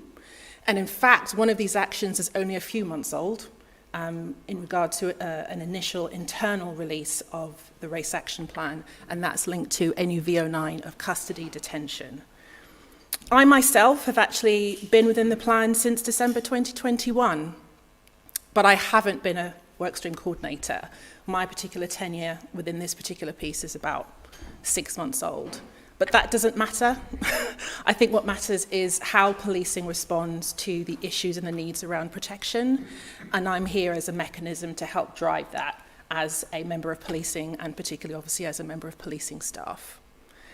I think it's also important to note that in regard to these particular actions, these are national actions with a national focus and a national objective, and it's already been articulated the challenges that we sometimes have around that, but there are also so many opportunities.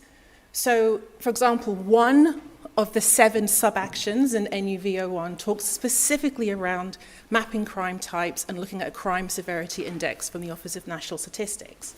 So there are 3 forces that I've started to work with on how we can do that, how we can assess that better, what can we flush out from data cuts, as we call it, within those forces, having a focus on recognising that we're going to be looking at quantitative data, as in numbers, what we can find, but also realising that the data isn't the truth. We have our own problems in regarding data, and there's without question a need to address the qualitative aspects of mapping crime types and mapping harm effectively. So what do we need to do in terms of engaging, as we say, stakeholders, but I think ultimately it's around those particular communities. So that mapping crime type work, where we're engaged with both the Office of National Statistics and the Ordnance Survey, we're looking to literally map locations, patches, regions that sit in terms of what we can find and what that education we get from better understanding in terms of mapping crime and harm for black communities. So I'm working with 3 forces. However, on a local perspective, you've got other forces that have taken the spirit of Workstream 4 and they're actually driving their own activity. So there's various different forces, which I apologise if I don't name them all, but you've got areas such as Bedfordshire, Northants, Avon and Somerset. They've taken this and they run with it. Sometimes they're doing okay in other areas and sometimes they're not, but this is where my role comes in as a coordinator. So I have a task from a national perspective, but I'm also very much a conduit for the local forces. So they have our contact details. They can click a link and speak to me at any point and schedule a 30-minute Teams. Myself and my colleagues were very open in that engagement, pardon if I use that term, but we are very, it's important that we stay connected to those local forces because it's their actions that will make a difference to what it is that we're actually trying to do. Next slide, please. So here, I think, if anything, it's more a bit of a replication of what's already been covered in terms of the ISOB findings. Is there anything further you want to add to that? No? Just a bit of slide deck manipulation here that I need to move forward with. Here are specifically the Workstream 4 ISOB recommendations, again, which I think has already been talked about. And what I want to be able to do is to share how I'm going to do my best to address this. So hopefully you can see it, but I sort of did that on purpose. I sort of grayed it out as far as the wording and wanted to try to talk to those specific ISOB recommendations. Again, I want to absolutely repeat that these recommendations have been accepted fully. In terms of establishing clear metrics, I've put a few words there saying metrics is being progressed. All I can ask is for you to believe that and to trust in that. It's very important that we have metrics in regards to what we're doing, why we're doing it. I'm not necessarily a data expert, but I do understand the definition of a baseline. I do understand the definition of having a target or, you know, to have something that a force or in regards to what we're doing that can be measured and be smart. But there's also an appreciation that you'll hear more from the evidence and evaluation team. There's a wider program of work to really understand how we define these metrics. Are they going to be holistic or are they going to be specific, as in we do X number to this X number of force or by this X number of date? It's a challenge, but I'm very, very confident that my colleagues within the central team are going to do everything they can to bring this to life, because it's something that communities and black people have been asking for so long. Mean what you say, prove you're going to do it. So I know it's just 4 words, but there is work behind it to try to make it real and to make it come to life. And I do also just want to add that in the terms of metrics, and it's something that Abby was saying as well, we can sometimes fall into a sense that having a metrics or having a number can prove that behaviour change that we're looking for in policing. It can't always, and I think that's also a caveat that we need to be quite conscious of as well.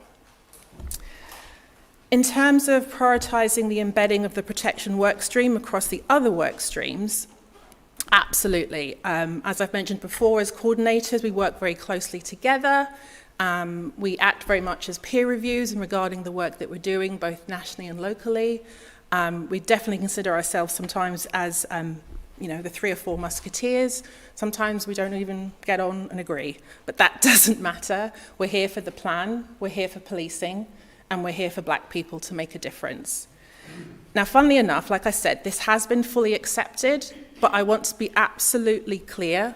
The reason why I'm stating that we will co-design these solutions together is that I think it's very, very important that we recognise that the protection of black people is distinct, unique, and absolutely has to be done. And I think where I've been working with my chief officer in feeding back and reporting on this particular ISOB recommendation, there's no challenge about us actually working together, but pardon the pun, we are very protective over the protection work stream.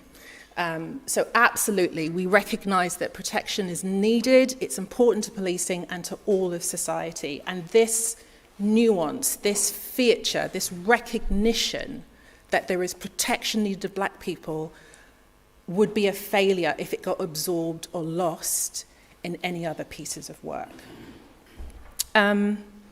The other commentary was about establishing clear metrics for the mentoring scheme.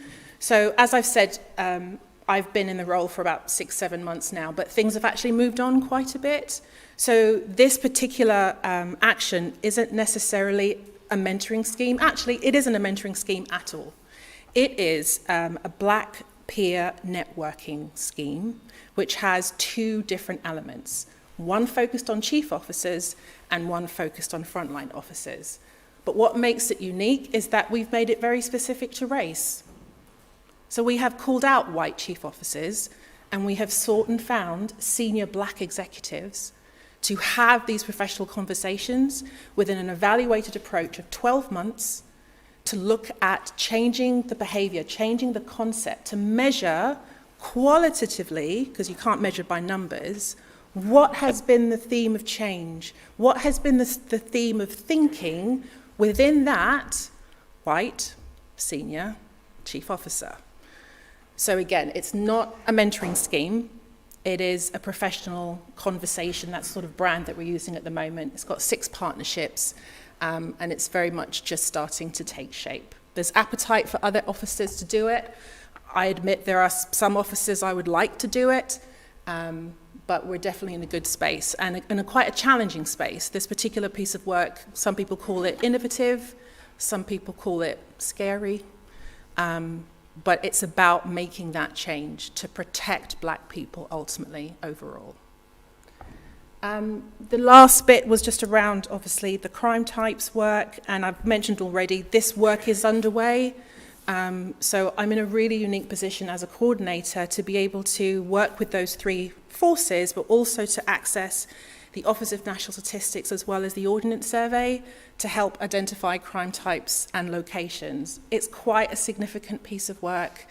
It's very much something that we can see that there are going to be problems because of the quality of our data, but that doesn't mean it's going to be overlooked or forgotten. So if there's anything that you take away around the appetite and the ambition for mapping crime and harm in terms of black people, it will be done one way or the other. Next slide. So where are we? As I've mentioned before, there's national activity going on from the central team, there's local activity going on, but there is so much more to do.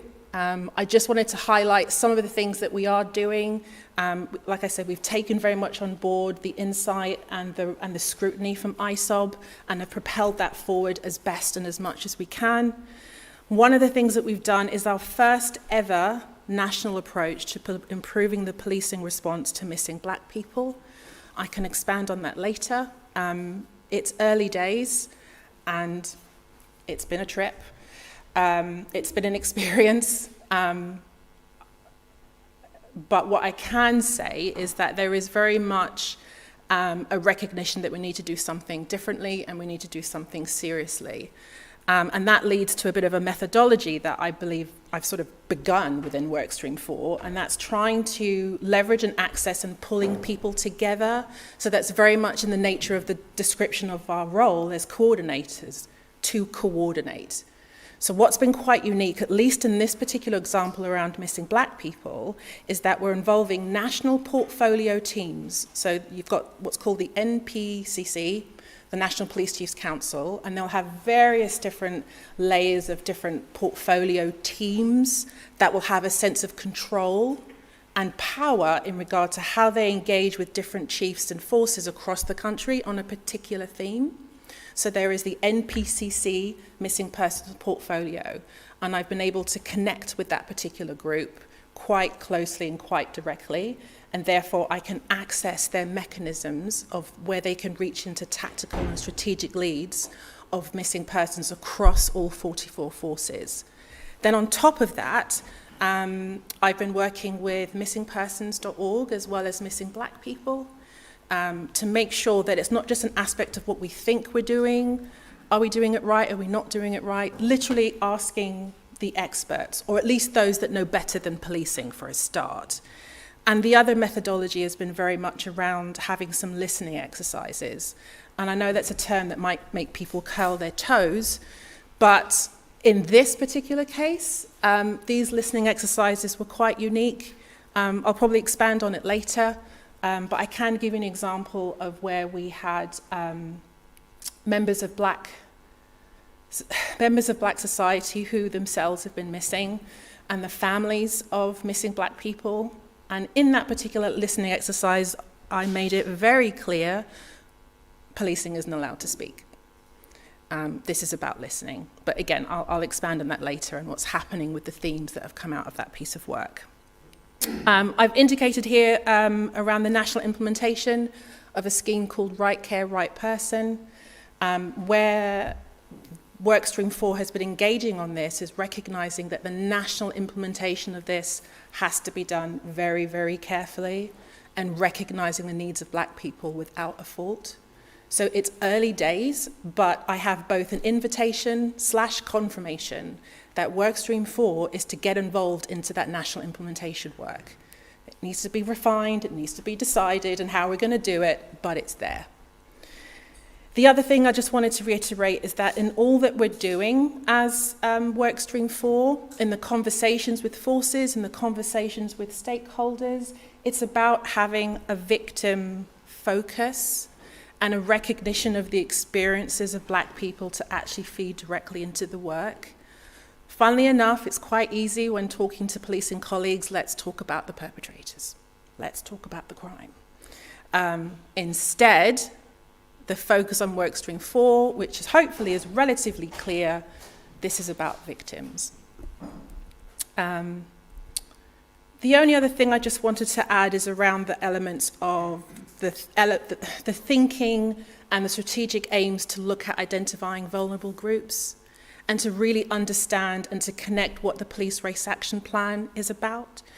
I can expand on this later, but there are various different elements of, for example, just trying to consider and recognise why is anti-racist practice essential to addressing child exploitation. These are the themes and topics and pieces of work that I'm having meetings with about, and we're trying to decide where does it fit in the sequencing. So Workstream 4, like I said, is quite unique.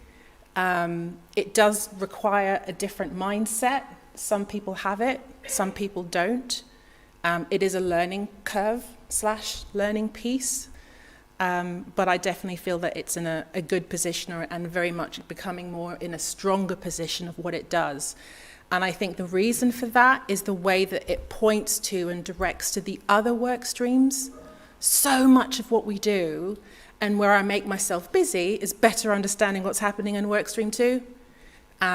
Talking with my colleague Ron in regards to community engagement, what does that actually mean in terms of how it can protect black people? And again, with my colleague in terms of internal culture and inclusivity, which has a direct connection to how black people are perceived. In terms of HMI CFRS and crime prevention reporting, one of the key actions in Workstream 4, or should I say a sub-action, was around inviting HMI CFRS to include crime prevention in their annual assessment of police efficiency, effectiveness, and legitimacy. This is still ongoing. It's not where necessarily we'd like it to be, but that dialogue hasn't closed. On another positive, my colleague was making a reference to the APCC Equality Framework. In terms of PCCs and what APCCs do, it's a membership body, but they do assess themselves, and the APCC Equality Framework is an example of that.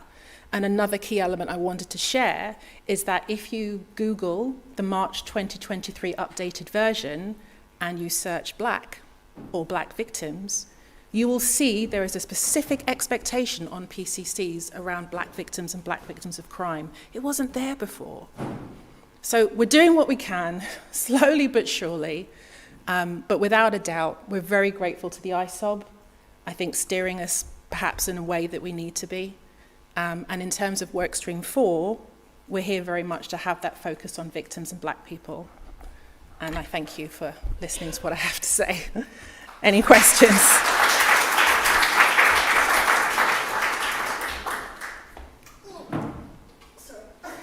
That's okay.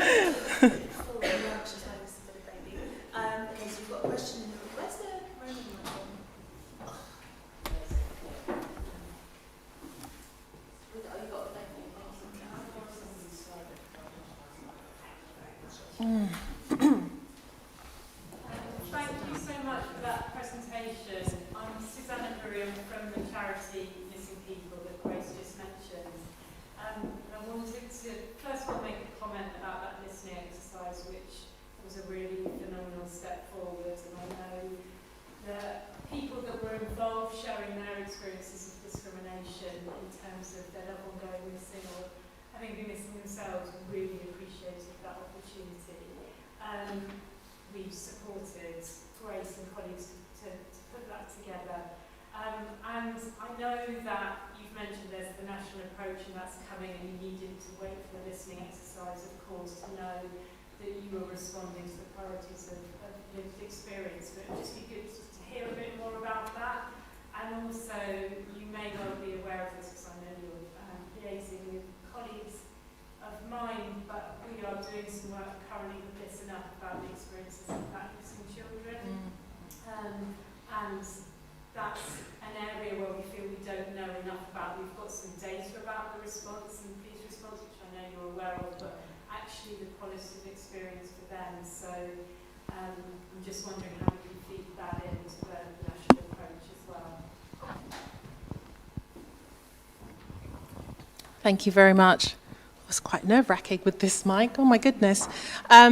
So in regarding the missing persons work that has just come to light, absolutely. The next steps for this has been very much about taking what we've got from the listening exercises and pulling together the themes.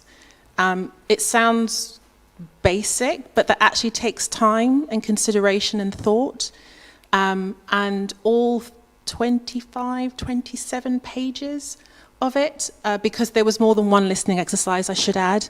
There was one for obviously Black people, but also for policing. So they could have their own, it was a sort of a protected area, I admit, where I wanted to have a policing only reflections sort of time. So both of those themes have come together. And now the next step is to almost sign off on those themes. So I need to get insight from yourself and from Missing Black People and from the NPCC team. And then once that's signed off, that's where I need to leverage my colleagues and my project management team to actually start mapping out what that looks like and almost turning it into a mini project or a mini action plan. And much like what I said in the beginning of the slide, you've got 9 actions, but all these different sub-actions underneath. And that's why prioritization is important, that's why sequencing is important. And in terms of this particular piece of work, it's about making sure that we do it right and that we have specifically factored in what we have been told rather than what we assume. So even when looking to begin this piece of work, it was so easy and almost quick for someone to say, let's put an Excel together. And I had to go, no, let's not. So that's where we are. We've got the themes. I need to get them signed off and then build them into a separate work piece to schedule throughout 2024 and early 2025. In regarding your point about Black missing children, yes, I very much want to understand that better and to appreciate that better and to see where that factors into the Black missing persons work. But I think also what we're finding within Workstream 4 is there seems to be, and I'm sorry I'm using this word, a bit of a synergy that's going on in regard to where you would have conversations around hate crime, where you'd have conversations around mapping crime types, what's happening in terms of adultification and how that's interpreted and where it's reflected. How do we appreciate and understand in terms of county lines and the recognition of how policing and local authorities are even treating care leavers. So in that internal engagement with forces, whether they're icebreakers or not, it's like all the bugs are coming out. And they're good bugs, as in it's a recognition piece and understanding that it's not just an issue of, for example, Black missing people. There are other issues there. How we identify it as a risk. What do we do in actually terms of protection in the first place? What are the workforce issues at that time? How do we access in terms of local authorities and other elements, especially when they are children? What's been the interpretation of that child? So one of the things that I think definitely leads into this work is around a bit of a change of mindset. And many of my force colleagues would have heard me talk about this, and that, you know, maybe 10, 15 years ago, when you saw a young girl selling herself on the street, you were quite happy to say that was child prostitution. You wouldn't dare do that now. And I think that same type of shift in mindset is very much needed around our treatment of Black people, and especially vulnerable Black people. And these are the conversations that I'm having with the forces, that recognition of we need to not just recognize what we're doing wrong, but we also need to recognize that we need to deliver a better service as policing. Okay. Sorry, I can talk a lot, sorry. No, nothing to add. I've got a question here on Slido. It says protection of Black people is used as a reason for increasing policing of them. How will you ensure this doesn't happen, that this will be genuine protection in the race action program? I have to admit, I don't know the answer to that question yet. I won't pretend. I think there are some elements to consider in how I can better connect and work with the use of powers. There are operational challenges, but I think there's also, dare I say it, mindset challenges in regards to policing and what we do and how we do it. And I think it's just very much trying to connect the two. I'm happy for any of my colleagues to add any context what they might think around this, but my personal view is that it's a two-prong attack in my opinion, and it's how much more I get ingrained within the use of powers activity. Then another question here which is asking for some specifics. So you've mentioned community... hello, sorry, I realised that was off. So you've mentioned that there have been some Black peer conversations, and the question is how many of those have taken place? Black peer conversations? Do you mean with my colleagues? Sorry, can you... Oh. I'm not sure. It just says Black peer conversations. So maybe if you could say how many have happened that were externally facing, and then how many that took place amongst policing communities? If anything, I can maybe come back to that. I don't have a list in front of me of all the different conversations, so is it all right if I gather... Oh, hello. Oh, okay, thank you, thank you. Right, so in regarding the Black Peer Network, there are 6 partnerships with senior officers, which include chief constables. So what you have is white chief officers who have self-matched with Black senior executives across very different areas and spans of control. So some are within fire, some are within the private sector. They've had different elements of training and coaching by the college on both sides. There's been some documents and reflections on both sides, where in regards to what do they expect out of this conversation. And those first professional conversations, 50% of them are due to begin in the next couple of weeks. So yeah, did that answer the question? So I think the question was how many? So you said 50% of them. So there's 6 partnerships. 6. Okay. It's just literally gone live. 3 have been scheduled, 3 to be scheduled. It's a 12-month duration. We're asking for a minimum of at least 3 professional conversations within a 6-month span. But, you know, they will have each other in regards to engaging conversations from a professional perspective, hence the term professional conversations, and they can decide what way and how they can move that. But the ultimate aim is about behaviour change within the white offices. Another slide A question. Given that Workstream 4 has 35 actions or mini projects, what tangible impacts do you think will be seen when they're done? Do you think it would be more impactful to have fewer, broader actions instead? Yes. As a joke, sometimes we call ourselves butter because we're spread quite thin, but that doesn't reflect our intention, our ambition, or our dedication. There is a prioritization element of work that's going on within the plan. There always has been. So perhaps what isn't clear, or maybe I need to make it clearer, is that when Workstream 4 was first released in May 2023, there were 8 actions and 4 of them were prioritized. Then in April of this year, there were an additional action added, so there became 9. And so the 4 stayed a priority, but then it was expected to do scoping work for all 5. Then, thanks to Dr. Ali Heydari, we've had a review of what to do and how to do it better. And again, this is where the sequencing really comes into play. So there has been some work around prioritization and sequencing of what we're going to do and how we're going to do it till March 2024, what we're going to do and how we're going to do it in various different phases. But I can hand over to my program director to elaborate on that further. Thank you. Yeah, the only thing to add to that is that the next phase, so we have identified, as Grace said, some work packages of work that's going to make a difference to black communities that can be delivered by March 24. Soon to start is the uplift in the strategic and the local engagement with stakeholders, and that engagement is all about identifying what the priorities are from communities.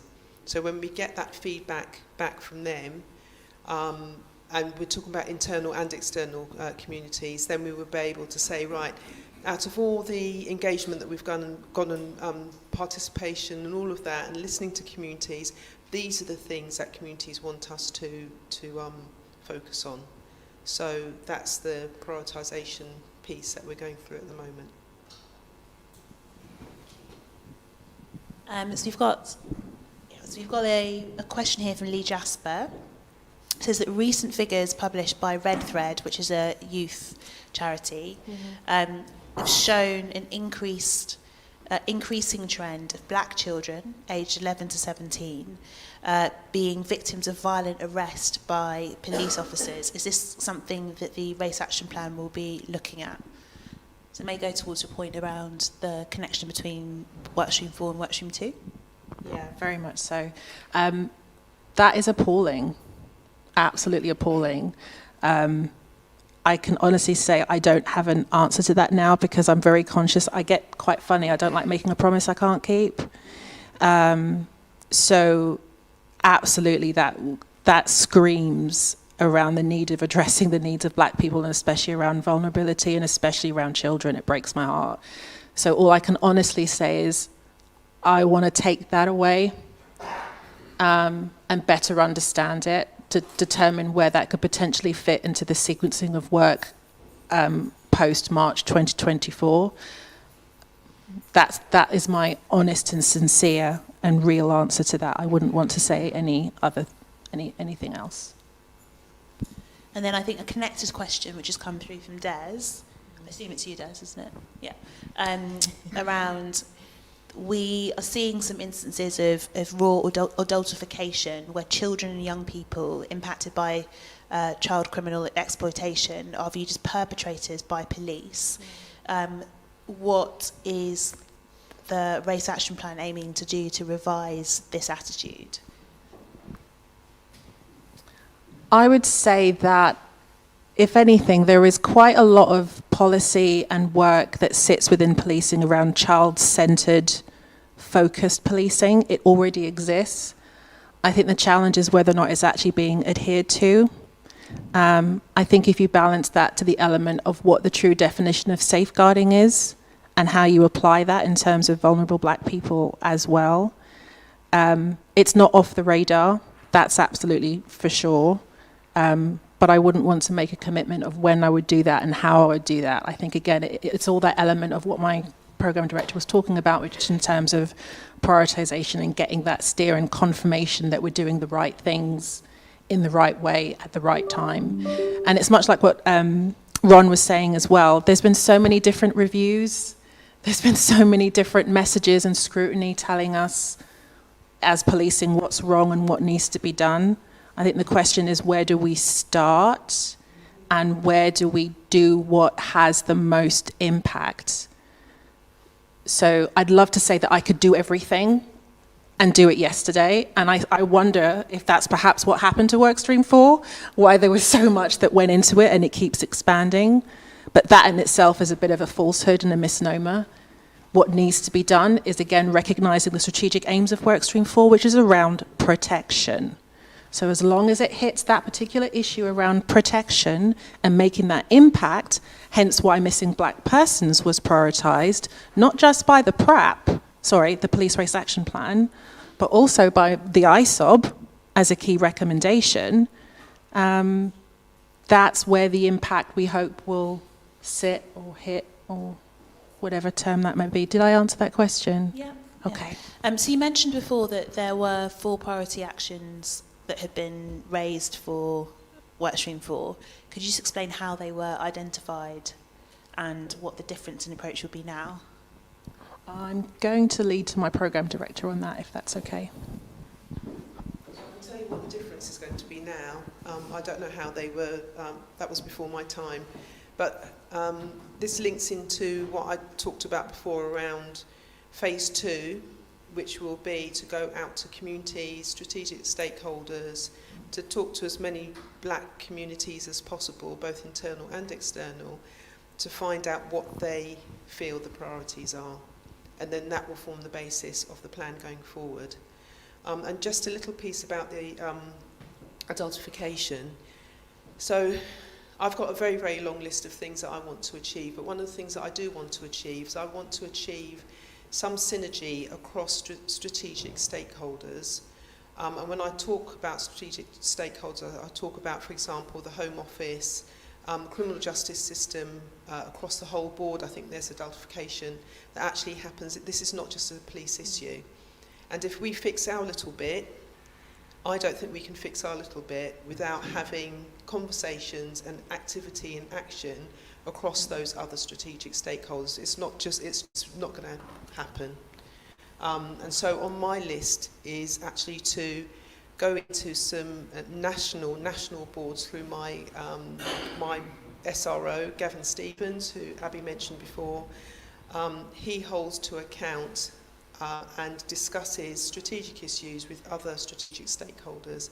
And I want to take some of this race stuff to those stakeholders as well, and actually ask them what are they doing about race disparity within their own business areas, because we can't do this on our own. And I think it even extends to things like I've got 2 daughters, and I remember what children's clothes used to look like when they were growing up 20 years ago. When I look at what is sold to girls today, I mean, I might be old-fashioned, but there's identification right there. And so this is a whole system thing. This is not just a police system.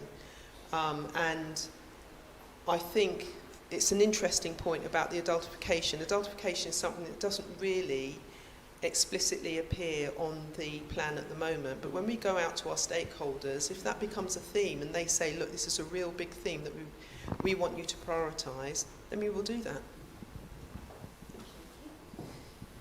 Last question before the break, unless there's any more in the room. I can see some hands, so I'll come to you. So the question that's on Slido is, do you think that policing has the emotional intelligence needed to implement this work stream, bearing in mind decades of documented abuse, it says. Ooh. Yeah. Yeah.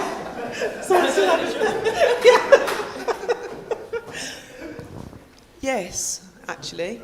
I think that we have got some leaders, and I'm not talking just about chief officers, I'm talking about people from grassroots right up to the highest parts of policing who actually want to do this.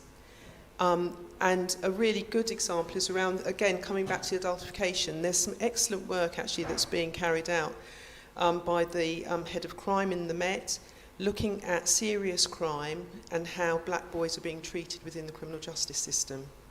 That so far hasn't had a voice, but what I'm trying to do with the team is to create the mechanisms for those voices of people who treat this really seriously within policing to have a louder voice. We're nowhere near where we should be, but there are some passionate people within policing who actually want to make a difference, and we need to give them more power and influence to be able to make a difference with us.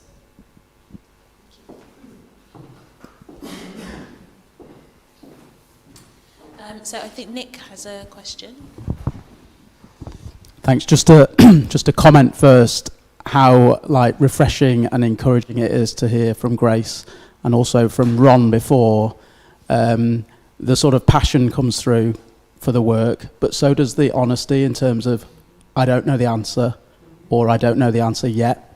And I think other people can, in this whole scheme, can learn from that. I've got a question about Workstream 2, so 2 questions. Maybe a little bit of from you on what the barriers are to working with Workstream 2, if there are any, you know, what are they and how can they be dismantled? And what would be your priority action with Workstream 2? What might that be? Which power might you be looking at, or which, what action would you be looking at? Sorry, I've praised you and then asked you really tough questions, but... Okay, so the first one was around what potentially could be the blockers of working with Workstream 2, is that it? I don't think there's so much any blockers in terms of working with Workstream 2. Use of powers, and when you look through the different areas, it's pretty straightforward. There's nothing that you don't expect to not be there. So in terms of the elements of strip search, and in terms of the elements of stop and search and taser and all the rest of it, I think I wouldn't so much say that it's a blocker. I think perhaps it's more of a challenge of where in Workstream 2 you have various different elements looking at how you can get research and data and how you can look at operational change. And in Workstream 4, the elements there are much more around, like I say, protection and victimisation. And it's quite a hard statement to say sometimes, but sometimes the protection can actually be from policing themselves. So I wouldn't say it's a blocker. I think it's more perhaps maybe some more work needed around the defining and the scoping.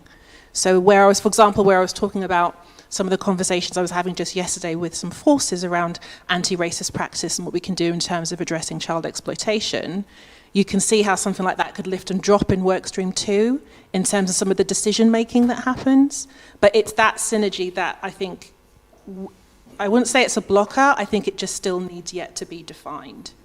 You have to remember, and that's why I had it up on the slide before, this is a program of work, as in it follows project management rules and run by project managers, and there are boxes and Excels and lines and little squares, but that's not how policing functions. So hopefully I've answered the question that it's probably just more around the scoping of what we do and how we do it and just being better connected together. I don't see it as a blocker. I think it's just perhaps something we haven't necessarily tapped and manipulated better enough. But on the ground, as they say, the conversations that are happening don't really care whether we're 1, 2, 3 or 4. And that's why, I'll have conversations with a custody sergeant. talking about a custody scrutiny panel that they're running, but yet there's custody scrutiny panels happening in Workstream too. So, so hopefully I've answered that question around the fact that it's not a blocker. I think it's about maybe expanding it and doing it a little bit smarter, and that cross-cutting that you yourselves as ISOB asked us to do. And what was the second question? And the second question is like, what might the priority action be in terms of working with Workstream 2? Maybe what power would you focus on more? I don't know. Okay, this isn't a cop-out, but that's not for me to say. I want to know what black people have to say. Well, in terms of you've been imposed, so in terms of the conversation you've had, what is a power that has come up? So you've highlighted the fact that in the conversations you've had, there have been indications of crossover with Workstream 2. So what you've seen, from what you've seen so far, what do you think is an area that you think you absolutely as a priority should be seeing crossover work between yours and Workstream 2? I would say probably stop and search. And I think just better understanding how we apply that power and in the different ways that we apply that power, in the ways that black people are being treated, especially young black people as well. I think just from some initial engagement that I've had, even in my former role, in speaking with young black people, it wasn't so much the challenge of being stopped and searched, it was more around the feeling that they felt afterwards and the lack of recognition of the impact of that and how it had potentially long-lasting consequences in not feeling protected. But again, that's not for me to decide, but if I could, I'd be all over it. Yeah. Okay, so some questions which have come through on Slido. So another question from Lee. Do the police monitor violent arrest of children? Is that a data point which is collected? And if so, are there metrics in there that relate to race? So is ethnicity also collected alongside that? I might lean to my colleague on that one. It's in terms of data, evidence, evaluation. Potentially, yes. So all forces are required to record use of force, which would include the use of handcuffs. And so, in theory, if kind of violence is used during arrest, that should be recorded as a use of force. Also, arrests will be recorded. The use of force data should include the ethnicity of the person on whom force was used and some age descriptor. So it should be there. Whether you're able to link up the use of force data with the arrest data is a slightly different matter because the police systems don't necessarily speak to each other. But in theory, that data is there and should be kind of analysable within forces. Whether it's then made public is a slightly different question as well. Thank you, Paul. And then there's a follow-up. Oh, is there?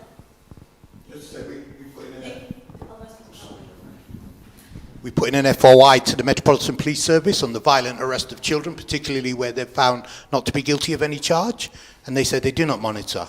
So it's not currently monitored, but I think the majority of black communities seeing the increased figures of the number of black children who are injured through traumatic arrest arriving at hospital means that we should have some monitoring so that we can do that. So again, just reinforcing the point that if it's not in this harm section of the action plan, then that's one of our most vulnerable sections of our community, and maybe you could take that back. We'll certainly be in contact to reinforce that for you. So considering that as a potential, like a standalone data collection point, then we've got a question on here, which I am going to deal with, but I'm not actually going to put to the panellists, which says, is the community expected to fix their experiences of racism? If the community suggests priorities, are we responsible for what happens to us? I don't think that's the takeaway from what's been presented. I think that what's been communicated is it's important for the police to listen to the communities, to understand their experiences of trauma, and then for the plan to consider how to deal with those. So, not sure about the premise of that, but Colin? So I think that's a really important point that needs to be borne in mind as the consultation for the reiteration of the plan goes forward. Because when you consult and engage with people, being really clear about the distinction between feedback that says, I want you to carry out certain actions, versus feedback that says, I want you to achieve certain outcomes. It's the outcomes that are important, because the public are not experts on policing. It's the police's responsibility to then determine and be accountable for the actions that will lead to the outcomes. And so my urging of you is to be really clear-sighted about your conversation on outcomes as you go into engagement. Because a Christmas tree decorated with lots of baubles of actions which are not going to hit the mark, you will still be responsible for it, and not the people who suggested those baubles. So we saw that, didn't we, in terms of the breakdown that Ron provided with the pyramid of what engagement actually looks like and making sure that there's that focus. It'll be interesting to hear feedback from those who have had engagement with the race action plan and whether they feel as though the asks have been clear enough and then the feedback loop has come into it sufficiently. It's a question from Mark, I think. Thanks, Abby. It's just a bit of information. The Mayor of London has his action plan on transparency and accountability. There's a piece of research which was carried out by Haringey Council with the local BCU, where they went through all the body-worn footage, a lot of body-worn footage, but looking for young people under 14 or under. They're going to be launching that research locally at a conference in early December at local FE college. I just wondered if you were tapped into that, and I think they're going to be looking at hopefully announcing what sort of follow-ups they're going to do, which I hope is going to be more qualitative in terms of actually getting out to talk to some of those young people. But I think the headline figures, I was involved in that, if my recollection was that 350 under 14s were stopped and searched in 2019-20 in the borough, and it went down to as young, small numbers, but as young as 10, number of whom were known to children's services. Thanks.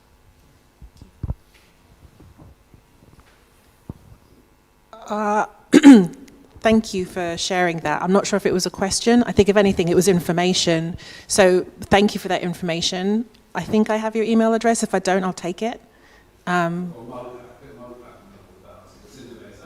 Fine. Okay. Thank you. I'll definitely take that back. Thank you for that constructive criticism or anything insight. Thank you. Yeah, we'll take it all.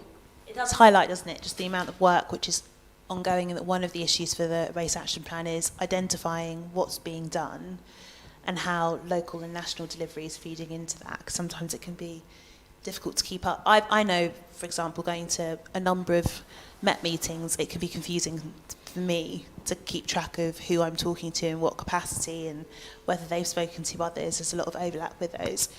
Okay, we're going to... You said... Oh, wait, we're good to go. Yeah, right. So I'm Ram. I'm on the ISOB. With Racheal, look after 2 work streams in general. So it's important to note that there's 2, despite what you might hear. Performance and data and evidence and evaluation. They're 2 separate work streams. We have got a glut of work stream coordinators, tactical leads for evidence and evaluation, but none on performance and data at the moment. There's a vacancy, right? Yeah. And I think so. That is part of our sort of areas of concern. The impact of personnel changes. It has meant that, like other work streams, we've seen some time where we don't have anyone progressing a piece of work or several pieces of work. So that is a theme, and it's good to see that is changing. And actually, having Sarah back and Paul on evidence and evaluation has been excellent. I've got to say that we have benefited from very enthusiastic and capable people. Not to sort of not Paul, but no, really benefited from that, and people who really know their stuff. It's just that we need to retain them and make sure that cover is there throughout. So that is kind of something that is throughout the programme. Another point that is worth making, that the Accountability Forum sessions raised when we had them at the tail end of last year, was the data collection, and sort of using data collection as an excuse to delay action is a key point that came through and that we fed back to the programme. And then a lack of measurable action. So one of the things that we, I guess, touch on throughout is that there is not a current metric, or there aren't metrics that show where the programme is going in each respective area. So there are 4 work streams. It's not clear what those 4 work streams aim to achieve, right? So it's not clear where the programme is going to take policing and the way communities perceive them. So it's really important that at the start we set out what the problem is. So where are we starting from? So maybe the baseline will get us there, but there's also a point of the data points that show where we are now and what the data is going to show when we get to where we want to be.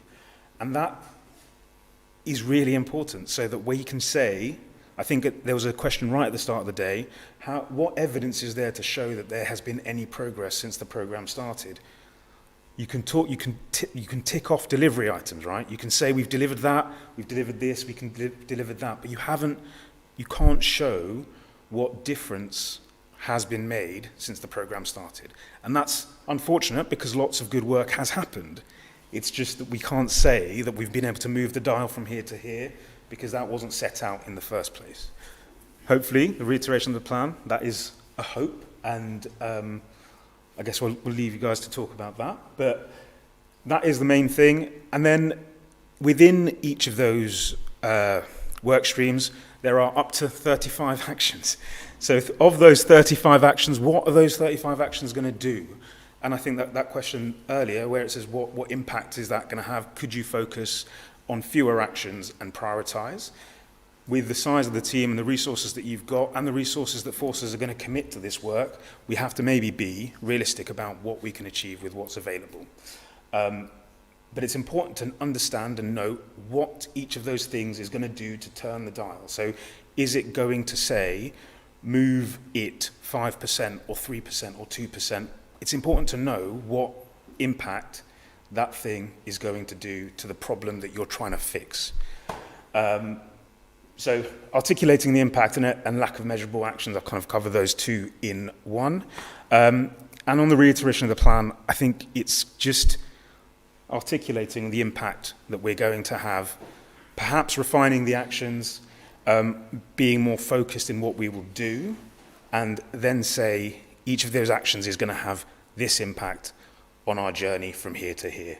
So, workstream 1, Tracey's gone, but I guess if you were to say we wanted to reduce disparity in the misconduct proceedings by 5%, these 5 actions will achieve 1% each, and so by the end of that process, we'll save 5% or reduce disparity by 5% in that process.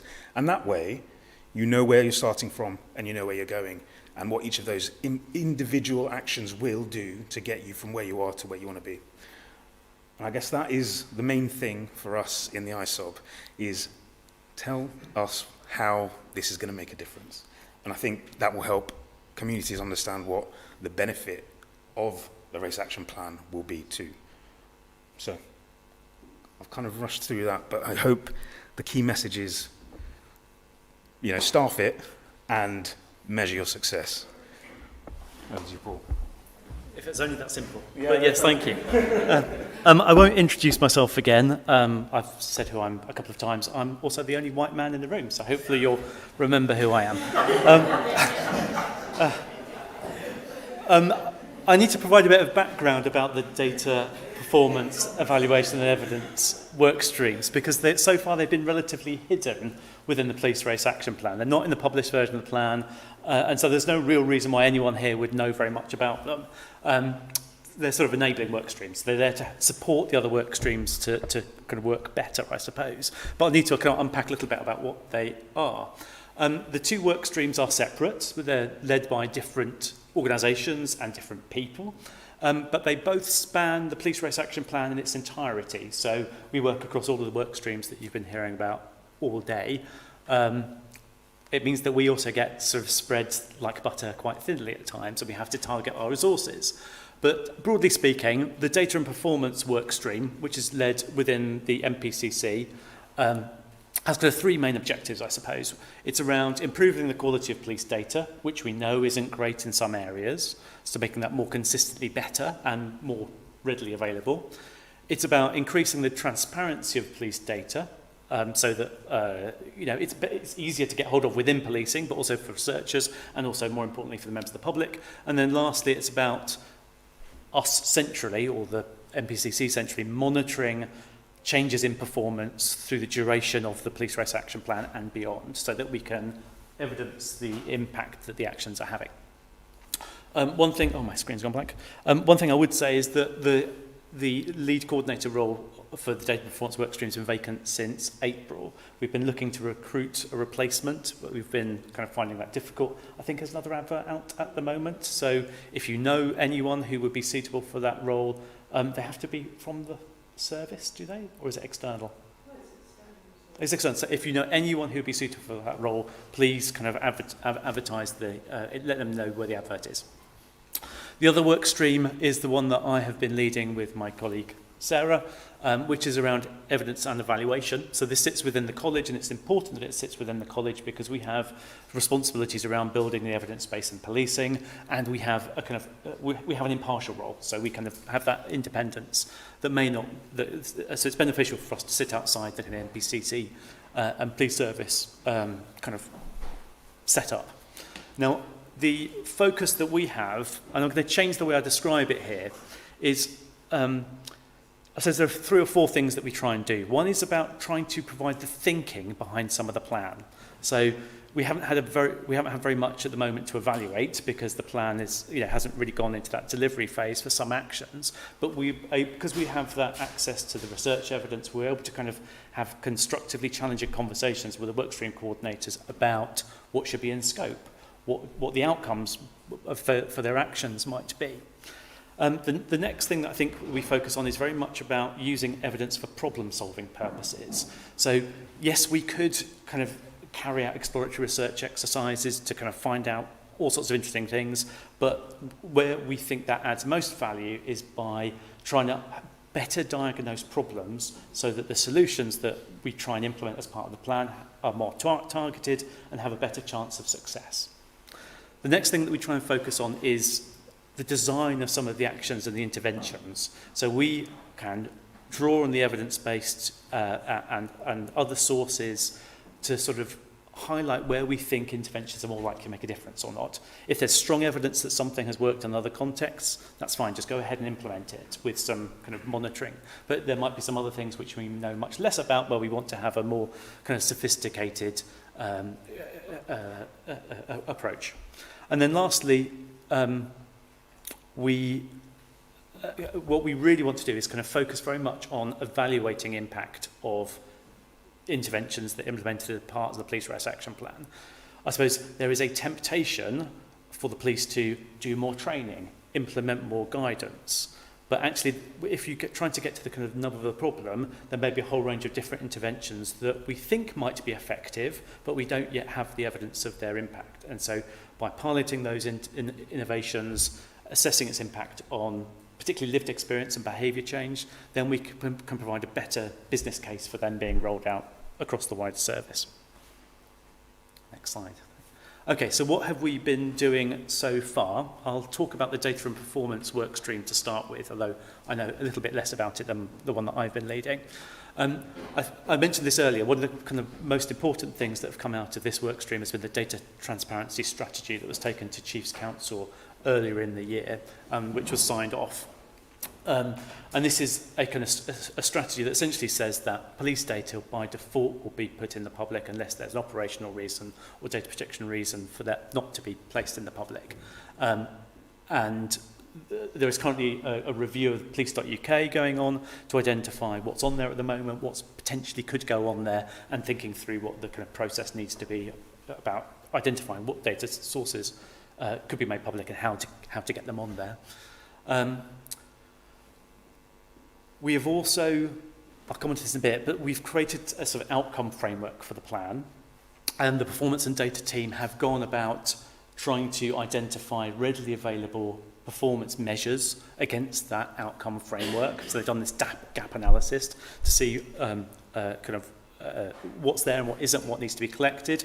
And so they've identified where the gaps are and where they need to gather new data to kind of present performance metrics against the outcome framework. They're started the process of developing a series of performance dashboards as well. Now, there are going to be 2 versions of those dashboards. There'll be the internal set for us, the central team, to monitor progress against the outcome framework, but there's an aim to make those public as well. So there'll be a public-facing version of those dashboards. And you can see there's also been support from the performance team across some of the other areas of the other work streams. Now, just moving on to the evidence and evaluation work stream. As I said earlier, we've done quite a lot of work in terms of the kind of thinking behind the plan, and I think one of the most important outcomes of that has been the development of the outcome framework, which is in the published version of the plan. I suppose in early 2020, soon after the plan was announced, kind of the things that were sort of being developed were a sort of bit of a mishmash of different actions and activities. It kind of lacked a little bit of coherence. So being able to draw on the evidence, we were able to kind of develop this outcome framework, which put very much at the heart of the plan the idea of it, this aim of the police service being anti-racist and improving the trust and confidence of black people, and then separating that in terms of under protection over policing, involvement and representation within the workforce. So I think that's had quite an important influence in terms of how the work streams have then subsequently developed. I've talked about the TASER research programme. I won't go into that in any detail. We've also got work which isn't formally part of the Police Race Action Plan, but nevertheless feeds into it. So before I kind of formally joined the central team, I was managing an evaluation of use of force training, conflict management training. It's an entirely new approach that the college has developed. So previously, officers used to stand in a gym with batons, and they would just be kind of repeatedly learning how to kind of carry out particular techniques and tactics. The new approach is entirely scenario-based. Officers will have, I think it's half a dozen different scenarios to engage with and manage the interaction. Sometimes they'll be able to manage those scenarios using verbal communication and de-escalation skills, and sometimes they'll be having to practice their kind of hands-on skills. But it's entirely scenario-based. Now, we've evaluated that.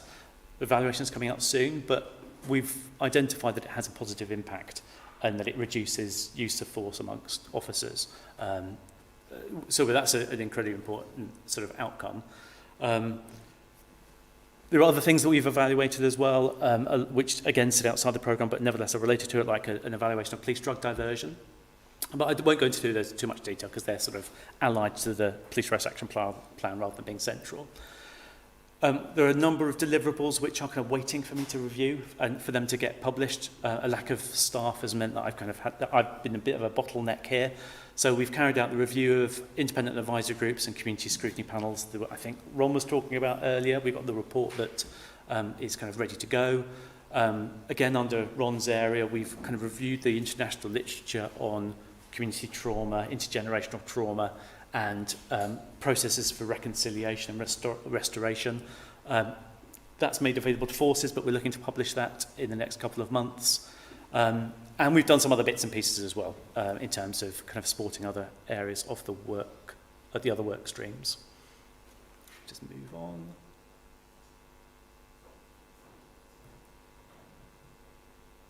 Next slide, please.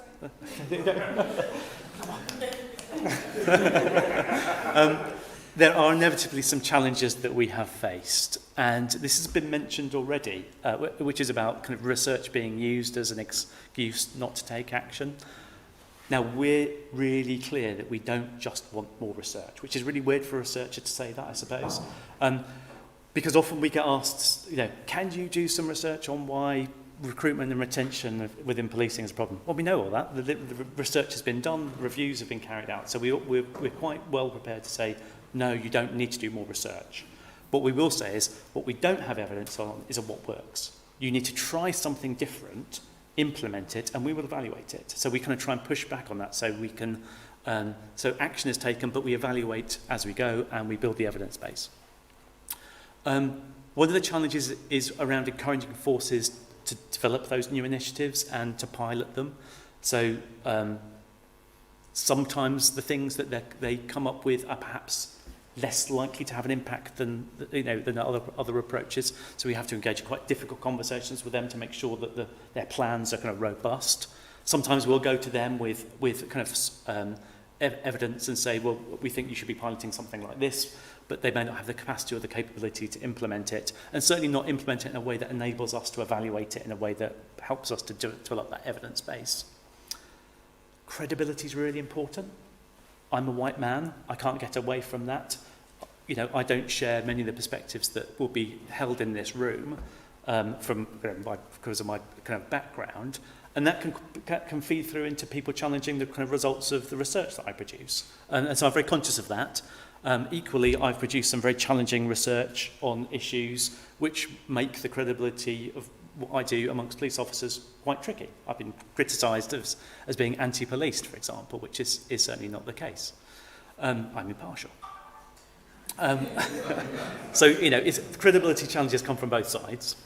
Evaluation priorities. There aren't very many of us. We don't have very much money. There are lots of actions. So we have to be really clear about where we focus our resources. I don't think we're quite there yet in thinking about which of the priority actions are within the work streams where our evaluation resource is best spent. Certainly, I think where it's clearest is in Ron's area, where we've got that commitment to evaluate the engagement approach based on reconciliation and trauma. Data's a problem. Obviously, at the national level, we don't have all the sort of data that we want, and certainly that becomes patchier at a force level, and we know that data quality is an issue. And the last thing I want to say is that research can be quite pricey. It's quite expensive, particularly when you're doing surveys of the public, which I think are incredibly valuable for assessing impact on lived experience. So we do spend quite a bit of time bidding for external research funding from government, different police funding pots, and that's not always successful. So it's a bit of wasted time. But where we do get money, we try and spend it wisely. So I guess having a kind of more consistent source of funding or opportunities to draw on other resources to do the research would be very helpful. I think that's my last. Oh no, that's good. I didn't realise this was going to be in here. So these are the ISOB recommendations, and I just want to respond to each of the areas of concern as well. So in terms of us including tangible, measurable performance metrics, where we currently are with, and we accept these points completely, so where we are at the moment is with the outcome framework, which we're trying to revisit, we want to include something very explicit about public confidence. Now, I think the way we're going to go with that is to say that we want to see an improvement in public confidence as measured by the Crime Survey of England and Wales for black people, and for the gap between the public confidence between white and black people to be reduced. So at the moment, I think it's like 9 percentage points. So we want to see black trust and confidence in the police to improve and for that gap to close. I guess there's a question about how that then translates into specific targets for specific work streams. I think there's a little bit of nervousness about that. Not because we're not clear about the direction of travel, because we know sort of which things we want to improve. It's whether or not we want to set a specific percentage point improvement, because we know that when people set targets, it can sometimes lead to perverse kind of behaviours. So there's conversations still to be had about some of those kind of knotty things. What else do I want to say? Impact of personnel changes, yes, that's been particularly important on the performance and data side of things. With Sarah's return and the recruitment of a permanent senior research officer, on the evidence and evaluation side, I think we're going to be as kind of well staffed as we ever have been, if not more so. And I think that's probably everything I wanted to say. So thank you. Thank you, guys.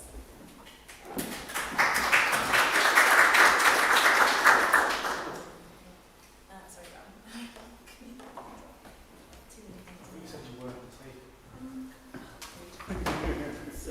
So we've had a question which has come through on Slido here, which is evaluation being retrofitted to action? And if so, shouldn't how you evaluate be part of the... Sorry? Is that better? So I'll start again. So is evaluation being retrofitted to actions in the race action plan? shouldn't how you evaluate be part of the design of the action or intervention?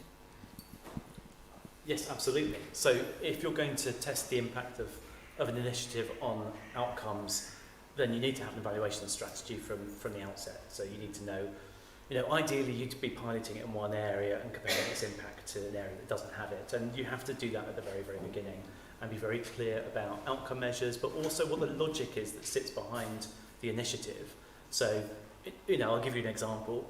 I was working on the Code of Ethics when that was first introduced about 8 or 9 years ago, and people were absolutely certain it's going to impact public confidence. The number of stages that have to be kind of triggered to see that sort of change is probably, the chain is probably too long.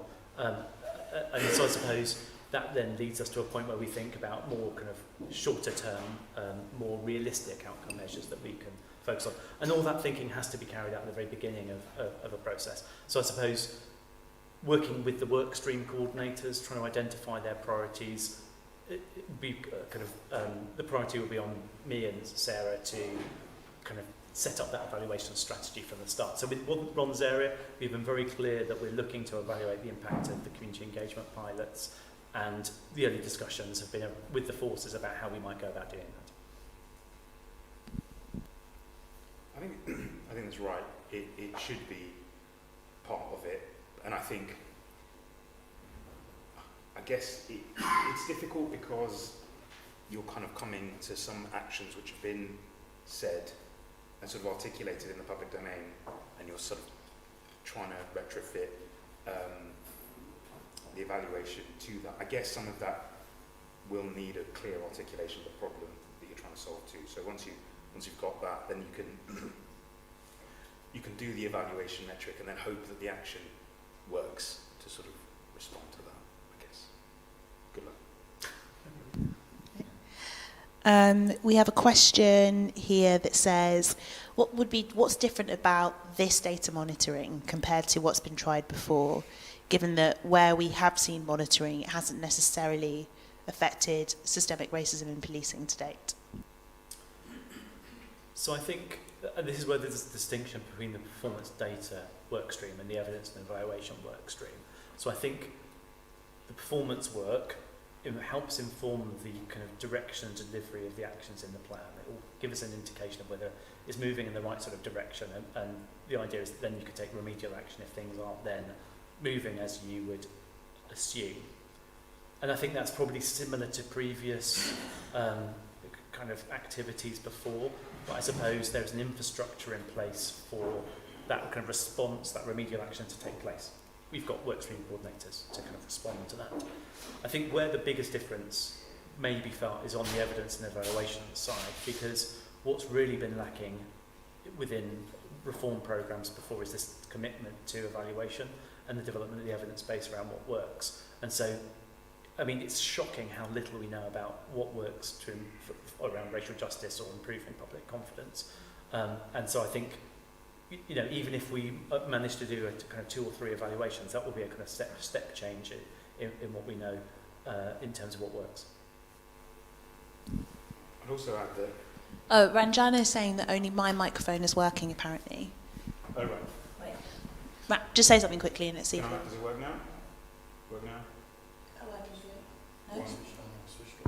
It's mute. It's on mute. Is it working now? No, it should be working now. Elliot, does it work now? Is it on? Yeah. It wasn't on. It wasn't, but now it is. Now it is. Blame Paul. Yeah, I usually do, to be fair. I guess monitoring of data in itself isn't going to change anything. It's what it shows. So monitoring something, and not doing nothing different isn't going to result in a change. And I think that's the key, right? So we've got to say that my hypothesis is that by doing this action, I'm going to change this metric by this %. And then that's my hypothesis, that's where I start from. I measure and monitor that data, and then I say, did it have the impact that I thought it would have in the first place? and then you say yes, no, maybe. But it's that thing that you try and intervene, that sort of piloting exercise or whatever it is, that's the key. Measurement on its own isn't going to do anything. Of course. Thanks. So I think there's also an element which is hopefully going to be different in this plan, which is about what do you actually do with that data. So actually police have for a long time collected and monitored a number of different metrics, but they just might not have ever looked at them, or have ever looked at them to look at what are the patterns and then done something differently based on that data. So there's a real opportunity to change people's mindset as well and hold them account through the plan, through data that we're already collecting. I think that's right. And also there is a slight shift, right? You could previously just wear it. If you wanted to, you could just say, yeah, you're 7 times more likely to be stopped and searched. But if you're going to say now, actually, we're going to reduce that number from here to here, then that's the kind of like target, the aim of the action plan. So politically, you might have got away with wearing it in the past. Maybe you could today too, but it's not the way it's going. So let's hope that we're ambitious with what we're expecting to see come out of the Police Race Action Plan. So someone has highlighted, and I think when Nick was giving his presentation in Workstream 2, he highlighted the gaps in ethnicity data collected by police officers. Will this be addressed, and if so, which workstream would it go to? So I think Workstream 2 is probably where it would sit, given that it falls into the presentation, but is that an area that's being looked at in the plan? It's being looked at in different places across the plan as a whole. So, for example, in Tracey's area, there's been the development of a national protected characteristics data standard, so that for all workforce data, issues of protected characteristics are recorded in a consistent way against the census categories. So that's something that the data team have been involved in. It's something that Tracey's been involved in. With the stop and search data, that's something that I'm helping kind of Paul, who's the workstream coordinator, with. So it doesn't sit in one place only. It's sort of spread across everyone's responsibilities. We've got 2 questions back to back, which I think have sort of been touched upon, but I'll ask them at this point. Is there a slide that shows actions and outcomes of each of those actions, further plans, goals, and then the result of any analysis? So I think, well, they said slide, but obviously they have the slide pack, but in terms of in future, will that be something which will be shared publicly for the Race Action Plan? Yes, so I think in the future we want to make the data performance evidence evaluation work much more visible, because as I said at the outset, it's been mainly an internally focused set of work so far. There is more to be done around, it's a term I really don't like, benefits mapping, which is about thinking about focusing on the actions in the plan and then thinking through what the likely outputs and outcomes are of those individual actions. Now, we have some of that work already being carried out at a large scale across the plan as a whole, but we probably need to now then do something similar for individual actions, or certainly the individual priority actions. I guess we can make that public. There's nothing that would stop us from making these things public, because we want to be transparent. But some of that work needs to be concluded before we can do that. Do you have any questions in the room? Colin? So, Paul, you talked about the outcomes framework and the weight of evidence on which the outcomes framework was built, and the outcomes framework, as you described, has influenced the shape of the overall programme. Could you say a bit more about the evidence base on which the outcomes framework is constructed? So what's the evidence that to prove that those 4 themes are the key ones in driving confidence in the police, or is there a lack of that? Well, I guess they're common themes that come up repeatedly within the literature in policing, and they're also repeated through community engagement exercises and very many inquiries. So I don't think any of those things there would come as a surprise. I suppose before we started, the issues around under protection and victimisation weren't within the plan, and I suppose that our inclusion of that, because there's clearly evidence of that, then helped kind of stretch the plan into a kind of slightly different area. We didn't go through a formal process of kind of reviewing the literature. It was based on our kind of many years of experience of kind of working in this area.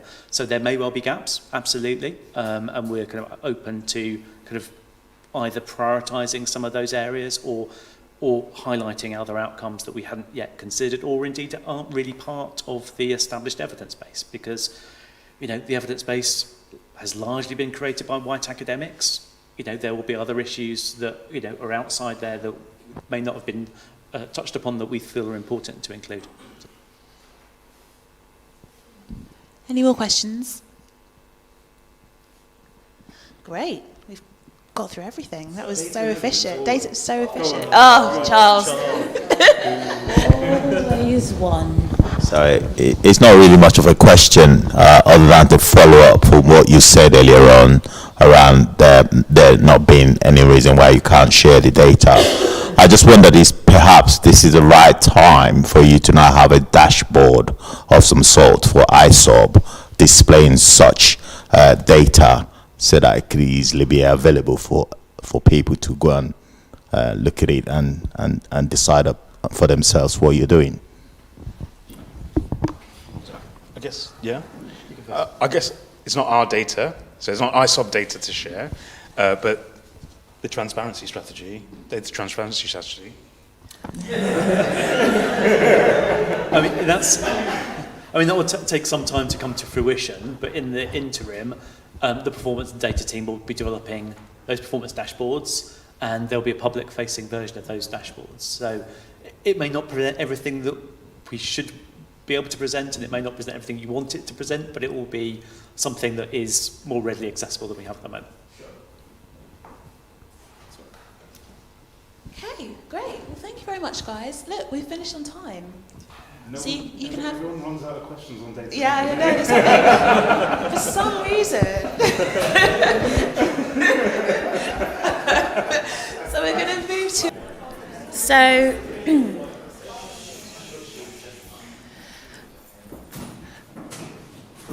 Just going to get the nod from Theo. Yeah.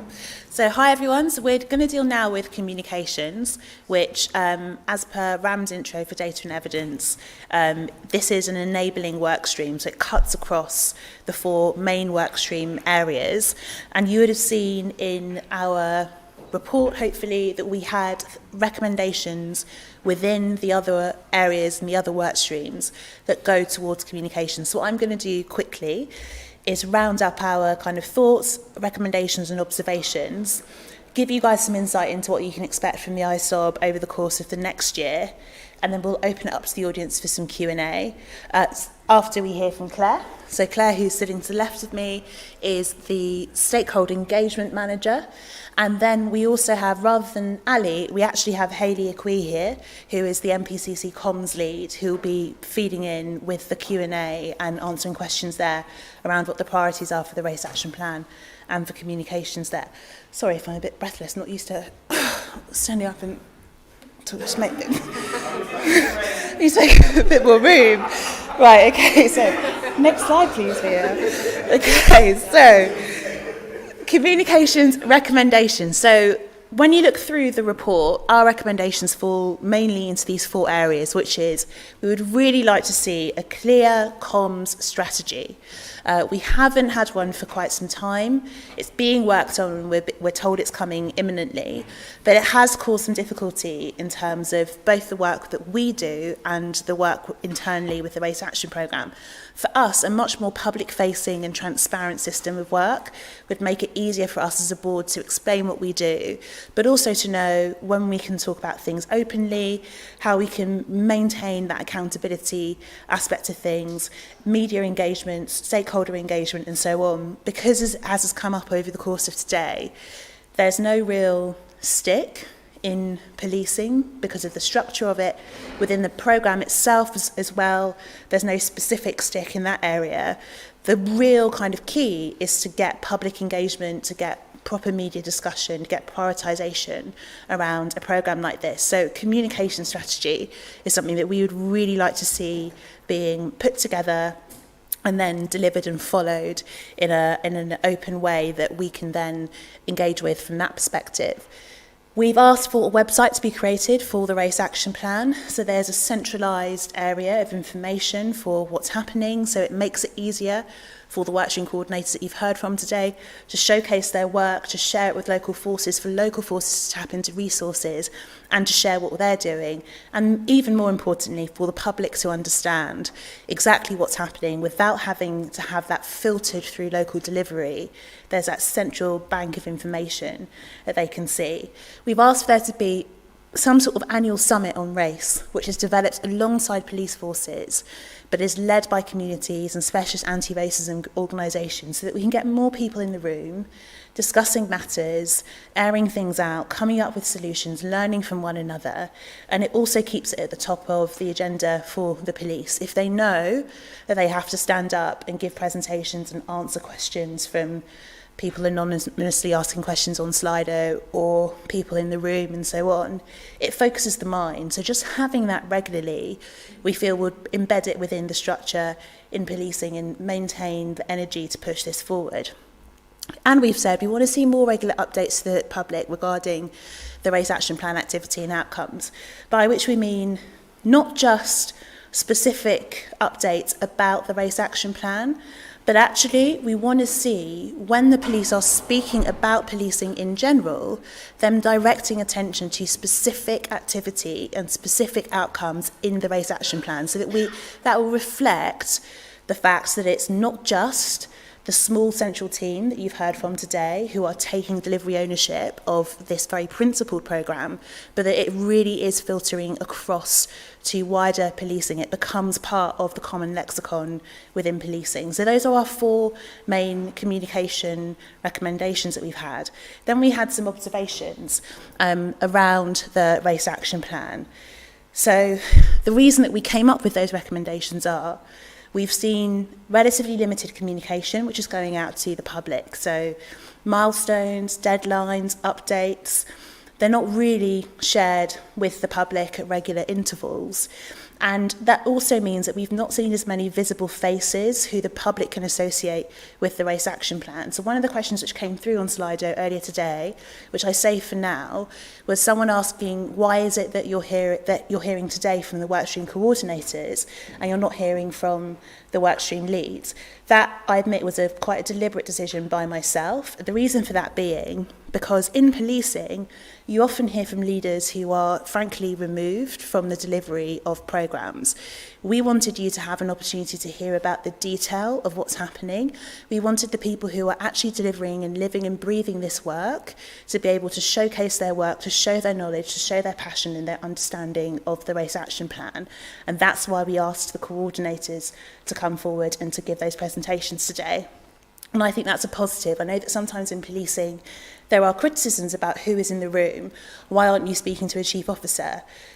Newsflash, it's not the chief officers who do the day-to-day work of delivery of programmes like this. It's the Rons, it's the Traceys, it's the Graces, it's the Claires who sit down and get on with that day-to-day work. So hearing from them directly is really important. And I hope that what you've seen as well through Ali stepping in at various points is the supportive position that leadership is giving to the Race Action Programme in this structure, and how that's something that we would like to be seeing replicated in policing. That those who have the passion, the energy and the focus are at the forefront of the work, and that the method of leadership that's being adopted in the programme structure is leading through support and through amplifying their voices, rather than, for example, taking ownership or accolade without actually delivering as a leader. So with that, we do feel that the limited communications has meant there have been missed opportunities to communicate good work.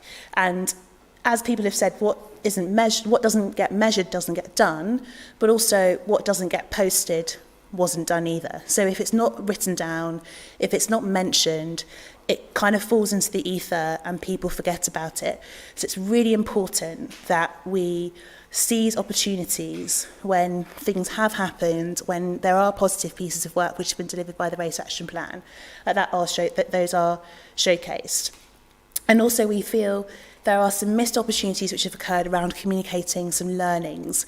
So for example, information on the actions that are going to be taken by the programme following key moments.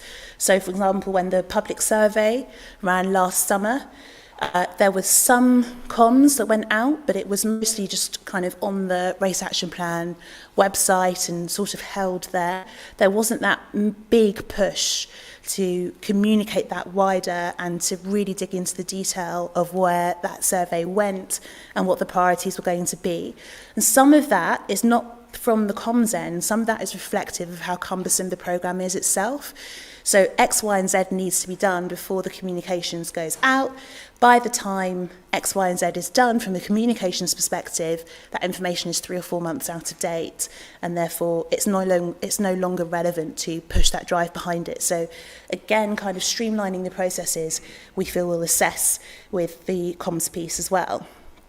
And we're also looking at matters from a national and force level. So particularly this was true earlier on in the programme, so during the report period, we felt that a lot of the times when we did raise the fact that we needed to see more national communications coming out of the Race Action Programme, the pushback that we received was that local forces were being asked to deliver that, from which we said, well actually then you're kind of introducing a postcode lottery. We know that some chiefs, some police commissioners, some crime commissioners buy into this more than others. Some forces have a more active Black Police Association than others. Some have a lower population of Black people, so they don't prioritise this plan.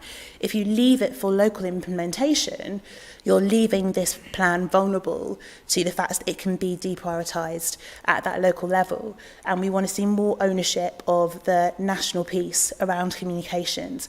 Over the course of this year, that has changed. So that's not an argument that we've heard as much, but we go back to the personnel issue. We've had changes in terms of who's leading on communications for the Race Action Plan, and that has meant, again, that there is a slowness in responding to things dynamically, and because we're competing with a 24-hour news cycle, because people are constantly bombarded with newsletters, bits of information, and so on, things fall down the list, and if you don't react to things quickly enough, it doesn't hold people's attention. So, reiteration of the plan, you guys would have heard that being discussed throughout the course of the day. When the plan was released in May 2021, it was followed by a national survey which elicited 5,000 responses. And one of the promises behind that survey was that the wording of the plan, the priorities of the plan, pretty much everything within the plan would be sensitive to both the survey and to qualitative feedback which would be taken and then reiterated into a plan which is more community-led and community-centred. That policing wanted to issue a plan to prove to Black communities that they were taking it seriously, but also to listen to them and then co-produce a later version of that plan. So we're now coming up to a year and a half since that was released, and there still isn't a date agreed yet for that reiteration.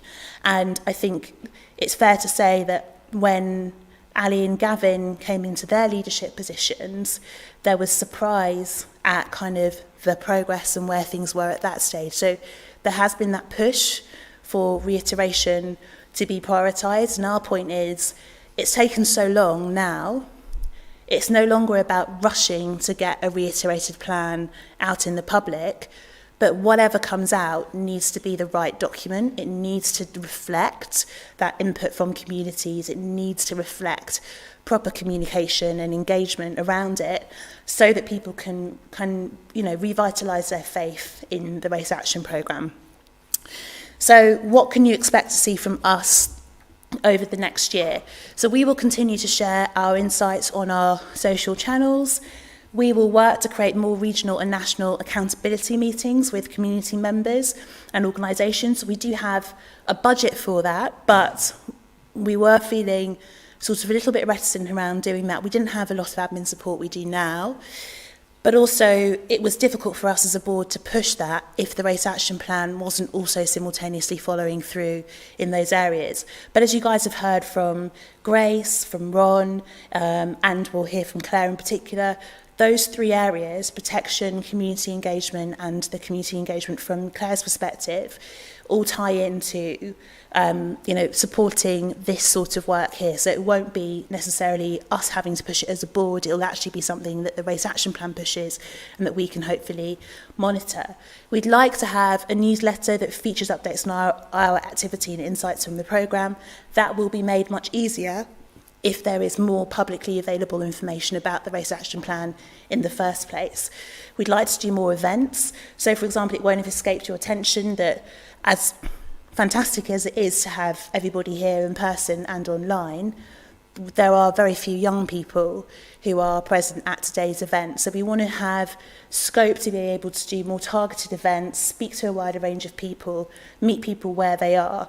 But for us to do that, we need to free up time and resource to be able to do so. And then also we'll be working towards releasing our annual feedback report next year, which will be released in July 2024.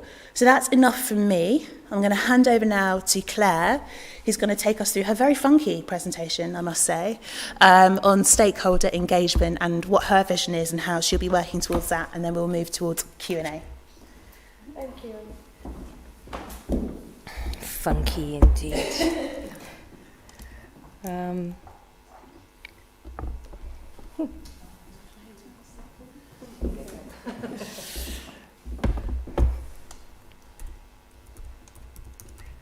Good afternoon.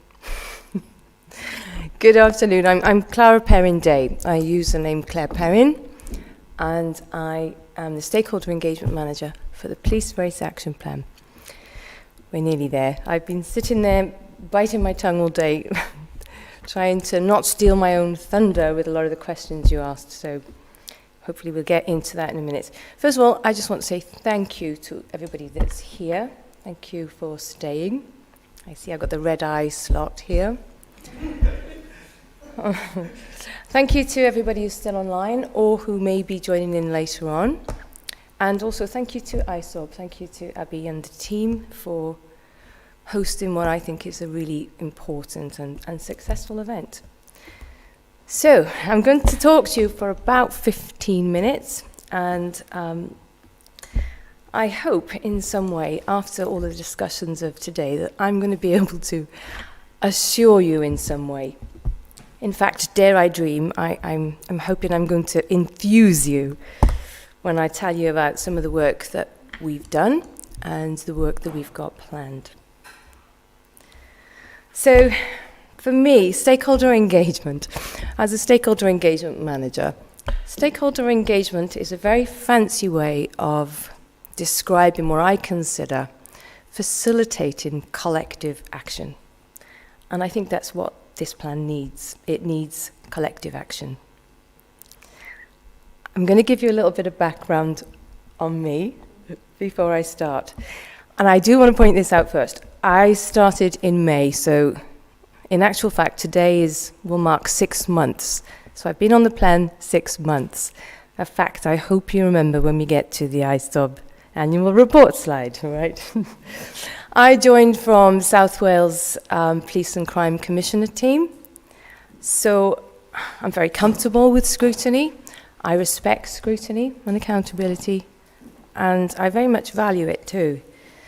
So I'm very glad to be working with ISOB and to have them as a critical friend for this plan. I have a legal background. I've worked in advice and advocacy, and I guess with communities in the broadest sense, in the broad umbrella, I guess, of community engagement for my entire career. I hope that I'm going to remain a consistent face for you as the stakeholder engagement manager for this plan. So, thank you. Yeah, can I have the next slide? I'm going to present to you my vision of stakeholder engagement for both internal and external stakeholders, which has been very carefully considered and informed really by the work that I've been doing since I joined. And I really want you to get that. I want you to get why the groundwork that I've done and I've been focusing on since I came into post is not only necessary, but has proved absolutely vital. All right? Engagement is a term we hear a lot, isn't it? I think Ron touched on this when he spoke to you earlier on. I want to be really clear from the outset that our engagement is going to be participatory, two-way, engagement that leads to something meaningful and tangible, because that's what people tell us they want. So our engagement is linked, I guess, around 3 themes. The most important thing for me and for communities, and what people remind me all the time, is that the communication must be clear, concise, and consistent. All right?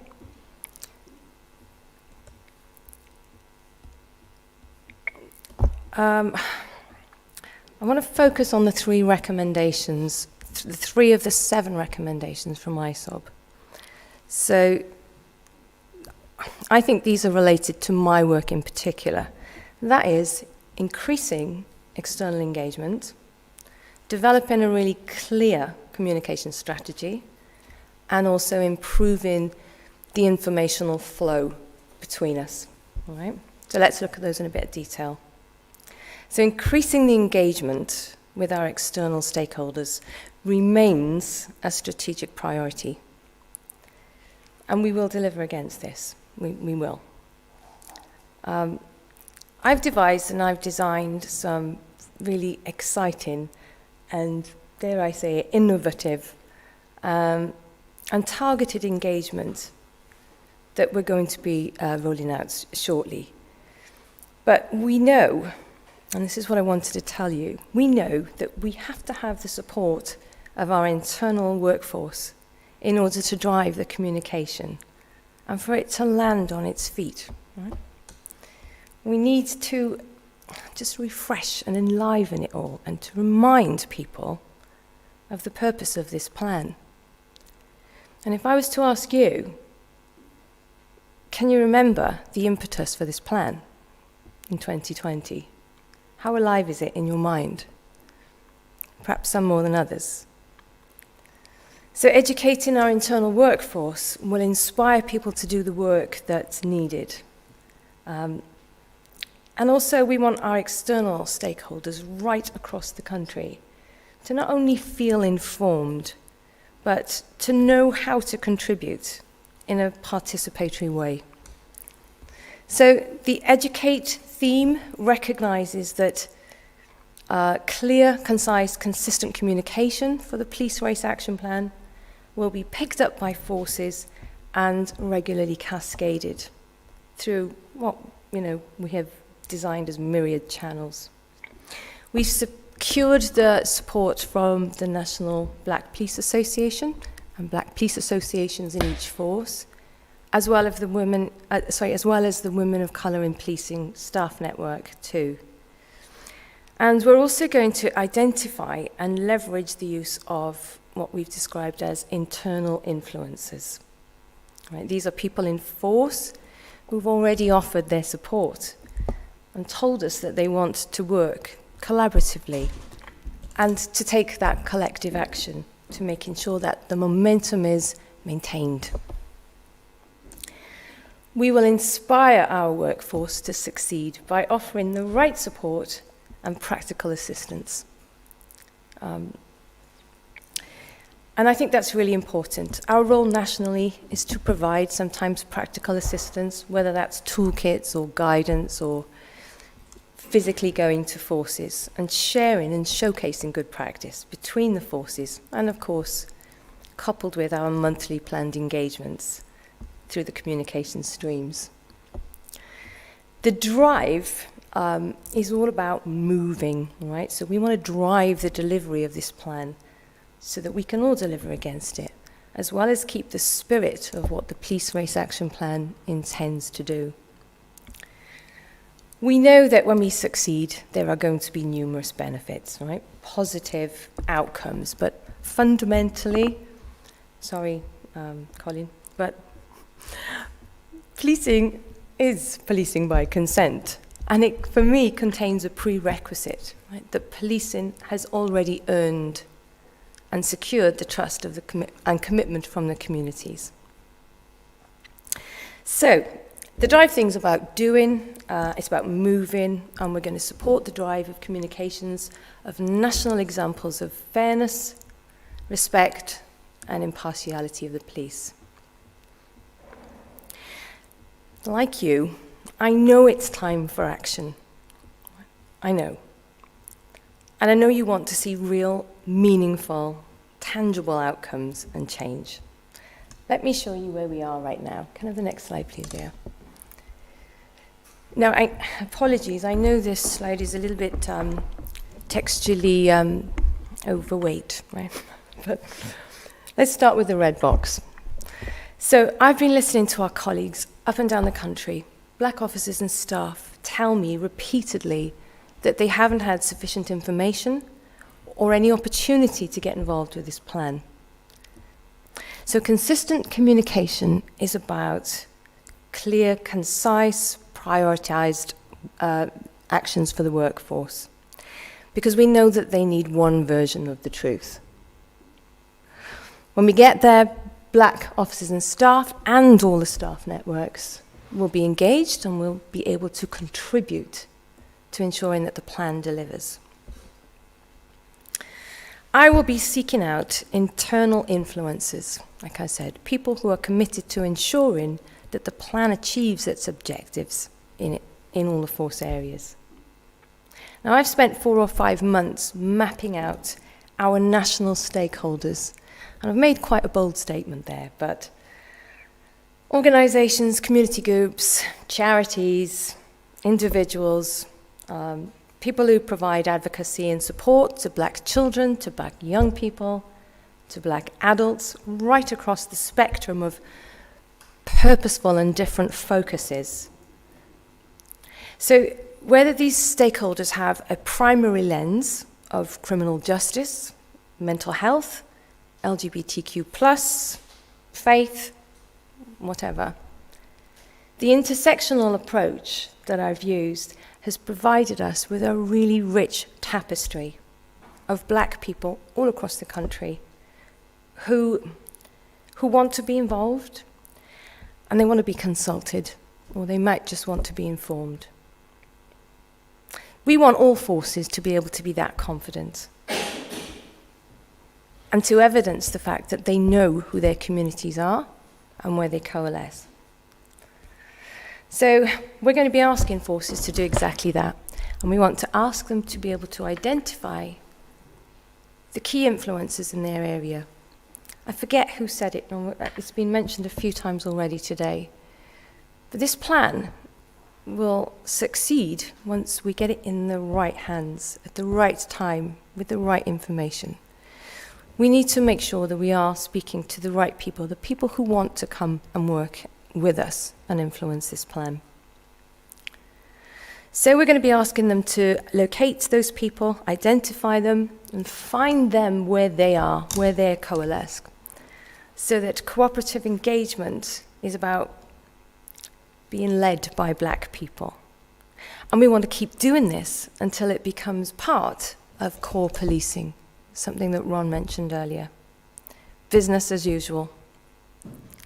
So in our mind's eye, we've got a future where black people are routinely consulted about issues that affect them, and that they're given every opportunity for the governance and oversight later on.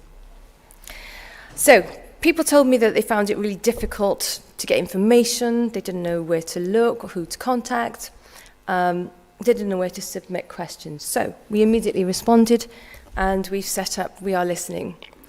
I encourage you to make a note of this and to use it whenever you want to submit queries, questions, comments, or anything else. But we're planning more. We're planning a series of monthly events to inform people and to ask their views, which will improve what we think will work. And this process is iterative, right? It's dynamic. It's not fixed or inflexible. It can be changed and it can be shaped and improved along the way. I've analysed the comments that I've been receiving over the past few months, and they come from both internal and external sources. Time seems to be like the second most popular thing that people refer to, or maybe perhaps a source of complaint even. Things aren't happening fast enough, not soon enough for them, for some people. I get that. I think we all do. For others, the messages that were embedded from 2020, I think perhaps need repeating. We need to bring people on the journey with us. So I'll be refreshing that and reminding people that we've got to keep this work alive and supported. Because the number one fear communicated to me from people up and down the country, and I know I'm preaching to the converted, but I'm going to say it anyway. The number one fear is that the Police Race Action Plan becomes just another plan, right? And we can't let that happen. Can I have the next slide, please, Via? So, our Educate theme begins in-house, and we're going to invigorate internal support and work closer with our Black and Black heritage officers and staff, starting from the top down. Repositioning the plan and its objectives, describing the new leadership and governance arrangements. We'll continue to lead with our approach of intersectionality, and we'll share our understandings of lived experience that our workforce has. And we'll also remind the 40% of staff who told us during the Our Black Workforce Survey that the reason they stay in post is because they want to instigate change from within. Well, we need those people. And if you're one of those listening or in this room, my plea is to contact me and reach out, because we really do need you. So, once we've done that, we can collectively tell our communities that the work we've done and what we're doing and what we will do. We want to continue to inspire, right? To be that spark for local forces to conduct even better community engagement. We'll be sharing good practice and promising practice force-wide through our key influencers, but we're also seeking to identify key community influencers. And they'll be working with specialist Black media outlets. And the reason we're doing that is because we know levels of trust and confidence are already woefully low. So we need the right people in the right place to reach the right people. So we're going to be working with specialized and dedicated Black media outlets who can reach the voices we haven't yet heard and the perspectives that are perhaps missing. So we're developing an idea of key community influencers, which we think will form an oversight group, all right? An external reference group, if you like, so that we've got that subject matter expertise on hand, and we've got community confidence because of the increased involvement as a result. Can I have the next one? Sorry, Ria. Thank you. The mixed media approach we're taking will be balanced because we need to tailor the approach that will be co-produced. The co-produced engagements with informative and accessible communications, both inside and outside policing, will inspire forces to remember that every contact counts, right? So monthly communication will incorporate a Slido-style call for action. I guess kind of similar to what we've done today, so that we can capture current thinking and we can provide assurances to you and to ourselves and to our communities that we're on the right track. We want to get this right, and we want you to come with us. So, can I have the last slide, please? The time's up, really, for me. Ooh, pardon the pun. Yeah, the time's up on talking and writing more plans. We need to take action, we know that. Please feel invited to take a photograph of the contact details there. This is the We Are Listening email that directs your comments directly straight through to the Police Race Action Plan team. And let's take some collective action. But remember that collective action, it has the potential to drive change and address really complex issues. But it also requires planning, persistence, and the active involvement of us all of us. Thank you very much for listening.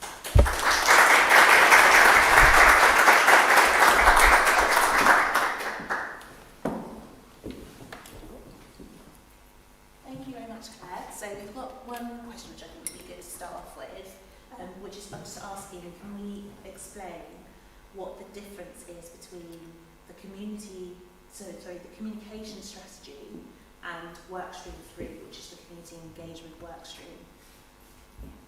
Sorry, that wasn't on. So it's the end of the day, guys. I'm flagging slightly. So basically, how is the communication strategy different from the Workstream 3 community engagement workstream? So the communication strategy is kind of very overarching, and I'd say the community engagement is part of that.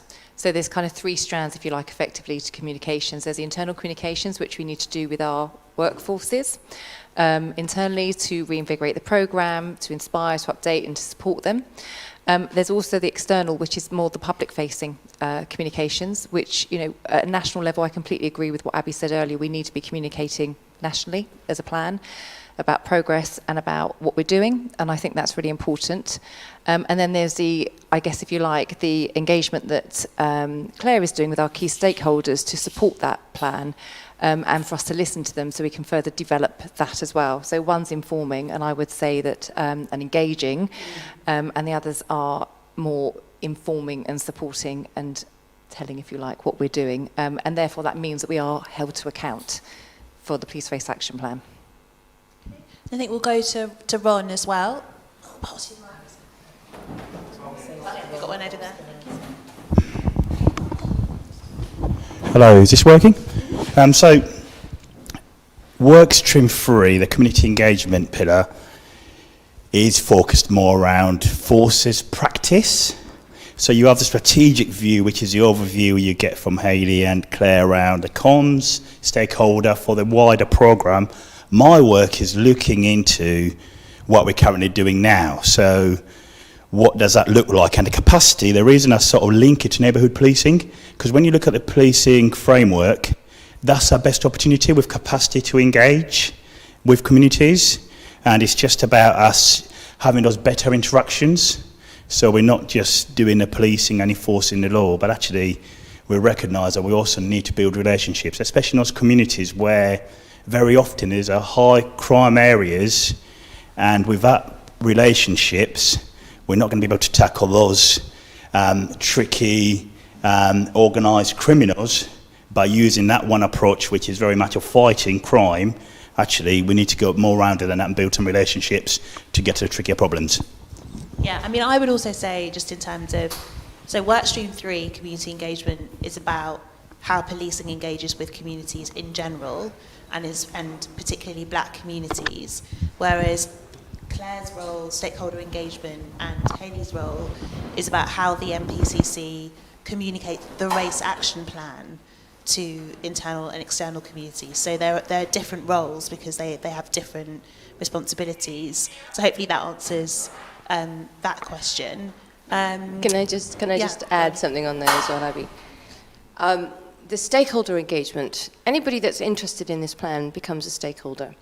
Nationally, I've got a list of over 300 stakeholders, people who work in the national sphere, right? And I want forces to be able to do the same thing locally. They should be able to tell me where their black people live, where they operate, where they coalesce, what they're interested in, where their children and young people hang out, and everything else.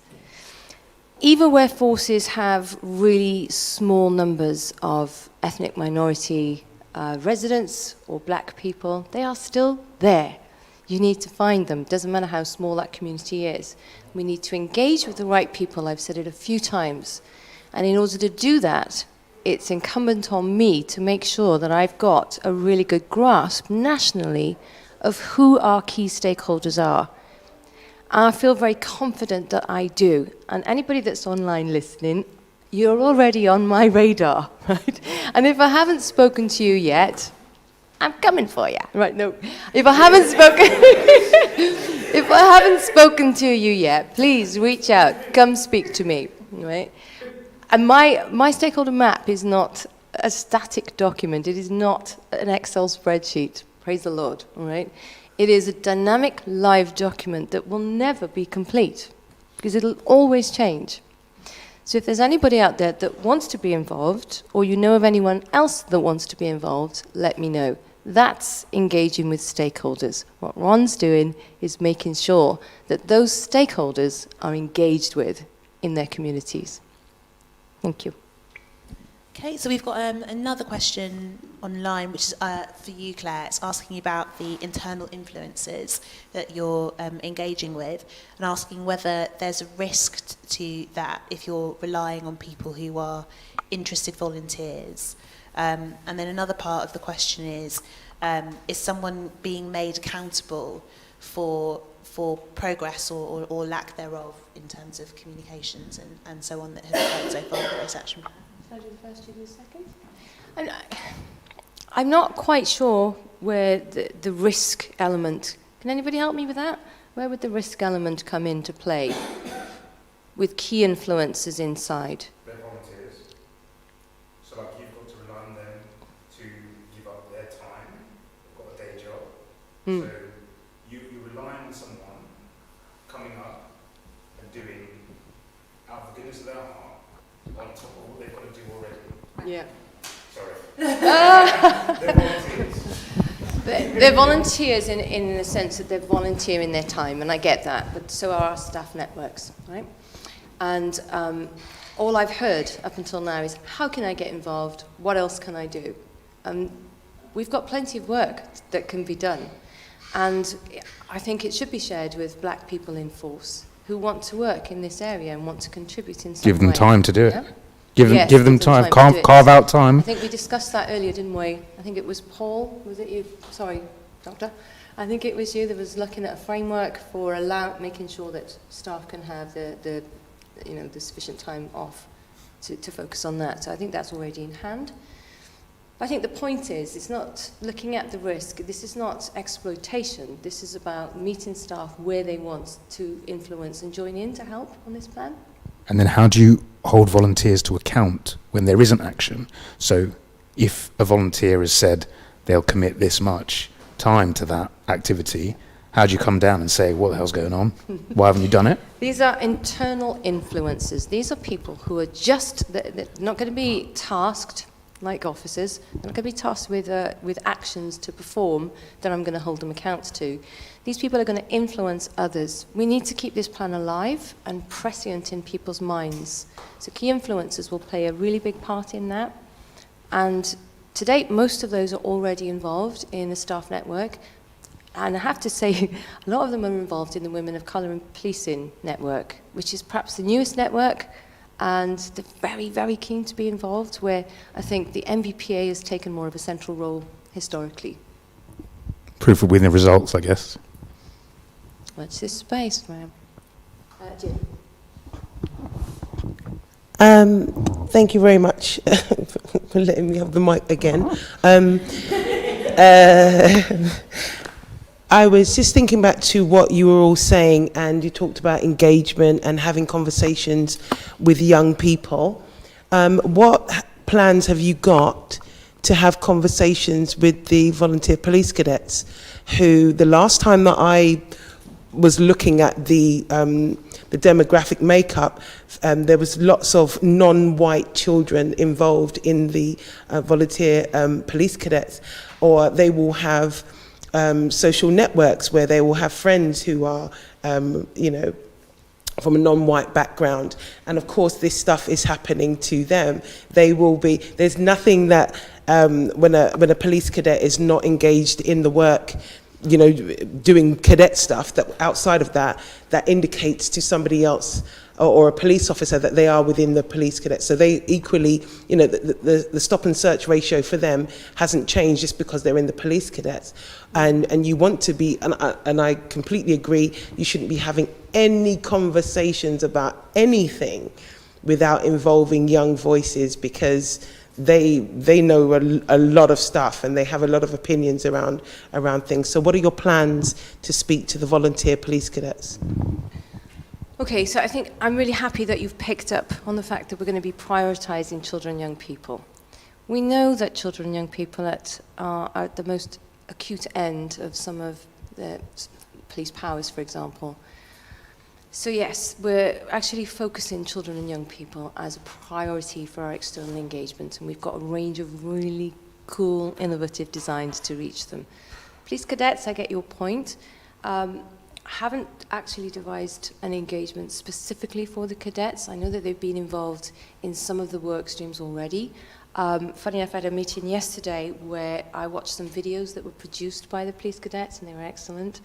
And we need some follow-up work, so that could be something I could consider, so thank you for that. But also, you know, let's be clear, we don't just want to speak to young black boys and girls, right? We need all children and young people's perspective and views on this too. Yeah.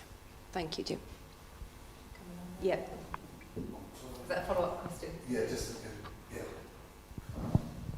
Oh, sorry. Oh.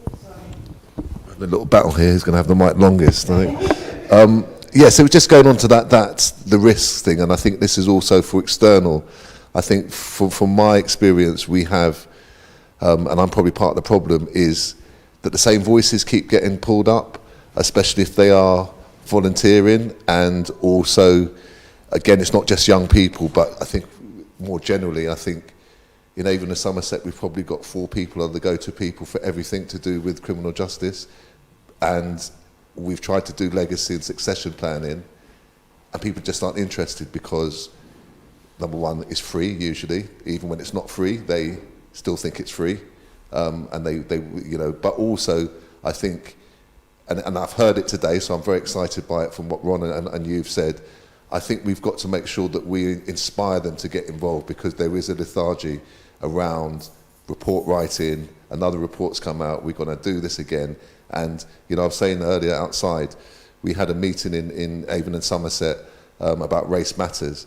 And we had a new generation of young women who had started to turn up, but there was a dearth of men. The men just weren't coming to these meetings because they had decided that it wasn't going to go anywhere. So that's the risk to me, and I'm not saying it's a fatal risk. I just think that it needs to be acknowledged that your exciting plans, I hope, will really kind of invigorate people to get involved in this, because I think that's the biggest issue. The ones of us that are here, we're here for the long haul, but it's about getting people into this space that really don't have any ambition to be in this space.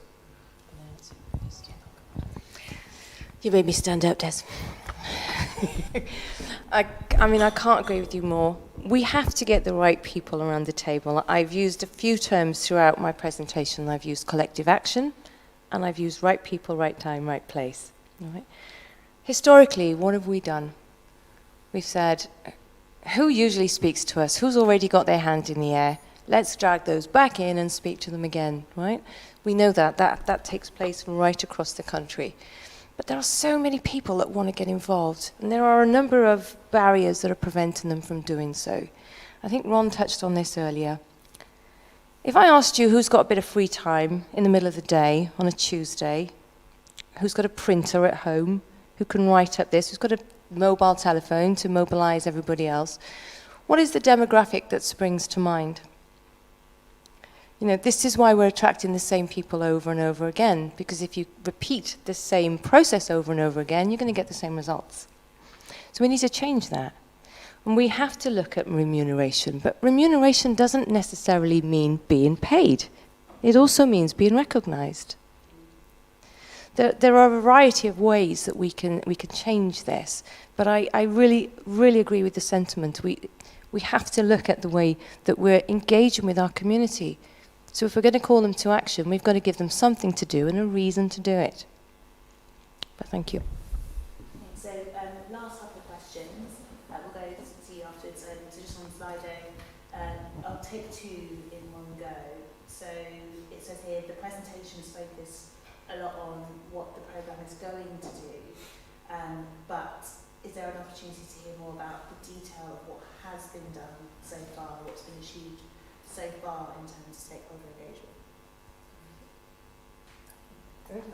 But can I just come on very quickly back to the point before? There's two programmes of work that make me think about when we're talking about volunteers. People are values driven, and we do have to make it easy for them to participate. I think that's really important. So two programmes that spring to mind that I've worked on. One was Community Champions for Diabetes UK, and we worked with Black volunteers and Asian volunteers. And I evaluated two different models, and it is possible, but I will catch up with Claire, because I think that's something that actually for me was really impactful, was very long standing. We had very dedicated volunteers that worked on that programme for a very long period of time, but it had to be made easy, and we had to make it accessible, and we had to work around them, not the other way around, asking them to work around us. I think that's really important. And also working to get mentors in place to support black youth around knife crime. And that was also, again, giving them a skill base, educating them, giving them training, how to have conversations with youth, for example. And I think actually it's not just about what they give us, but also what we can give them and how we can upskill them and why would they be involved. And I think that's, with any volunteer programme, we have to make sure that we can do that. Going on to what's been delivered with stakeholders, I'll pass back to Claire, and then I can come on to talk about the strategies, which I think was an earlier question. Oh, yeah, forgot to pass the mic on that bit. Right, strategies next. Thank you for the question about what's been going on up till now. I mentioned briefly in my presentation about why I wanted you to really get the importance of the groundwork. So perhaps I should expand on that a little bit. I met Des today for the first time, right? And if I was to say to Des, I absolutely demand your trust from this moment forth, because now you know my name, how successful might that be? Stakeholder engagement requires the building of trust, all right? So it's not just a question of open search and open source exploration and research, getting a few names and putting them in an Excel spreadsheet. I've been building trust and confidence with the people who say they want to work with us. And also, I'm very keen to ensure that we meet black people where they are comfortable. So what we've done is we've taken, I've told you already, we've got a list of over 300 stakeholders. We've split those into two tiers, sort of like almost abstractly so, right? Nobody is prioritized, but I've split our stakeholders into two tiers, broadly speaking, internal and external stakeholders. And what we've done is we've ranked those stakeholders by their influence, by how much involvement they want on this plan. So we've used 4 categories. They're either responsible, accountable, consulted, or informed. The people who just want to be informed will be very happy with an updated email once every month. The people who are consulted need more, all right? But the thing I really want to get across, and this is something we're going to be asking forces to do, is we need to map out our stakeholders much more sophisticatedly. In the past, we've looked at our race equality networks, and we've left it at that. What we've done is we've looked at black people where they actually coalesce, whether that's in violence against women and girls space, children and young people, mental health, social equity, communities of interest, communities of geography, music, sport, business, etc. So like I said, we've got a really rich tapestry of those stakeholders. That's really painstaking work, but that is the groundwork. I need to know who our communities are, and I'm going to be asking the same of forces. So it's incumbent on me to model that excellence. Do you agree? Thanks. I think also, just speaking frankly, one of the issues which has been pertinent in the plan is that there has been a lack of organisational memory. So where there has been stakeholder engagement, there hasn't been a centralised resource that we can look at. So, for example, as an ISOB, we found it difficult when speaking to different people who are involved in the plan to say, what has the engagement been with this particular charity or this particular individual? When you've had meetings with them, where's the record of that meeting? Where's the feedback loop around it, and so on? So, you know, I think one of the reasons why that question is maybe not being answered as directly as it could be is that there isn't sufficient record keeping of the stakeholder engagement. There hasn't been a clear enough ask of what type of engagement has taken place, and there hasn't been enough of a feedback loop around it. So one of our challenges as a board to the plan has been, can you demonstrate the impact of the engagement that you've had so far, and what are your forward-looking plans around that? So in the discussions that we've had with the work streams and so on, that has been recognised, and we look forward to seeing a change in that over the next year or so, because a concern that we have with the Race Action Programme is it relies on a secondment structure. So the personnel changes quite regularly, and so it can't be dependent on an individual's relationship with a stakeholder. It needs to be that the programme itself has an organisational and a proper approach, recorded approach to stakeholders, so that whomever is involved can pick up where the previous person left off, and so that whatever information has been, you know, mined or collected or collated from people doesn't just fly off into the ether and go to waste, so that people get exhausted by speaking to people over and over again. Ranjana has asked how wide the stakeholders are in England and Wales. Being in the north-north-east, they feel forgotten, so that could be something to take away, just ensuring that areas like Northumbria, Durham and Cleveland are included in those considerations. And then we've got one more question that we'll take from the room before we move to the closing section for today. Oh, sorry, yes, yeah. So sorry, just very quickly to cover off Claire, what Claire said, there is actually a physical mapping of stakeholders and an ability for people to feed into that about the contact they've had with them. So that is already starting, and that's something that Claire has built and is starting to do. So there's a physical asset there on stakeholders. I just wanted to go back very briefly and talk about who is accountable for communication. So I have written an internal communications plan that I will be looking to share. It's been signed off by the College of Policing, and I'll be looking to share that with the Police Race Action Plan leads to talk that through them and what we'll be doing. And it's very much based on the three things regarding how we educate, how we inspire, and how we actually then go and drive to deliver change. That has been written. It has key objectives underneath it, and I'm very, very strong on evaluation. So anything we do around implementation, there will be implementation plans around certain programs, will have an evaluation metric to it, to which we can be held accountable. And in terms of the external plan, clearly at the moment unfortunately I wasn't here this morning, but I know that you would have been informed about the maturity modelling that's going on. Once that has been done, I do have a draft external plan that has been written. What I'm awaiting to put in is key milestones that's going to be delivered, and I will be happy for that to be published. And again, we can be held accountable to that plan. It's pretty much there, but we do need those key milestones to which we can therefore be held accountable, depending on what the prioritisation will be. Thank you very much. A final question before we move to the close. Gavin.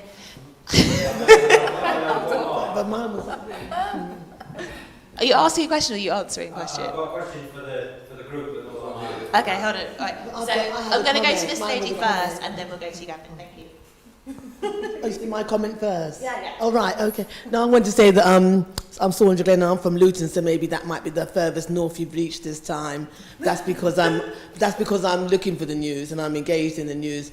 I think you've got to remember that you've got to reach and the audiences to be engaged in different ways, because how you're reaching me is not how I would expect to reach 25 and under.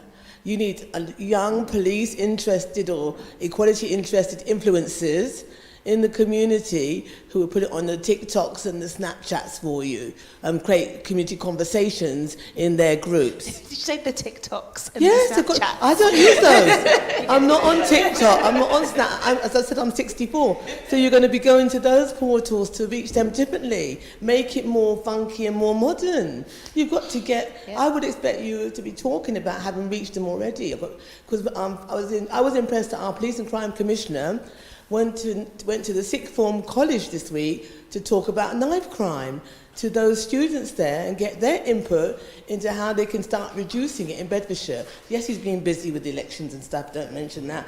But basically that was quite a forward-thinking thing to do. I think you should have some young ambassadors for PRAP. There should be engaged groups nationally in each town, in each police force area, of young ambassadors who are going to take that news forward. If you don't start changing these photos and these pictures, you're not going to reach those audiences. For me, it's time to start thinking a little bit more out of the box. And as you're younger, by at least 20, 30 years from me, maybe even 40, you can start having those dialogues and seeing the ways in which you can reach them, how you reach your other audiences in your private life even. Start thinking about how you reach your younger people and your family members. How do you get those messages across? Out of interest, Nathan Adams, who is also Nave Smalls, is a young grime, not grime, I won't say the word grime, he's a young R&B rap artist. Nave has got a massive audience now because he's attracted the Drakes. He's a Luton-born young man who's got thousands and thousands of followers, who started off challenging the police when he was 18 years old. So there's an interview of him giving Chief Inspector at the time, David Will, some very hard-hitting questions. You could engage people like him who's still interested in police equality to be a celebrity label ambassador to reach young people. You can reach them in many different ways with representatives who are interested in seeing changes in the police in their time, because they want to move things on quicker, the younger people, and they're far more outspoken than I ever was. They're giving those hard-hitting questions and those direct dialogue straight to people in the council now. They're asking the questions about why are we still waiting. So if I were you, I would actually start looking at the communication style and going out there and being a bit more adventurous. Be brave with it. Can I come in for a second? Just because we've done this sort of work before, not through policing, but I've done it in a previous role. So I joined in May, the Police-Based Action Plan, but we've done things like using drill artists who actually came up with the music and things like that to prevent knife crime. So using things like Twitch, for example, where people watch other people game. You're right, it's completely different channels for youth audience. It has got to be bigger. I'm following you, I don't see enough. Bedfordshire Police have already mentioned the Race Action Plan since it was launched. You know, once I think this year, and I share it with my groups to 3,000 African Caribbeans in the Luton area. It needs to be a constant dialogue. You've got to keep that buzz going. I've come today to see what's happened. Why is there not more of a buzz? And I've had to travel to hear the results, you know. Let's just keep the dialogue going. I'm impressed to see the changes. I know that bigger changes are coming, and I'm so happy to see the young black women in the leadership positions and young black men out there. That encourages me, but it needs to be more. And let's be honest, youth wouldn't sit through a 50-minute presentation. They need things in a much more succinct way. So we have to think about how we communicate, not just the channels, because the channels are something a bit easier, but actually the way we communicate, the messaging we get across has got to be right, and engagement has got to be, you're completely right, challenging. We need to be challenged by youth, and we need to be able to give them the forums in which to do that. And that wouldn't be a room like this. I'm happy to come in and change your comms for you, know.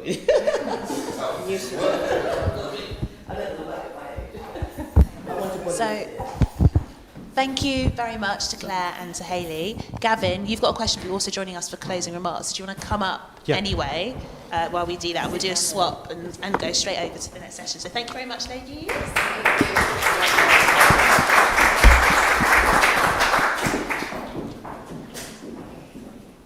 Thank you. So Gavin, what was your question? Are we on?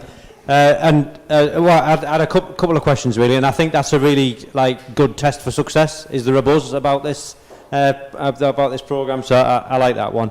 A couple of practical questions that may not necessarily get an immediate answer, but if people want to think about it or come back to us.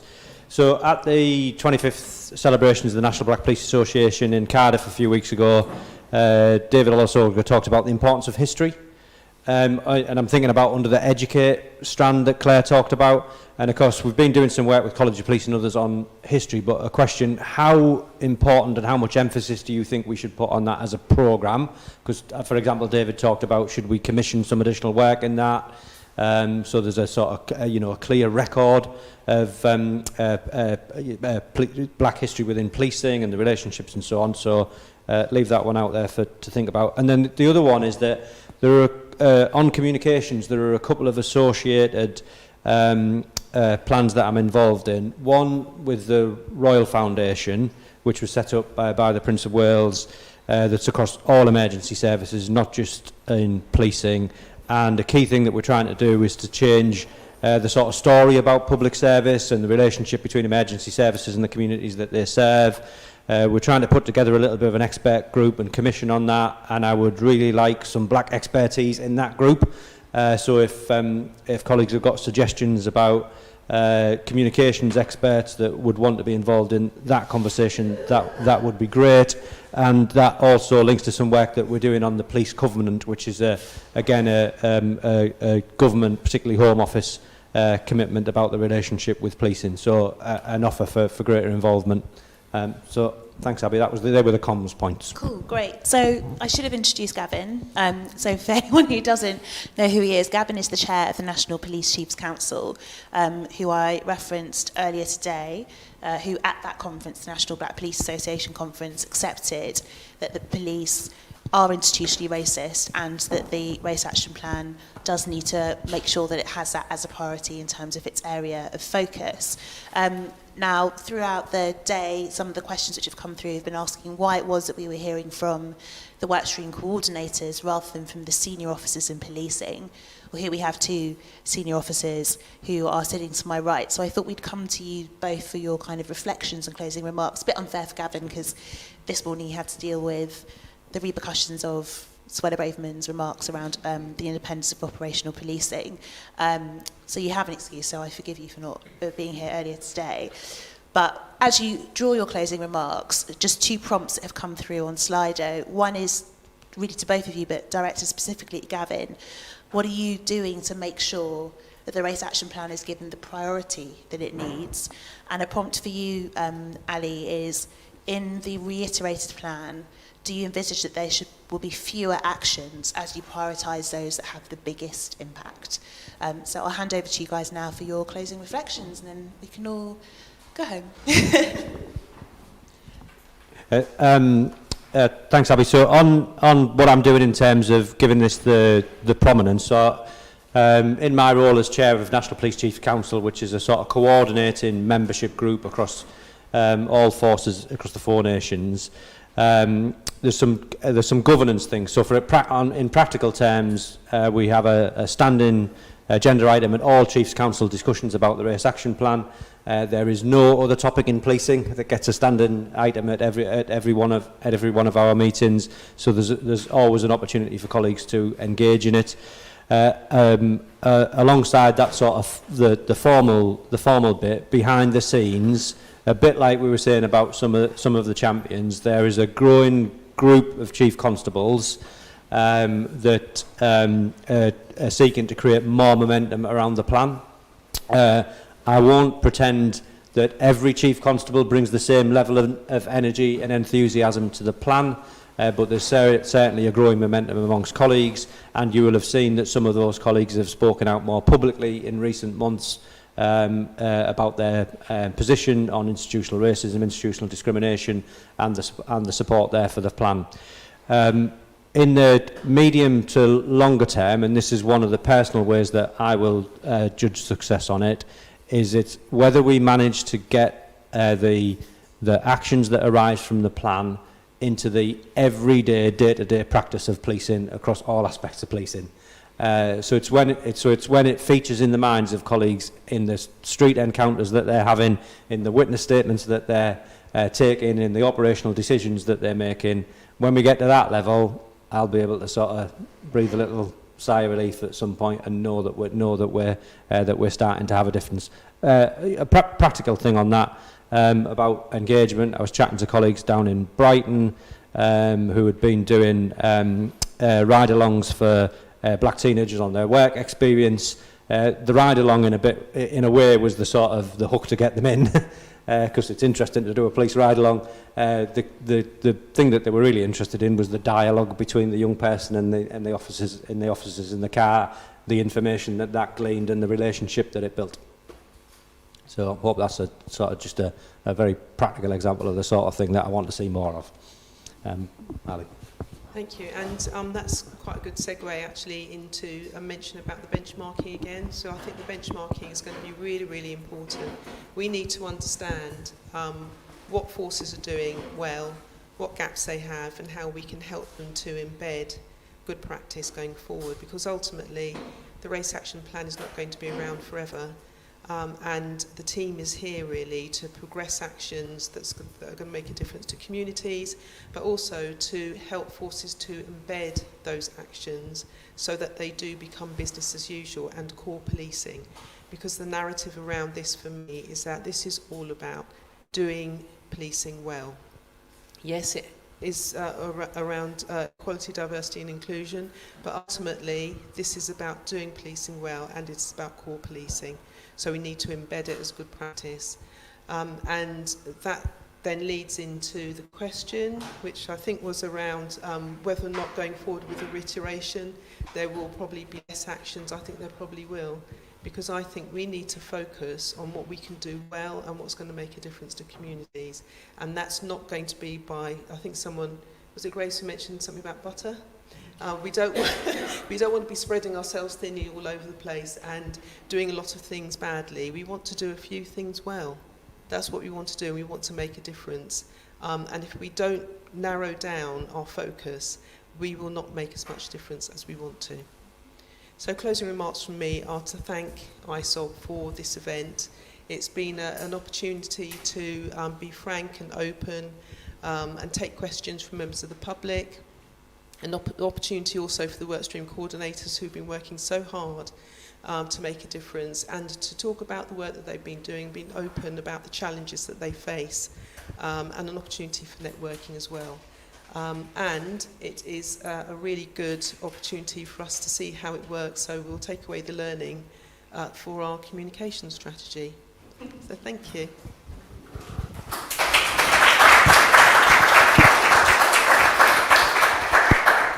Right, well, thank you very much, everyone, for coming. Really appreciate you all taking the time out for today, and that includes everyone who's still here and those who were here this morning. So, as you've probably noticed, I'm going to be going on maternity leave in a few weeks' time. So just want to reintroduce you to Nick, who will be our...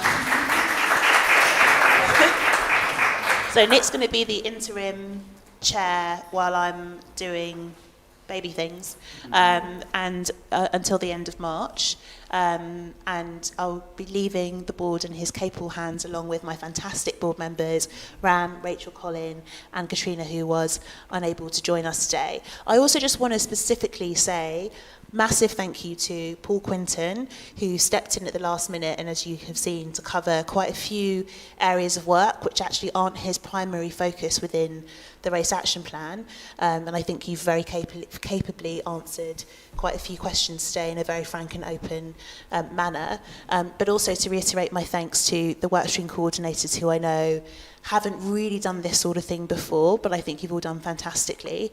And in the background, we've had Theo, Via and Michelle, who have helped to make sure that everything runs as smoothly as possible today. So thank you very much for your support and your help today.